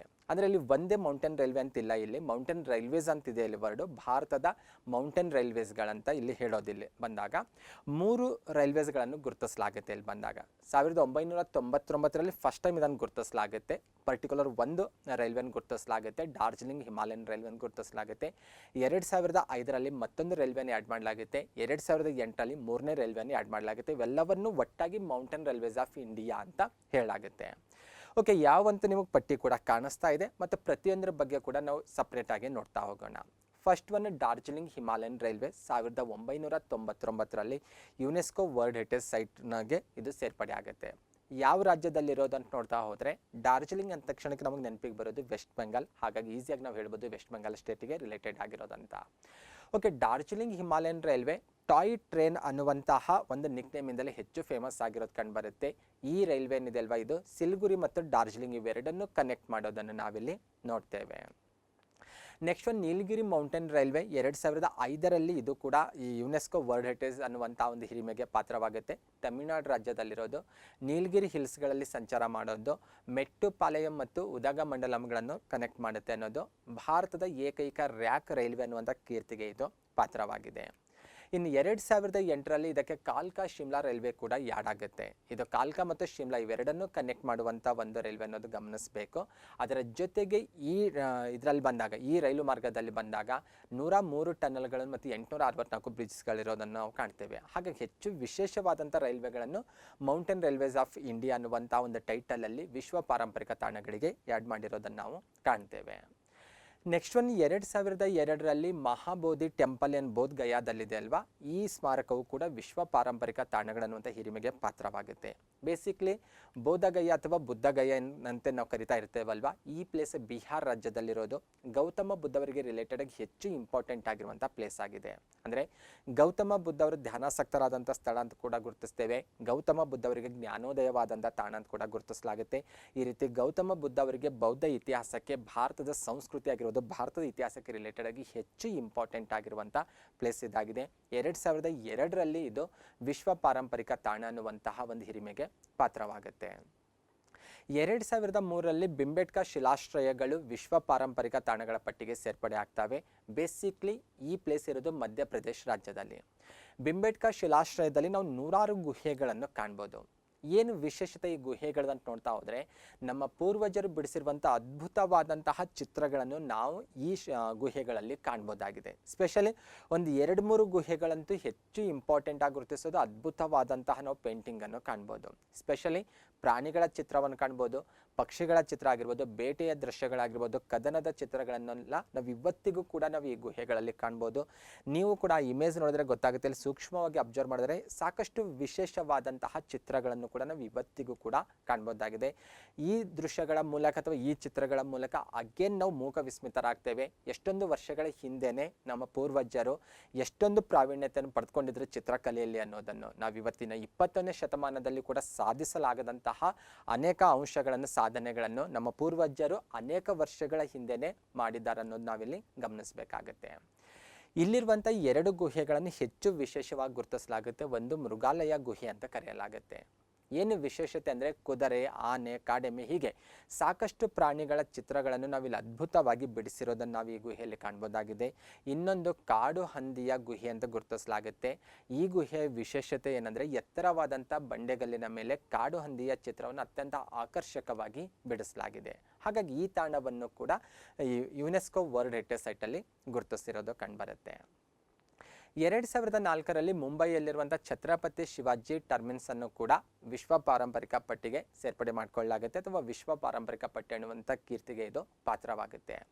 ಓಕೆ, ಏನು ಈ ಸ್ಮಾರಕದ ವಿಶೇಷತೆ ಅಂತ ನೋಡ್ತಾ ಹೋದರೆ ಈ ಸ್ಮಾರಕಕ್ಕೆ ನಾವು ವಿಕ್ಟೋರಿಯಾ ಟರ್ಮಿನಲ್ಸ್ ಅಂತ ಕೂಡ ಕರೆಯಲಾಗುತ್ತೆ. ಅದರ ಜೊತೆಗೆ ಭಾರತದಲ್ಲಿ ಏನು ರೈಲ್ವೆ ವಲಯಗಳಂತ ಗುರುತಿಸ್ತೇವಲ್ವ, ಅದರಲ್ಲಿ ಕೇಂದ್ರ ರೈಲ್ವೆ ವಲಯ ಕೇಂದ್ರ ಕಚೇರಿ ಇರೋದು ಇದೇ ಸ್ಮಾರಕದಲ್ಲಿ ಅನ್ನೋದು ವಿಶೇಷವಾಗಿದೆ. ಇದು ಇಂಡೋ ಸಾರ್ಸನಿಕ್ ಶೈಲಿಯಲ್ಲೂ ಮತ್ತು ವಿಕ್ಟೋರಿಯನ್ ಗೋಥಿಕ್ ಶೈಲಿಯಲ್ಲಿ ನಿರ್ಮಾಣ ಆಗಿರೋದು ಕಂಡುಬರುತ್ತೆ. ಈ ಸ್ಮಾರಕದ ಅತ್ಯಂತ ಪ್ರಮುಖ ವಿನ್ಯಾಸಕಾರ ಅಂದರೆ ಫೆಡ್ರಿಕ್ ಗಿಲಿಯಮ್ ಸ್ಟೀವನ್ಸ್ ಅಂತ ಗುರುತಿಸಲಾಗುತ್ತೆ. ವಿಕ್ಟೋರಿಯಾ ರಾಣಿಗೆ ಗೌರವದ ನೆನಪಿಗಾಗಿ ಈ ಸ್ಮಾರಕವನ್ನು ಮುಂಬೈಯಲ್ಲಿ ನಿರ್ಮಿಸಿರೋದು ಕಂಡುಬರುತ್ತೆ. ಓಕೆ, ಇದಿಷ್ಟು ಇನ್ಫಾರ್ಮೇಷನ್ ಇದಕ್ಕೆ ರಿಲೇಟೆಡ್ ಆಗಿ ನಿಮಗೆ ತಿಳಿದಿರಲೇಬೇಕು. 2004ರಲ್ಲಿ ಚಂಪಾನೇರ್ ಪಾವಗಡದ ಆರ್ಕಿಯಾಲಜಿಕಲ್ ಪಾರ್ಕನ್ನು ಕೂಡ ವಿಶ್ವ ಪಾರಂಪರಿಕ ತಾಣ ಅಂತ ಗುರುತಿಸಲಾಗುತ್ತೆ. ಸ್ಪೆಷಲಿ ಈ ಪ್ಲೇಸ್ ಯಾವ ಸ್ಟೇಟಲ್ಲಿದೆ ಅನ್ನೋದು ಗೊತ್ತಿರಬೇಕು, ಯಾವುದಕ್ಕೆ ರಿಲೇಟೆಡ್ ಆಗಿದೆ ಅನ್ನೋದು ಕೂಡ ಗೊತ್ತಿರಬೇಕು. ಈ ಪ್ಲೇಸ್ ಇರೋದು ಗುಜರಾತ್ ರಾಜ್ಯದ ಪಂಚ್ಮಹಲ್ ಡಿಸ್ಟಿಕಲ್ಲಿರೋದು. ಐತಿಹಾಸಿಕವಾಗಿ ಸಾಂಸ್ಕೃತಿಕವಾಗಿ ತೆಗೆದುಕೊಂಡಾಗ ಹೆಚ್ಚು ವಿಶೇಷವಾದಂತಹ ತಾಣ ಅಂತ ಈ ಪ್ಲೇಸನ್ನು ಗುರುತಿಸಲಾಗುತ್ತೆ. ಏನು ವಿಶೇಷತೆ ಅಂತ ನೋಡ್ತಾ ಹೋದರೆ ಈ ಪ್ಲೇಸಲ್ಲಿ ನಾವು ದೇವಸ್ಥಾನಗಳನ್ನು ನೋಡ್ಬೋದು, ಗೋರಿಗಳನ್ನು ನೋಡ್ಬೋದು, ಮಸೀದಿಗಳನ್ನು ನೋಡ್ಬೋದು. ಹೀಗೆ ಸಾಕಷ್ಟು ವಿಭಿನ್ನವಾದಂಥ ವಿವಿಧ ರೀತಿಯ ಸ್ಮಾರಕಗಳನ್ನು ನಾವು ಈ ಪಾರ್ಕಲ್ಲಿ ನೋಡ್ಬೋದಾಗಿದೆ. ಸ್ಪೆಷಲಿ ಇಂಡೋ ಇಸ್ಲಾಮಿಕ್ ಶೈಲಿಯಲ್ಲಿ ಇರುವಂತಹ ಕಟ್ಟಡಗಳನ್ನು ನಾವಿಲ್ಲಿ ನೋಡ್ಬೋದಾಗಿದೆ. ಒಂದು ಕಟ್ಟಡ ನಿಮಗೆ ಆಲ್ರೆಡಿ ಸ್ಕ್ರೀನ್ ಮೇಲೆ ಕಾಣಿಸ್ತಾ ಇದೆ. ಗುಜರಾತಿನ ಚಾವದ್ ಅನ್ನುವಂಥ ಮನೆತನ ಅಲ್ಲಿ ಗುಜರಾತ್ ಇತಿಹಾಸದಲ್ಲಿ ಬಂದಾಗ ಗುರುತಿಸುವಂಥ ಒಂದು ಅದ್ಭುತವಾದಂಥ ಸ್ಪೆಷಲ್ ಆದಂಥ ಒಂದು ಮನೆತನ. ಈ ಮನೆತನದಲ್ಲಿ ಬರುವಂಥ ವನರಾಜ ಚಾವದ ಅವರು ಈ ಐತಿಹಾಸಿಕ ನಗರವನ್ನು ನಿರ್ಮಿಸಿರೋದು ಇತಿಹಾಸದಿಂದ ತಿಳಿದು ಬರುತ್ತೆ. ಓಕೆ, ಇದೇ ಸ್ಥಳದಲ್ಲಿರುವಂಥ ಮತ್ತೊಂದು ಪ್ರಮುಖವಾದಂಥ ಒಂದು ಜೈನ ಸ್ಮಾರಕವನ್ನು ಕೂಡ ನೋಡ್ಬೋದು. ಸ್ಪೆಷಲಿ ಪಾವಗಡ ಅಂತೇನು ಪ್ಲೇಸ್ ಗುರುತಿಸ್ತೇವಲ್ವ, ಈ ಪ್ಲೇಸಲ್ಲಿರುವಂಥ ಅದ್ಭುತವಾದಂಥ ಜೈನ ಸ್ಮಾರಕವನ್ನು ಕೂಡ ನಾವಿಲ್ಲಿ ನೋಡ್ಬೋದಾಗಿದೆ. ನೆಕ್ಸ್ಟ್ ಒನ್ 2007ರಲ್ಲಿ ದೆಹಲಿಯಲ್ಲಿರುವಂಥ ರೆಡ್ ಫೋರ್ಟ್ ಕಾಂಪ್ಲೆಕ್ಸ್ ಕೂಡ ವಿಶ್ವ ಪಾರಂಪರಿಕ ಸ್ಥಾನವನ್ನು ಪಡೆದುಕೊಂಡು ಬಿಡುತ್ತೆ. ರೆಡ್ ಫೋರ್ಟ್ ಕಾಂಪ್ಲೆಕ್ಸ್ ಅನ್ನುವಂಥ ವರ್ಡ್ ನೀವು ಅಬ್ಸರ್ವ್ ಮಾಡಬೇಕು. ಕೇವಲ ಕೆಂಪು ಕೋಟೆ ಅಷ್ಟೇ ಅಲ್ಲ, ಕೆಂಪು ಕೋಟೆಯಲ್ಲಿರುವಂಥ ಇನ್ನಿತರ ಸ್ಮಾರಕಗಳನ್ನು ಕೂಡ ವಿಶ್ವ ಪಾರಂಪರಿಕ ಸ್ಮಾರಕಗಳಂತ ಗುರುತಿಸಲಾಗುತ್ತೆ. ರೆಡ್ ಫೋರ್ಟ್ ಬಗ್ಗೆ ಆಲ್ರೆಡಿ ನಿಮಗೆಲ್ಲರಿಗೂ ಗೊತ್ತಿರುತ್ತೆ, ಹಾಗಾಗಿ ನಾನು ಕೆಲವೊಂದು ಬೇಸಿಕ್ ಇನ್ಫಾರ್ಮೇಷನ್ ಮಾತ್ರ ಕ್ಲಿಯರ್ ಮಾಡ್ತಾ ಇರೋದು. ಇದಕ್ಕೆ ಲಾಲ್ ಕಿಲಾ ಅಂತ ಕೂಡ ಕರೆಯಲಾಗುತ್ತೆ. ಮೊಘಲರ ಅತ್ಯಂತ ಪ್ರಸಿದ್ಧ ರಾಜರಲ್ಲಿ ಗುರುತಿಸಲಾಗುವಂಥ ಶಹಜಾನ್ನಿಂದ ನಿರ್ಮಿತವಾದಂಥ ಸ್ಮಾರಕ ಅಥವಾ ಈ ಕೋಟೆ ಅಂತ ಗುರುತಿಸೋದು. 1639ರಿಂದ 1648ರ ಅವಧಿಯಲ್ಲಿ ಇದರ ನಿರ್ಮಾಣ ಕಾರ್ಯ ನಡೀತು ಅಂತ ಇತಿಹಾಸದಿಂದ ತಿಳಿದು ಬರುತ್ತೆ. ಸುತ್ತಲೂ ರೆಡ್ ಸ್ಟೋನ್ ಇರೋದು ಕಂಡುಬರುತ್ತೆ. ಸ್ಪೆಷಲಿ ರೆಡ್ ಸ್ಯಾಂಡ್ ಸ್ಟೋನಿಂದ ಕಟ್ಟಡ ಇರೋದು ಕಂಡುಬರುತ್ತೆ. ಇನ್ನು ಸಾಕಷ್ಟು ಒಳಭಾಗದಲ್ಲಿ ಹೋದಾಗ ಇನ್ನೂ ಸಾಕಷ್ಟು ಸ್ಮಾರಕಗಳನ್ನು ಸಹ ನೋಡ್ಬೋದು. ಅವೆಲ್ಲವನ್ನು ಒಟ್ಟಾಗಿ ರೆಡ್ ಫೋರ್ಟ್ ಕಾಂಪ್ಲೆಕ್ಸ್ ಅನ್ನುವಂಥ ಟೈಟಲಲ್ಲಿ ಯುನೆಸ್ಕೋ ವರ್ಲ್ಡ್ ಹೆರಿಟೇಜ್ ಸೈಟ್ ಅಂತ ಇದನ್ನು ಗುರುತಿಸಿರೋದು ಕಂಡುಬರುತ್ತೆ. 2010ರಲ್ಲಿ ಜೈಪುರ್ನಲ್ಲಿರುವಂಥ ಜಂತರ್ ಮಂತರ್ ವಿಶ್ವ ಪಾರಂಪರಿಕ ತಾಣ ಅನ್ನುವಂಥ ಕೀರ್ತಿಗೆ ಇದು ಪಾತ್ರವಾಗುತ್ತೆ. ಸ್ಪೆಷಲಿ ಜಂತರ್ ಮಂತರ್ ಭಾಳ ನೀಟಾಗಿ ಅಬ್ಸರ್ವ್ ಮಾಡಬೇಕು. ಸಾಕಷ್ಟು ವಿಶೇಷವಾದಂಥ ಒಂದು ತಾಣ ಅಂತ ಗುರುತಿಸ್ತೇವೆ. ಜೈಪುರ್ನಲ್ಲಿರುವಂಥ ಜಂತರ್ ಮಂತರ್ 2010ರಲ್ಲಿ ಈ ಹಿರಿಮೆಗೆ ಪಾತ್ರವಾಗುತ್ತೆ. ಏನು ವಿಶೇಷತೆ ಅಂತ ನೋಡ್ತಾ ಹೋದರೆ ಬೇಸಿಕ್ಲಿ ಇದು ಖಗೋಳಶಾಸ್ತ್ರಕ್ಕೆ ರಿಲೇಟೆಡ್ ಆಗಿರುವಂಥ ಸ್ಮಾರಕ ಅಂತ ಗುರುತಿಸೋದು. ಸ್ಪೆಷಲಿ 19 ಆಸ್ಟ್ರೋನಮಿಕ್ ಇನ್ಸ್ಟ್ರೂಮೆಂಟ್ಸ್ಗಳನ್ನು ನಾವಿಲ್ಲಿ ಕಾಣ್ಬೋದಾಗಿದೆ. ಒಂದು ಆಲ್ರೆಡಿ ಕಾಣಿಸ್ತಾ ಇದೆ ನಿಮಗೆ ಸ್ಕ್ರೀನಲ್ಲಿ, ಒಂದು ಇಮೇಜ್ ಕಾಣಿಸ್ತಾ ಇದೆ. ಇದು ಸ್ಟೋನ್ ಸನ್ಡೈಲ್ ಅಂತ. ಇಡೀ ಜಗತ್ತಿನಲ್ಲಿ ಬಂದಾಗ ಜಗತ್ತಿನ ಅತಿ ದೊಡ್ಡದಾದಂಥ ಸ್ಟೋನ್ ಸನ್ಡೈಲ್ ಇದಾಗಿದೆ. ಹಾಗಾಗಿ ಜೈಪುರ್ನಲ್ಲಿರುವಂಥ ಜಂತರ್ ಮಂತರ್ ಹೆಚ್ಚು ವಿಶೇಷ ಅಂತ ಗುರುತಿಸೋದು. ಇದು ಯಾರಿಂದ ನಿರ್ಮಾಣಗೊಂಡಿತ್ತು ಅಥವಾ ಯಾರ ಕಾಲಾವಧಿಯಲ್ಲಿ ಅಂತ ನೋಡ್ತಾ ಹೋದರೆ 2ನೇ ಸವಾಯಿ ಜೈಸಿಂಗರ ಕಾಲಾವಧಿಯಲ್ಲಿ ಈ ಜಂತರ್ ಮಂತರ್ ನಿರ್ಮಾಣ ಆಗಿರೋದು ಕಂಡುಬರುತ್ತೆ. ಹಾಗಾಗಿ ಇದನ್ನು ಕೂಡ ನಾವು ವಿಶೇಷ ತಾಣ ಅಂತ ಗುರುತಿಸ್ತೇವೆ. ಆಲ್ರೆಡಿ ಯುನೆಸ್ಕೋ ಕೂಡ ಇದನ್ನು ಗುರುತಿಸಿ ಇದಕ್ಕೆ ವಿಶ್ವ ಪಾರಂಪರಿಕ ತಾಣ ಅನ್ನುವಂತಹ ಒಂದು ಸ್ಥಾನವನ್ನು ಕೂಡ ಕಲ್ಪಿಸಿಕೊಟ್ಟಿರೋದನ್ನು ನಾವಿಲ್ಲಿ ನೋಡ್ಬೋದು.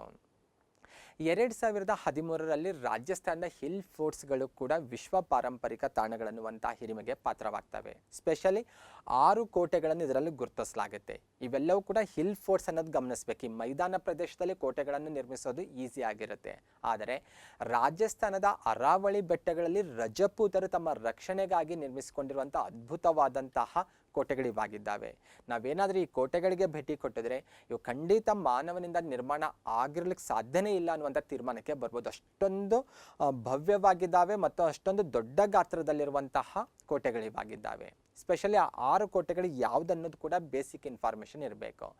ಚಿತ್ತೋರ್ಘರ್ನಲ್ಲಿರುವಂಥ ಕೋಟೆ ಆಗಿರ್ಬೋದು, ಕುಂಭಲ್ಘರ್ನ ಕೋಟೆ ಆಗಿರ್ಬೋದು, ಜೈಸಲ್ಮೇರ್ನ ಕೋಟೆ ಆಗಿರ್ಬೋದು, ಅದರ ಜೊತೆಗೆ ಸವಾಯಿ ಮಾಧೋಪುರ್ನ ರಣಥಂಬೂರ್ ಕೋಟೆ ಆಗಿರ್ಬೋದು ಮತ್ತು ಜುಲ್ವಾನ್ನ ಘಾಗ್ರೋನ್ ಕೋಟೆ ಆಗಿರ್ಬೋದು, ಜೈಪುರ್ನಲ್ಲಿರುವಂಥ ಅಮೇರ್ ಕೋಟೆಗಳು. ಈ 6 ಕೋಟೆಗಳನ್ನು ಒಟ್ಟಾಗಿ ಹಿಲ್ ಫೋರ್ಟ್ಸ್ ಆಫ್ ರಾಜಸ್ಥಾನ್ ಅನ್ನುವಂತಹ ಟೈಟಲಲ್ಲಿ ಯುನೆಸ್ಕೋ ವಿಶ್ವ ಪಾರಂಪರಿಕ ತಾಣಗಳಂತ ಗುರುತಿಸಿರೋದನ್ನು ನಾವು ನೋಡ್ತೇವೆ 2013ರಲ್ಲಿ.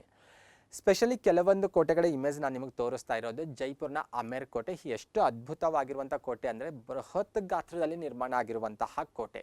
ಅಷ್ಟೊಂದು ವಿಭಿನ್ನವಾಗಿರೋದು, ಕೇವಲ ಗಾತ್ರದಲ್ಲಿ ದೊಡ್ಡದಾಗಿರೋದು ಅಷ್ಟೇ ಅಲ್ಲ, ಈವನ್ ಕಲೆ ವಾಸ್ತುಶಿಲ್ಪದಲ್ಲಿಯೂ ಕೂಡ ಸಾಕಷ್ಟು ನಾವು ಭವ್ಯತೆಯನ್ನು ಕಾಣ್ಬೋದಾಗಿದೆ. ಜೈಸಲ್ಮೇರ್ನಲ್ಲಿರುವಂಥ ಕೋಟೆ ನೋಡಿದ್ರೆ ಗೊತ್ತಾಗುತ್ತೆ, ಅಲ್ಲಿ ಕಾಣಿಸ್ತಾ ಇದೆ ಇಮೇಜು. ಅದ್ಭುತವಾಗಿರುವಂಥ ಕೋಟೆ, ಎಷ್ಟೊಂದು ದೊಡ್ಡ ಗಾತ್ರದಲ್ಲಿ ನಿರ್ಮಾಣ ಆಗಿರೋದನ್ನು ನಾವು ಕಾಣ್ತೇವೆ. ಅದರ ಜೊತೆಗೆ ಚಿತ್ತೋರ್ಘರ್ನಲ್ಲಿರುವಂಥ ಕೋಟೆಯು ಕೂಡ ಅದ್ಭುತವಾಗಿರೋದನ್ನು ನಾವು ನೋಡ್ಬೋದು. ಈ ರೀತಿ 6 ಕೋಟೆಗಳನ್ನು ಗುರುತಿಸಲಾಗುತ್ತೆ. ಈ 6 ಕೋಟೆಗಳನ್ನು ಒಟ್ಟಾಗಿ ವಿಶ್ವ ಪಾರಂಪರಿಕ ಸ್ಮಾರಕಗಳಂತ ಗುರುತಿಸಿರೋದನ್ನು ನಾವು ಕಾಣ್ತೇವೆ. 2014ರಲ್ಲಿ ರಾಣಿ ಕಿ ವಾವ್ ಅಥವಾ ರಾಣಿಯ ಬಾವಿ ಗುಜರಾತ್ ರಾಜ್ಯದಲ್ಲಿರುವಂಥ ಒಂದು ಐತಿಹಾಸಿಕ ಸ್ಮಾರಕ. ಈ ಸ್ಮಾರಕವು ಕೂಡ ವಿಶ್ವ ಪಾರಂಪರಿಕ ತಾಣ ಅಥವಾ ವಿಶ್ವ ಪಾರಂಪರಿಕ ಸ್ಮಾರಕ ಅನ್ನುವಂಥ ಹಿರಿಮೆಗೆ ಪಾತ್ರವಾಗುತ್ತೆ. ಏನಿದ್ರ ವಿಶೇಷತೆಯನ್ನು ನೋಡ್ತಾ ಹೋದರೆ ಗುಜರಾತಿನ ಪಠಾಣ್ ಜಿಲ್ಲೆಯಲ್ಲಿ ಸ್ಮಾರಕ ಇರೋದು ಕಂಡುಬರುತ್ತೆ. 2014ರಲ್ಲಿ ಇದು ಸೇರ್ಪಡೆ ಆಗುತ್ತೆ ವಿಶ್ವ ಪಾರಂಪರಿಕ ಪಟ್ಟಿಗೆ. ಇದು ಸರಸ್ವತಿ ನದಿ ತೀರದಲ್ಲಿರೋದು ವಿಶೇಷವಾಗಿದೆ. ಯಾರಿದನ್ನು ನಿರ್ಮಿಸಿರೋರು ಯಾವ ಕಾರಣಕ್ಕಾಗಿ ಅಂತ ನೋಡ್ತಾ ಹೋದರೆ, 1ನೇ ಭೀಮದೇವ ತನ್ನ ಪತ್ನಿ ಉದಯಮತಿಯ ಜ್ಞಾಪಕಾರ್ಥಕವಾಗಿ ಈ ಸ್ಮಾರಕ ನಿರ್ಮಿಸಿರೋದು ಕಂಡುಬರುತ್ತೆ. ಅಷ್ಟೇ ಅಲ್ಲ, ಭಾರತೀಯ ರಿಸರ್ವ್ ಬ್ಯಾಂಕ್ಗೆ 100 ರೂಪಾಯಿ ನೋಟ್ ಪ್ರಿಂಟ್ ಮಾಡ್ತಾ ಇದೆಯಲ್ವ ಹೊಸದಾಗಿ, ಆ ನೋಟಿನ ಮೇಲೆ ಈ ಸ್ಮಾರಕದ ಇಮೇಜನ್ನು ಕೂಡ ನಾವು ನೋಡ್ಬೋದಾಗಿದೆ. ಕೇವಲ ಸ್ಮಾರಕ ಅಷ್ಟೇ ಅಲ್ಲ, ಅತ್ಯದ್ಭುತವಾದಂಥ ಕಲೆ ವಾಸ್ತುಶಿಲ್ಪದ ಶ್ರೀಮಂತಿಕೆ ನಾವು ನೋಡ್ಬೋದು. ಈ ಇಮೇಜ್ ನೋಡಿದ್ರೆ ಗೊತ್ತಾಗುತ್ತೆ ನಿಮಗೆ, ಅದ್ಭುತವಾದಂಥ ಕಲೆ ವಾಸ್ತುಶಿಲ್ಪದ ಕೆತ್ತನೆಯನ್ನು ನಾವಿಲ್ಲಿ ಕಾಣ್ಬೋದಾಗಿದೆ. 2016ರಲ್ಲಿ ಬಂದಾಗ ನಳಂದ ವಿಶ್ವವಿದ್ಯಾಲಯ ಅಥವಾ ನಳಂದ ಮಹಾವಿಹಾರ ಅನ್ನುವಂಥ ಟೈಟಲಲ್ಲಿ ಈ ಪ್ಲೇಸ್ ಕೂಡ ವಿಶ್ವ ಪಾರಂಪರಿಕ ತಾಣ ಅನ್ನುವಂಥ ಹಿರಿಮೆಗೆ ಪಾತ್ರವಾಗುತ್ತೆ. ನಳಂದ ನಿಮಗೆಲ್ಲ ಗೊತ್ತಿರುವ ಹಾಗೆ ಇವತ್ತಿನ ಬಿಹಾರ್ ರಾಜ್ಯದಲ್ಲಿರುವಂಥ ಒಂದು ಪ್ಲೇಸ್ ಆಗಿದೆ. ಸಾಕಷ್ಟು ಎಕ್ಸಾಮಲ್ಲಿ ಕೇಳ್ತಾರೆ ನಳಂದ ಯಾವ ಸ್ಟೇಟಲ್ಲಿದೆ ಅಂತ, ಹಾಗಾಗಿ ಅದನ್ನು ನಾನು ಕ್ಲಿಯರ್ ಮಾಡ್ತಾ ಇರೋದು. ನಳಂದ 2 ಕಾರಣಕ್ಕಾಗಿ ಇಂಪಾರ್ಟೆಂಟ್ ಆಗುತ್ತೆ. ಒಂದು, ವಿಶ್ವ ಪಾರಂಪರಿಕ ತಾಣ ಅನ್ನುವ ಕಾರಣಕ್ಕೆ ಕೂಡ ಇಂಪಾರ್ಟೆಂಟ್. ಅದರ ಜೊತೆಗೆ ಭಾರತದ ಇತಿಹಾಸ, ಬೌದ್ಧ ಧರ್ಮಕ್ಕೆ ರಿಲೇಟೆಡ್ ಆಗಿ ಕೂಡ ಇದು ಹೆಚ್ಚು ಇಂಪಾರ್ಟೆಂಟ್ ಆಗುತ್ತೆ. ಸ್ಪೆಷಲಿ ಗುಪ್ತರ ಇತಿಹಾಸ ಆಗಿರ್ಬೋದು, ವರ್ಧನರ ಇತಿಹಾಸದಲ್ಲಿ ಕೂಡ ಅತಿ ಹೆಚ್ಚು ಬರುವಂಥ ಒಂದು ಪ್ಲೇಸ್ ಅಂತ ಇದನ್ನು ಗುರುತಿಸಲಾಗುತ್ತೆ. ಹಾಗಾದರೆ ಬನ್ನಿ ಅದಕ್ಕೆ ರಿಲೇಟೆಡ್ ಕೆಲವೊಂದು ಇನ್ಫಾರ್ಮೇಷನ್ ನೋಡ್ತಾ ಹೋಗೋಣ. ಮೊದಲನೇದಾಗಿ ಈ ವಿಶ್ವವಿದ್ಯಾಲಯ ಸ್ಥಾಪನೆ ಮಾಡಿದವರು ಯಾರು ಅಂತ ನೋಡ್ತಾ ಹೋದರೆ 1ನೇ ಕುಮಾರಗುಪ್ತನಿಗೆ ಈ ಕೀರ್ತಿ ಸಲ್ಲುತ್ತೆ. ಈ ವಿಶ್ವವಿದ್ಯಾಲಯವನ್ನು ಸ್ಥಾಪನೆ ಮಾಡಿದ ಕೀರ್ತಿ 1ನೇ ಕುಮಾರಗುಪ್ತನಿಗೆ ಸಲ್ಲುತ್ತೆ. ಈ ವಿಶ್ವವಿದ್ಯಾಲಯ ಬೌದ್ಧ ಧರ್ಮದ ತತ್ವಗಳನ್ನು, ಸ್ಪೆಷಲಿ ಮಹಾಯಾನ ಪಂಥದ ತತ್ವಗಳನ್ನು ಹೆಚ್ಚು ಪ್ರಚಾರ ಮಾಡಿರೋದು ಕಂಡುಬರುತ್ತೆ.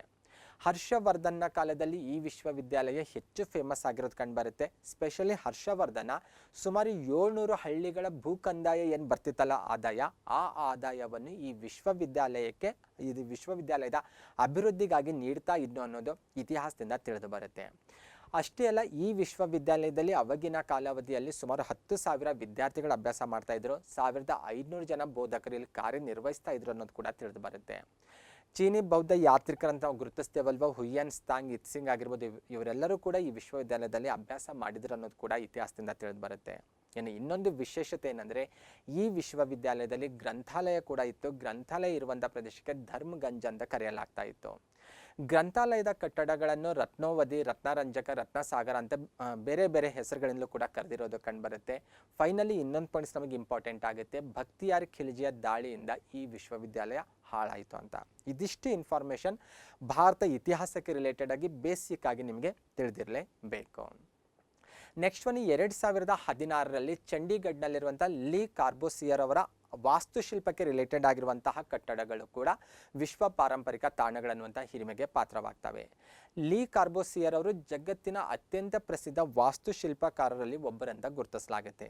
ಇವರು ನಿರ್ಮಿಸಿರುವಂಥ ಸುಮಾರು 17 ಕಟ್ಟಡಗಳು, ಬೇರೆ ಬೇರೆ ದೇಶದಲ್ಲಿರುವಂಥ 17 ಕಟ್ಟಡಗಳು ಇಲ್ಲಿಯವರೆಗೆ ಯುನೆಸ್ಕೋ ವರ್ಲ್ಡ್ ಹೆರಿಟೇಜ್ ಸೈಟಲ್ಲಿ ಸ್ಥಾನ ಪಡ್ಕೊಂಡಿದ್ದಾವೆ. ಅದರಲ್ಲಿ ನಮ್ಮ ಚಂಡೀಗಢನಲ್ಲಿರುವಂತಹ ಕಟ್ಟಡಗಳು ಕೂಡ ಇದ್ದಾವೆ ಅನ್ನೋದು ಗಮನಿಸಬೇಕು. ಅಷ್ಟೆಲ್ಲ ಚಂಡೀಗಢ್ಗೆ ಪ್ಲ್ಯಾನ್ ಮಾಡಿಕೊಟ್ಟವರು ಕೂಡ ಇವರೇ ಅನ್ನೋದು ವಿಶೇಷವಾಗಿದೆ. ಚಂಡೀಗಢನ ವಿಶೇಷತೆ ಗೊತ್ತು, ಕೇಂದ್ರಾಡಳಿತ ಪ್ರದೇಶವಾಗಿದೆ. ಅದರ ಜೊತೆಗೆ ಪಂಜಾಬ್ ಮತ್ತು ಹರಿಯಾಣ ಈ ಎರಡೂ ರಾಜ್ಯಗಳಿಗೆ ರಾಜಧಾನಿಯಾಗಿರುವಂಥ ಪ್ಲೇಸ್ ಕೂಡ ಅಂತ ಗುರುತಿಸ್ತೇವೆ. ಚಂಡೀಗಢನಲ್ಲಿರುವಂಥ ಕ್ಯಾಪಿಟಲ್ ಕಾಂಪ್ಲೆಕ್ಸ್ ಹೆಚ್ಚು ವಿಶೇಷವಾದದ್ದು. ವಿಶ್ವ ಪಾರಂಪರಿಕ ತಾಣಗಳಲ್ಲಿ ಸೇರ್ಪಡೆಯಾಗಿರುವಂಥ ಚಂಡೀಗಢನ ಏನು ಕಾಂಪ್ಲೆಕ್ಸ್ ಅಂತ ಹೇಳ್ತೇವಲ್ವ, ಈ ಕ್ಯಾಪಿಟಲ್ ಕಾಂಪ್ಲೆಕ್ಸ್ ಹೆಚ್ಚು ವಿಶೇಷವಾದದ್ದು. ಇದರ ವಾಸ್ತುಶಿಲ್ಪಿ ಅಂದರೆ ಲೀ ಕಾರ್ಬೋಸಿಯರ್ ಅವರು. ಹಾಗಾಗಿ ಇವರ ವಾಸ್ತುಶಿಲ್ಪವನ್ನು, ಈ ಕಟ್ಟಡಗಳನ್ನು ಇವೆಲ್ಲವನ್ನು ಒಟ್ಟಾಗಿ ನಾವು ಇಂಪಾರ್ಟೆಂಟ್ ಅಂತ ಹೇಳ್ತಾ ಇರೋದು. ಕ್ಯಾಪಿಟಲ್ ಕಾಂಪ್ಲೆಕ್ಸ್ನ ವಿಶೇಷತೆ ಏನಂದರೆ, ಈ ಕಾಂಪ್ಲೆಕ್ಸ್ನಲ್ಲಿ ಈ ಎರಡು ರಾಜ್ಯಗಳು ಅಂದರೆ ಪಂಜಾಬ್ ಮತ್ತು ಹರಿಯಾಣ ಈ ಎರಡೂ ರಾಜ್ಯಗಳ ರಾಜ್ಯ ಶಾಸಕಾಂಗಗಳ ಸಭೆ ಸೇರ್ತವೆ ಮತ್ತು ಪಂಜಾಬ್ ಹರಿಯಾಣ ಹೈಕೋರ್ಟ್ ಕಾರ್ಯನಿರ್ವಹಿಸೋದು ಇದೇ ಕಾಂಪ್ಲೆಕ್ಸ್ನಲ್ಲಿ ಅನ್ನೋದು ವಿಶೇಷವಾಗಿದೆ. ಅಷ್ಟೇ ಅಲ್ಲ, ಸೆಕ್ರೆಟರೇಟ್ ಕೂಡ ಕಾರ್ಯನಿರ್ವಹಿಸೋದು ಇದೇ ಕಾಂಪ್ಲೆಕ್ಸ್ನಲ್ಲಿ ಅನ್ನೋದು ವಿಶೇಷವಾಗಿದೆ. ಒಟ್ಟಲ್ಲಿ ಟೋಟಲ್ ಓವರಾಲ್ ಆಗಿ ಬಂದಾಗ GK ಪರ್ಪೋಸ್ ಆಗಿರ್ಬೋದು ಅಥವಾ ಯುನೆಸ್ಕೋ ವರ್ಲ್ಡ್ ಹೆರಿಟೇಜ್ ಸೈಟ್ನಿಂದ ಆಗಿರ್ಬೋದು, ಚಂಡೀಗಢನಲ್ಲಿರುವಂಥ ಕ್ಯಾಪಿಟಲ್ ಕಾಂಪ್ಲೆಕ್ಸ್ ಹೆಚ್ಚು ವಿಶೇಷವಾದಂಥ ಸ್ಮಾರಕ ಅಂತ ಗುರುತಿಸ್ತಾ ಇರೋದು. ನೆಕ್ಸ್ಟ್ 2017ರಲ್ಲಿ ಹಿಸ್ಟೋರಿಕ್ ಸಿಟಿ ಆಫ್ ಅಹಮದಾಬಾದ್ ಸಿಟಿಯನ್ನು ವಿಶ್ವ ಪಾರಂಪರಿಕ ತಾಣ ಅಂತ ಗುರುತಿಸಲಾಗುತ್ತೆ. ಇಲ್ಲಿವರೆಗೂ ನಾವು ಡಿಸ್ಕಷನ್ ಮಾಡಿರೋದೇನು ಸ್ಮಾರಕಗಳಾಗಿದ್ದು, ಆದರೆ ಈಗ 2017ರಲ್ಲಿ ಗುರುತಿಸಿಕೊಂಡಿರುವಂತಹ ಪ್ಲೇಸ್ ಯಾವುದು? Ahmedabad. Historic city of Ahmedabad ಅನ್ನುವಂಥ ಟೈಟಲಲ್ಲಿ ಇದನ್ನು ವಿಶ್ವ ಪಾರಂಪರಿಕ ತಾಣ ಅಂತ ಗುರುತಿಸಲಾಗುತ್ತೆ. ಓಕೆ, ಈ ಸಿಟಿಯ ವಿಶೇಷತೆ ಏನಂದರೆ, ಇದು ಗುಜರಾತ್ ರಾಜ್ಯದ ಅತ್ಯಂತ ಪ್ರಮುಖ ನಗರ ಆಗಿರೋದು ನಿಮಗೆಲ್ಲ ಗೊತ್ತಿರುವಂಥ ವಿಚಾರ. ಮೊದಲನೇ ಅಹಮದ್ ಶಾನಿಂದ 15ನೇ ಶತಮಾನದಲ್ಲಿ ಈ ನಗರ ಆರಂಭ ಆಗುತ್ತೆ. ಸಬರ್ಮತಿ ನದಿ ತೀರದಲ್ಲಿರೋದು ಕಂಡುಬರುತ್ತೆ. ಮಸೀದಿಗಳು, ಮಂದಿರಗಳು, ಜೈನ ಸ್ಮಾರಕಗಳನ್ನು ನಾವಿಲ್ಲಿ ಈ ನಗರದಲ್ಲಿ ಕಾಣ್ಬೋದಾಗಿದೆ. ವಿಶ್ವ ಪಾರಂಪರಿಕ ಪಟ್ಟಿಗೆ ಸೇರ್ಪಡೆಯಾಗಿರುವಂಥ ಭಾರತದ ಮೊದಲ ನಗರ ಅಂತ ಇದನ್ನು ಗುರುತಿಸ್ತೇವೆ. ಇಲ್ಲಿವರೆಗೂ ಸೇರ್ಪಡೆಯಾಗಿರುವಂಥ ಸ್ಮಾರಕಗಳಾಗಿದ್ದು, ಆದರೆ ಇದು ಫಸ್ಟ್ ಟೈಮ್ ನಗರವೇ ಟೋಟಲ್ ಆಗಿ ಅಂದರೆ ಅಹಮದಾಬಾದ್ ನಗರದಲ್ಲಿ ಹಿಸ್ಟೋರಿಕ್ ಸಿಟಿ ಆಫ್ ಅಹಮದಾಬಾದ್ ಅಂತ ಗುರುತಿಸಿ ಅದನ್ನು ಟೋಟಲ್ ಆಗಿ ವಿಶ್ವ ಪಾರಂಪರಿಕ ತಾಣ ಅಂತ ಐಡೆಂಟಿಫೈ ಮಾಡಲಾಗುತ್ತೆ. ನೆಕ್ಸ್ಟ್ ಒಂದು ನೋಡ್ತಾ ಹೋದರೆ, ಮುಂಬೈನಲ್ಲಿರುವಂತಹ ಕೆಲವೊಂದು ಕಟ್ಟಡಗಳನ್ನು ಒಟ್ಟಾಗಿ ಒಂದು ಟೈಟಲಲ್ಲಿ ವಿಶ್ವ ಪಾರಂಪರಿಕ ತಾಣಗಳಂತ ಗುರುತಿಸಲಾಗುತ್ತೆ. ಸ್ಪೆಷಲಿ ವಿಕ್ಟೋರಿಯನ್ ಕಟ್ಟಡಗಳು ಮತ್ತು ಆರ್ಟ್ ಡೆಕೋ ಕಟ್ಟಡಗಳನ್ನುವಂಥ ಟೈಟಲಲ್ಲಿ ಕೆಲವೊಂದು ಕಟ್ಟಡಗಳನ್ನು ವಿಶ್ವ ಪಾರಂಪರಿಕ ತಾಣಗಳಂತ 2015ರಲ್ಲಿ ಗುರುತಿಸಲಾಗುತ್ತೆ. ಇಲ್ಲಿ ಗುರುತಿಸಿಕೊಂಡಿರುವಂತಹ ಕಟ್ಟಡಗಳು ಮುಂಬೈಯಲ್ಲಿರುವಂಥ ಓವಲ್ ಮೈದಾನ ಅಂತ ಇದೆ, ಒಂದು ಪ್ಲೇಸ್ ಇದೆ. ಆ ಪ್ಲೇಸ್ನ ಸರೌಂಡಿಂಗ್ ಏರಿಯಾದಲ್ಲಿರುವಂತಹ ಕಟ್ಟಡಗಳೇ ಇವಾಗಿದ್ದಾವೆ ಅನ್ನೋದು ವಿಶೇಷವಾಗಿದೆ. ಅದರಲ್ಲಿ ಫಸ್ಟ್ ಆಫ್ ಆಲ್ ಆ ಕಟ್ಟಡಗಳನ್ನು ನೋಡ್ತಾ ಹೋಗೋಣ. ಮೊದಲನೇದಾಗಿ ಬಾಂಬೆ ಹೈಕೋರ್ಟ್ ಬಿಲ್ಡಿಂಗ್. ಇದು ವಿಕ್ಟೋರಿಯನ್ ಗಾಥಿಕ್ ಶೈಲಿಯಲ್ಲಿ ನಿರ್ಮಾಣ ಆಗಿರೋದು, ಮುಂಬೈನಲ್ಲಿರೋದು. ಇದು ಹೆಚ್ಚು ವಿಶೇಷವಾದಂಥ ಒಂದು ಅದ್ಭುತವಾದಂಥ ಸ್ಮಾರಕ ಅಂತ ಹೇಳ್ಬೋದು. ವಿಕ್ಟೋರಿಯನ್ ಕಟ್ಟಡಗಳಂತೆ ನಾವು ಟೈಟಲ್ ಓದ್ತಾ ಇದ್ದೇವಲ್ವ, ಅದಕ್ಕೆ ರಿಲೇಟೆಡ್ ಆಗಿರುವಂಥ ಒಂದು ಅದ್ಭುತವಾದಂಥ ಸ್ಮಾರಕವಾಗಿದೆ. ಬಾಂಬೆ ಹೈಕೋರ್ಟ್ ಇದೇ ಬಿಲ್ಡಿಂಗಲ್ಲಿ ವರ್ಕ್ ಮಾಡ್ತಾ ಇರೋದು ಕೂಡ ನಾವಿಲ್ಲಿ ಗಮನಿಸಬೇಕಾಗುತ್ತೆ. ಅದರ ಜೊತೆಗೆ ಎರೋಸ್ ಥಿಯೇಟರ್ ಮುಂಬೈಯಲ್ಲಿರೋದು, ಈ ಕಟ್ಟಡವನ್ನು ಕೂಡ ವಿಶ್ವ ಪಾರಂಪರಿಕ ಸ್ಮಾರಕ ಅಂತ ಗುರುತಿಸಲಾಗಿದೆ. ಅದರ ಜೊತೆಗೆ ರಾಜಾಬಾಯಿ ಕ್ಲಾಕ್ ಟವರ್ ಅಂತ ಕೂಡ ನಾವೊಂದು ಟವರ್ ಅನ್ನು ಕಾಣ್ತೇವೆ. ಇದನ್ನು ಕೂಡ ಯುನೆಸ್ಕೋ ವರ್ಲ್ಡ್ ಹೆರಿಟೇಜ್ ಸ್ಮಾರಕ ಅಂತ ಗುರುತಿಸಲಾಗಿದೆ. ಅದರ ಜೊತೆಗೆ ಯೂನಿವರ್ಸಿಟಿ ಆಫ್ ಮುಂಬೈನಲ್ಲಿರುವಂಥ ಕಟ್ಟಡಗಳನ್ನು ಕೂಡ ಕೆಲವೊಂದು ಇದರಲ್ಲಿ ಗುರುತಿಸಲಾಗುತ್ತೆ. ಇವೆಲ್ಲವನ್ನು ಒಟ್ಟಾಗಿ ವಿಕ್ಟೋರಿಯನ್ ಕಟ್ಟಡಗಳು ಮತ್ತು ಆರ್ಟ್ ಡೆಕೋ ಕಟ್ಟಡಗಳು ಅನ್ನುವಂಥ ಟೈಟಲಲ್ಲಿ ವಿಶ್ವ ಪಾರಂಪರಿಕ ತಾಣಗಳಲ್ಲಿ ಗುರುತಿಸಲಾಗಿದೆ. ನೆಕ್ಸ್ಟ್ ಒಂದು 2019ರಲ್ಲಿ ಜೈಪುರ್ ಸಿಟಿ ಏನಿದೆ ಅಲ್ವಾ, ಇದನ್ನು ಕೂಡ ವಿಶ್ವ ಪಾರಂಪರಿಕ ತಾಣಗಳಲ್ಲಿ ಗುರುತಿಸಲಾಗುತ್ತೆ. ಜೈಪುರ್ ನಿಮಗೆಲ್ಲ ಗೊತ್ತಿರುವ ಹಾಗೆ ಹೆಚ್ಚು ಫೇಮಸ್ ಆಗಿರುವಂಥ ಭಾರತದ ಐತಿಹಾಸಿಕ ನಗರಗಳಲ್ಲಿ ಒಂದು ಅಂತ ಗುರುತಿಸೋದು. ಪಿಂಕ್ ಸಿಟಿ ಅಂತ ಹೆಚ್ಚು ಫೇಮಸ್ ಆಗಿದೆ. ಹವಾ ಮಹಲ್ ಕೂಡ ನಾವು ಜೈಪುರಲ್ಲಿರೋದು ಕಾಣ್ತೇವೆ. ಹೆಚ್ಚು ಫೇಮಸ್ ಆಗಿರುವಂಥ ಒಂದು ಸ್ಮಾರಕ ಇದಾಗಿದೆ. ಓಕೆ, ಆಲ್ರೆಡಿ ಗೊತ್ತು ಕ್ಯಾಪಿಟಲ್ ಆಫ್ ದಿ ರಾಜಸ್ಥಾನ್ ಅನ್ನೋದು ಆಲ್ರೆಡಿ ಚರ್ಚೆ ಮಾಡಿದ್ದೇವೆ. ಪಿಂಕ್ ಸಿಟಿ ಅಂತ ಕೂಡ ಇದನ್ನು ಕರೆಯಲಾಗುತ್ತೆ. ಅದರ ಜೊತೆಗೆ ಈ ನಗರವನ್ನು ಸ್ಥಾಪಿಸಿದಂಥ ಕೀರ್ತಿ ರಜಪೂತ ರಾಜನಾಗಿದ್ದಂತಹ 2ನೇ ಜಯಸಿಂಗನಿಗೆ ಸಲ್ಲುತ್ತೆ. ಅಹಮದಾಬಾದ್ ನಂತರ ಯುನೆಸ್ಕೋ ವಿಶ್ವ ಪಾರಂಪರಿಕ ಪಟ್ಟಿಗೆ ಸೇರ್ಪಡೆಯಾಗಿರುವಂಥ ಭಾರತದ 2ನೇ ನಗರ ಅಂತ ಜೈಪುರಿಗೆ ಐಡೆಂಟಿಫೈ ಮಾಡಲಾಗುತ್ತೆ. ಓಕೆ, ನೆಕ್ಸ್ಟ್ ಒನ್ ಇತ್ತೀಚಿನ ಕರೆಂಟ್ ಅಫೇರ್ಸ್ ಅಂದರೆ 2021ರಲ್ಲಿ ಸೇರ್ಪಡೆಯಾಗಿರುವಂಥ 2 ತಾಣಗಳು ಕೂಡ ಐತಿಹಾಸಿಕ ತಾಣಗಳು ಅಂದರೆ ಕಲ್ಚರಲ್ ಹೆರಿಟೇಜ್ ಸೈಟ್ಸ್ಗಳಲ್ಲೇ ಗುರುತಿಸೋದು. ಅದರಲ್ಲಿ ಒಂದು ರಾಮಪ್ಪ ಟೆಂಪಲ್ ಅಥವಾ ರುದ್ರೇಶ್ವರ ಟೆಂಪಲ್ ಅಂತ. ತೆಲಂಗಾಣ ರಾಜ್ಯದಲ್ಲಿರುವಂಥ ಈ ದೇವಸ್ಥಾನವು 2021ರಲ್ಲಿ ಸ್ಪೆಷಲಿ ಇತ್ತೀಚೆಗೆ ಸೇರ್ಪಡೆಯಾಗಿರುವಂತಹ ವಿಶ್ವ ಪಾರಂಪರಿಕ ತಾಣ ಅಂತ ಹೇಳೋದು. ಮುಲುಗು ಜಿಲ್ಲೆಯ ಪಲಂಪೇಟೆಯಲ್ಲಿ ಈ ದೇವಸ್ಥಾನ ಇರೋದು ಕಂಡುಬರುತ್ತೆ. 2021ರಲ್ಲಿ ಸೇರ್ಪಡೆಯಾಗಿರೋದು ವಿಶೇಷವಾಗಿದೆ. ಸ್ಪೆಷಲಿ ಈ ವರ್ಷದ ಎಕ್ಸಾಮಲ್ಲಿ ಇದನ್ನು ಅತಿ ಹೆಚ್ಚು ಬಾರಿ ಕೇಳುವಂಥ ಪಾಸಿಬಿಲಿಟಿ ಈ ಕ್ವಶನ್ ಅಂತ ಹೇಳ್ಬೋದು ನಾವು. ಏನು ವಿಶೇಷತೆ ಅಂತ ನೋಡ್ತಾ ಹೋದರೆ ಕ್ರಿಸ್ತಶಕ 1213ರಲ್ಲಿ ಈ ದೇವಸ್ಥಾನದ ನಿರ್ಮಾಣ ಆಗಿರೋದು ಕಂಡುಬರುತ್ತೆ. ಕಾಕತೀಯ ರಾಜ ಗಣಪತಿ ದೇವನ ಜನರಲ್ ಆಗಿದ್ದ ರೆಚಲ್ ರುದ್ರರೆಡ್ಡಿ ಅನ್ನೋನು ಈ ದೇವಸ್ಥಾನ ನಿರ್ಮಿಸಿದ್ದಾನೆ ಅನ್ನೋದು ಇತಿಹಾಸದಿಂದ ತಿಳಿದು ಬರುತ್ತೆ. ಈ ದೇವಸ್ಥಾನ ರಾಮಲಿಂಗೇಶ್ವರನಿಗೆ ಅರ್ಪಿತವಾದದ್ದು. ಅಂದರೆ ಬೇಸಿಕ್ಲಿ ಇದು ಕೂಡ ಶಿವ ದೇವಸ್ಥಾನ ಅಂತ ಹೇಳ್ಬೋದು. ಸಾಕಷ್ಟು ಸೂಕ್ಷ್ಮವಾದ ಕಲಾ ಕೆತ್ತನೆಯನ್ನು ನಾವು ಈ ದೇವಸ್ಥಾನದಲ್ಲಿ ಕಾಣ್ಬೋದಾಗಿದೆ. ನೆಕ್ಸ್ಟ್ ಒನ್ 2021ರಲ್ಲಿ ಸೇರ್ಪಡೆಯಾಗಿರುವಂಥ ಮತ್ತೊಂದು ಪ್ರಮುಖ ಕಲ್ಚರಲ್ ಹೆರಿಟೇಜ್ ಸೈಟ್ ಅಂದರೆ ಧೋಲಾವೀರ. ಧೋಲಾವೀರ ಅಂದ ತಕ್ಷಣಕ್ಕೆ ನಮಗೆಲ್ಲ ನೆನಪಿಗೆ ಬರೋದು ಹರಪ್ಪ ನಾಗರಿಕತೆ ಅಥವಾ ಸಿಂಧು ನಾಗರಿಕತೆ ಅಂತ ಹೇಳೋದು. ಎಸ್, ಅದಕ್ಕೆ ರಿಲೇಟೆಡ್ ಆಗಿರುವಂಥ ಒಂದು ಅದ್ಭುತವಾದಂಥ ಒಂದು ತಾಣ ಇದಾಗಿದೆ. ಬೇಸಿಕ್ಲಿ ಎಲ್ಲಿದೆ ಅಂತ ನೋಡ್ತಾ ಹೋದರೆ ಈ ಪ್ಲೇಸ್ ಇರೋದು ಗುಜರಾತ್ ಸ್ಟೇಟಲ್ಲಿ. ಗುಜರಾತ್ ಸ್ಟೇಟ್ನ ಖದಿರ್ ಬೆಟ್ನಲ್ಲಿರೋದು ಕಂಡುಬರುತ್ತೆ. ಡಿಸ್ಟಿಕ್ ತೆಗೆದುಕೊಂಡಾಗ ಕಚ್ ಡಿಸ್ಟಿಕಲ್ಲಿರೋದು ಕಂಡುಬರುತ್ತೆ. ಧೋಲಾವೀರ ಜಿಯೋಗ್ರಾಫಿಕಲ್ ಆಗಿ ತೆಗೆದುಕೊಂಡಾಗಲೂ ಕೂಡ ಹೆಚ್ಚು ಇಂಪಾರ್ಟೆಂಟ್ ಆಗಿರೋದು. ನಿಮಗೆಲ್ಲ ಗೊತ್ತಿರುವ ಹಾಗೆ ಅತ್ಯಂತ ಪ್ರಮುಖ ಅಕ್ಷಾಂಶಗಳಲ್ಲಿ ಟ್ರಾಪಿಕ್ ಆಫ್ ಕ್ಯಾನ್ಸರ್ ಕೂಡ ಗುರುತಿಸ್ತೇವೆ ನಾವು. ಟ್ರಾಪಿಕ್ ಆಫ್ ಕ್ಯಾನ್ಸರ್ ಈ ಧೋಲಾವೀರ ಮೇಲಿಂದ ಹಾದು ಹೋಗೋದನ್ನು ಸಹ ನಾವು ಕಾಣ್ತೇವೆ. ಜಿಯೋಗ್ರಾಫಿಕಲ್ ಆಗಿ ಕೂಡ ಇದು ಹೆಚ್ಚು ಇಂಪಾರ್ಟೆಂಟ್ ಅಂತ ಗುರುತಿಸೋದು. ಇನ್ನು ಹಿಸ್ಟೋರಿಕಲ್ ಆಗಿ ತೆಗೆದುಕೊಂಡಾಗ ಈ ಪ್ಲೇಸ್ ಯಾವಾಗ ಸಂಶೋಧನೆ ಒಳಗೈತೆ ಡಿಸ್ಕವರ್ಡ್ ಆಗಿದ್ದು ಯಾವಾಗ ಅಂತ ನೋಡ್ತಾ ಹೋದರೆ 1967-68ರಲ್ಲಿ JP ಜೋಶಿ ಅವರಿಂದ ಧೋಲಾವೀರ ಸಂಶೋಧನೆ ಆಗಿರೋದು ಕಂಡುಬರುತ್ತೆ. ನಾವು ಸಿಂಧು ನಾಗರಿಕತೆ ಅಥವಾ ಹರಪ್ಪನ್ ಸೈಟಲ್ಲಿ ಬಂದಾಗ 8 ಮೇಜರ್ ಸೈಟ್ಸ್ಗಳನ್ನು ಗುರುತಿಸ್ತೇವೆ. ಅದರಲ್ಲಿ 5th ಲಾರ್ಜೆಸ್ಟ್ ಸೈಟ್ ಅಂದರೆ ಅದು ಧೋಲಾವೀರ ಅನ್ನೋದು ವಿಶೇಷವಾಗಿದೆ. ಹಾಗಾಗಿ ಇದಕ್ಕೆ ರಿಲೇಟೆಡ್ ಆಗಿ ಕೂಡ ಸಾಕಷ್ಟು ಎಕ್ಸಾಮಲ್ಲಿ ಕ್ವಶನ್ ಬರುವಂಥ ಪಾಸಿಬಿಲಿಟಿ ನಾವು ಇದೆ ಅಂತ ಹೇಳ್ಬೋದು. ಓಕೆ, ನೆಕ್ಸ್ಟ್ ನಾವೀಗ ಡಿಸ್ಕಷನ್ ಮಾಡಬೇಕಾಗಿದ್ದು ಭಾರತದಲ್ಲಿರುವಂತಹ ವಿಶ್ವ ಪಾರಂಪರಿಕ ತಾಣಗಳಲ್ಲಿ ಗುರುತಿಸಿಕೊಂಡಿರುವಂತಹ ನ್ಯಾಚುರಲ್ ಹೆರಿಟೇಜ್ ಸೈಟ್ಸ್ಗಳ ಬಗ್ಗೆ. ಭಾರತದಲ್ಲಿ ಇಲ್ಲಿವರೆಗೂ 7 ತಾಣಗಳು ನ್ಯಾಚುರಲ್ ಹೆರಿಟೇಜ್ ಸೈಟ್ಸ್ ಅನ್ನುವಂಥ ಹಿರಿಮೆಗೆ ಪಾತ್ರವಾಗಿದ್ದಾವೆ. ಅವು ಯಾವ ಅನ್ನೋದನ್ನು ಕೂಡ ಇಯರ್ ವೈಸ್ ಡಿಸ್ಕಷನ್ ಮಾಡ್ತಾ ಹೋಗೋಣ. 1985ರಲ್ಲಿ ಮೊಟ್ಟ ಮೊದಲ ಬಾರಿಗೆ ಭಾರತದಲ್ಲಿರುವಂಥ ನೈಸರ್ಗಿಕ ತಾಣಗಳು ವಿಶ್ವ ಪಾರಂಪರಿಕ ತಾಣಗಳನ್ನುವಂಥ ಹಿರಿಮೆಗೆ ಪಾತ್ರವಾಗ್ತವೆ. ಅದರಲ್ಲಿ ಮೊದಲನೇದಾಗಿ ನಾನು ನಿಮ್ಮ ಜೊತೆ ಡಿಸ್ಕಷನ್ ಮಾಡ್ತಾ ಇರೋದು Kaziranga national park. Kaziranga national park ಇರೋದು ಅಸ್ಸಾಂ ರಾಜ್ಯದಲ್ಲಿ. ಸಾಕಷ್ಟು ಎಕ್ಸಾಮಲ್ಲಿ ಕೇಳ್ತಾರೆ. ಇವನ್ ನಾವು ಇಂಡಿಯನ್ ಜೋಗ್ರಫಿಯಲ್ಲಿ ಕೂಡ ಈ ನ್ಯಾಷನಲ್ ಪಾರ್ಕ್ ಬಗ್ಗೆ ಡಿಸ್ಕಷನ್ ಮಾಡಿದ್ದೇವೆ. ಓಕೆ, ಹಾಗಾಗಿ ಮೇಲಿನ ಮೇಲೆ ರಿಪೀಟ್ ಆಗುವಂತಹ ಕ್ವಶನ್ಸ್ಗಳಲ್ಲಿ ಕಾಜಿರಂಗ ನ್ಯಾಷನಲ್ ಪಾರ್ಕ್ಸ್ಗೆ ರಿಲೇಟೆಡ್ ಆಗಿರುವಂಥ ಕ್ವಶನ್ಸ್ಗಳು ಕೂಡ ಆಗಿದ್ದಾವೆ. ಅಸ್ಸಾಂ ರಾಜ್ಯದಲ್ಲಿರೋದು 1985ರಲ್ಲಿ ಇದು ನ್ಯಾಚುರಲ್ ಹೆರಿಟೇಜ್ ಸೈಟ್ ಅನ್ನುವಂತಹ ಒಂದು ವಿಭಾಗದಲ್ಲಿ ಬಂದಾಗ ಇದು ವಿಶ್ವ ಪಾರಂಪರಿಕ ತಾಣ ಅನ್ನುವಂಥ ಕೀರ್ತಿಗೆ ಪಾತ್ರವಾಗುತ್ತೆ.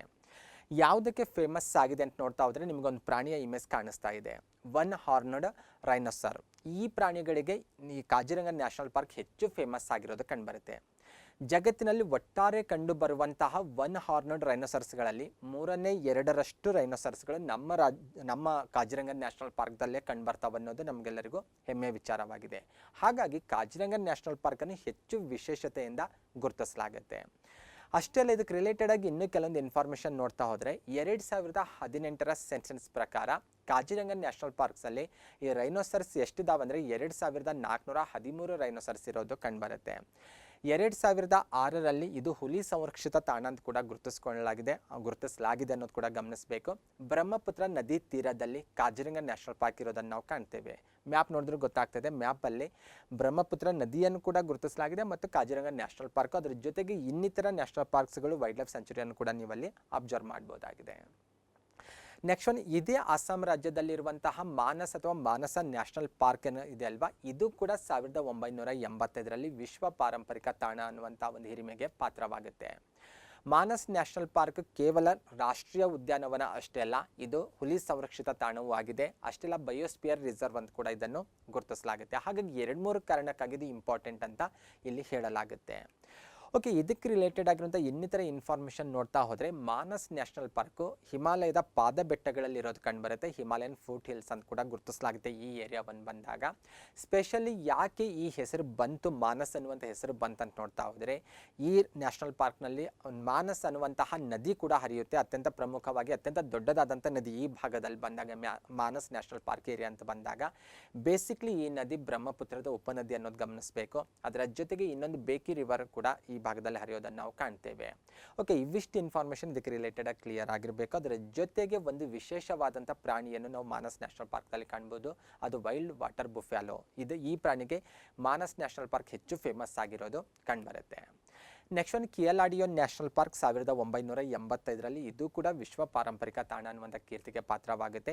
ಇದು ರಾಜಸ್ಥಾನ್ ರಾಜ್ಯದಲ್ಲಿರುವಂಥ ಒಂದು ನ್ಯಾಷನಲ್ ಪಾರ್ಕ್ ಆಗಿದೆ. ರಾಜಸ್ಥಾನ್ ರಾಜ್ಯದ ಭರತ್ಪುರ್ ಡಿಸ್ಟಿಕಲ್ಲಿರೋದು ಕಂಡುಬರುತ್ತೆ. ಸ್ಪೆಷಲಿ ಇದು ಭರತ್ಪುರ್ ಬರ್ಡ್ ಸ್ಯಾಂಚುರಿ ಅನ್ನುವಂಥ ಹೆಸರಲ್ಲೂ ಕೂಡ ಮುಂಚೆ ಕರೆಯಲಾಗ್ತಾ ಇತ್ತು ಅನ್ನೋದು ಕೂಡ ನೀವಿಲ್ಲಿ ಗಮನಿಸಬೇಕಾಗತ್ತೆ. 1987ರಲ್ಲಿ ಸುಂದರ್ಬನ್ ನ್ಯಾಷನಲ್ ಪಾರ್ಕ್ ವಿಶ್ವ ಪಾರಂಪರಿಕ ತಾಣ ಅನ್ನುವಂಥ ಕೀರ್ತಿಗೆ ಪಾತ್ರವಾಗುತ್ತೆ. Sundarban National Park West Bengal ಸ್ಟೇಟಲ್ಲಿರೋದು ನಿಮಗೆಲ್ಲ ಗೊತ್ತಿರುತ್ತೆ. ಇದು ಕೂಡ ಅಷ್ಟೇ ಹುಲಿ ಸಂರಕ್ಷಿತ ತಾಣವಾಗಿದೆ. ಬಯೋಸ್ಪಿಯರ್ ರಿಸರ್ವ್ ಅಂತ ಕೂಡ ಇದನ್ನು ಕೂಡ ಗುರುತಿಸಲಾಗಿದೆ.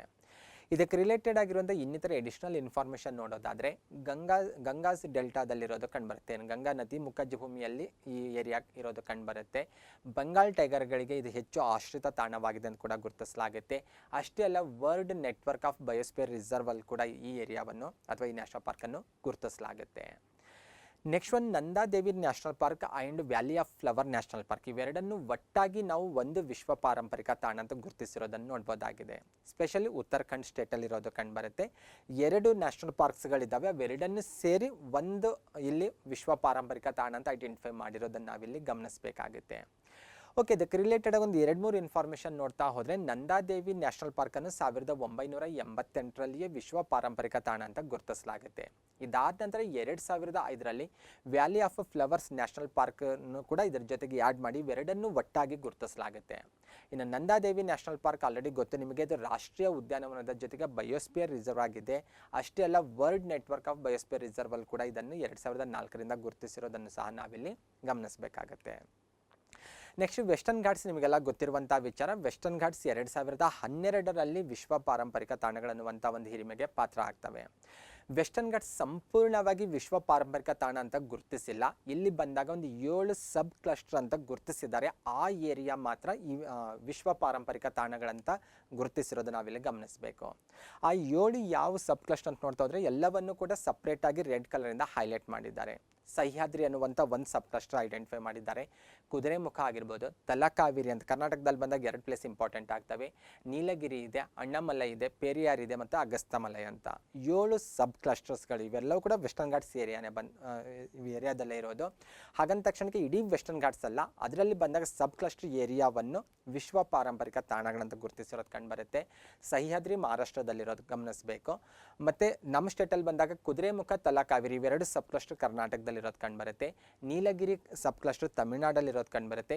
ರಿಮೈನಿಂಗ್ 3 ಸಬ್ ಕ್ಲಸ್ಟರ್ ಕಾಣಿಸ್ತಾ ಇದ್ದಾವಲ್ಲ ನಿಮಗೆ, ಅಣ್ಣಾಮಲೈ ಆಗಿರ್ಬೋದು, ಪೆರಿಯಾರ್, ಅಗಸ್ತಮಲೈ, ಇವು 3 ಕೇರಳ ರಾಜ್ಯದಲ್ಲಿರೋದು ಕಂಡುಬರುತ್ತೆ. ಬೇಕಾದರೆ ಅವುಗಳ ಪಟ್ಟಿಯನ್ನು ಕೂಡ ನೀವಿಲ್ಲಿ ಅಬ್ಸರ್ವ್ ಮಾಡ್ಬೋದಾಗಿದೆ.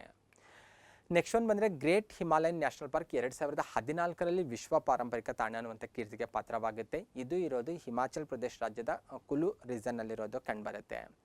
2014ರಲ್ಲಿ ಇದನ್ನು ವರ್ಲ್ಡ್ ಹೆರಿಟೇಜ್ ಸೈಟ್ ಅಂತ ಗುರುತಿಸಲಾಗುತ್ತೆ. ಆದರೆ ಈ ನ್ಯಾಷನಲ್ ಪಾರ್ಕ್ ಅಸ್ತಿತ್ವಕ್ಕೆ ಬಂದಿದ್ದು 1984ರಲ್ಲಿ. ಸಾಕಷ್ಟು ವಿಶೇಷವಾದಂತಹ ಪ್ರಾಣಿಗಳಿಗೆ, ಸಾಕಷ್ಟು ವಿಶೇಷವಾದಂಥ ಸೂಕ್ಷ್ಮವಾದಂತಹ ಪ್ರಭೇದದ ಜೀವಿಗಳನ್ನು ನಾವು ಈ ನ್ಯಾಷನಲ್ ಪಾರ್ಕಲ್ಲಿ ನೋಡ್ಬೋದಾಗಿದೆ.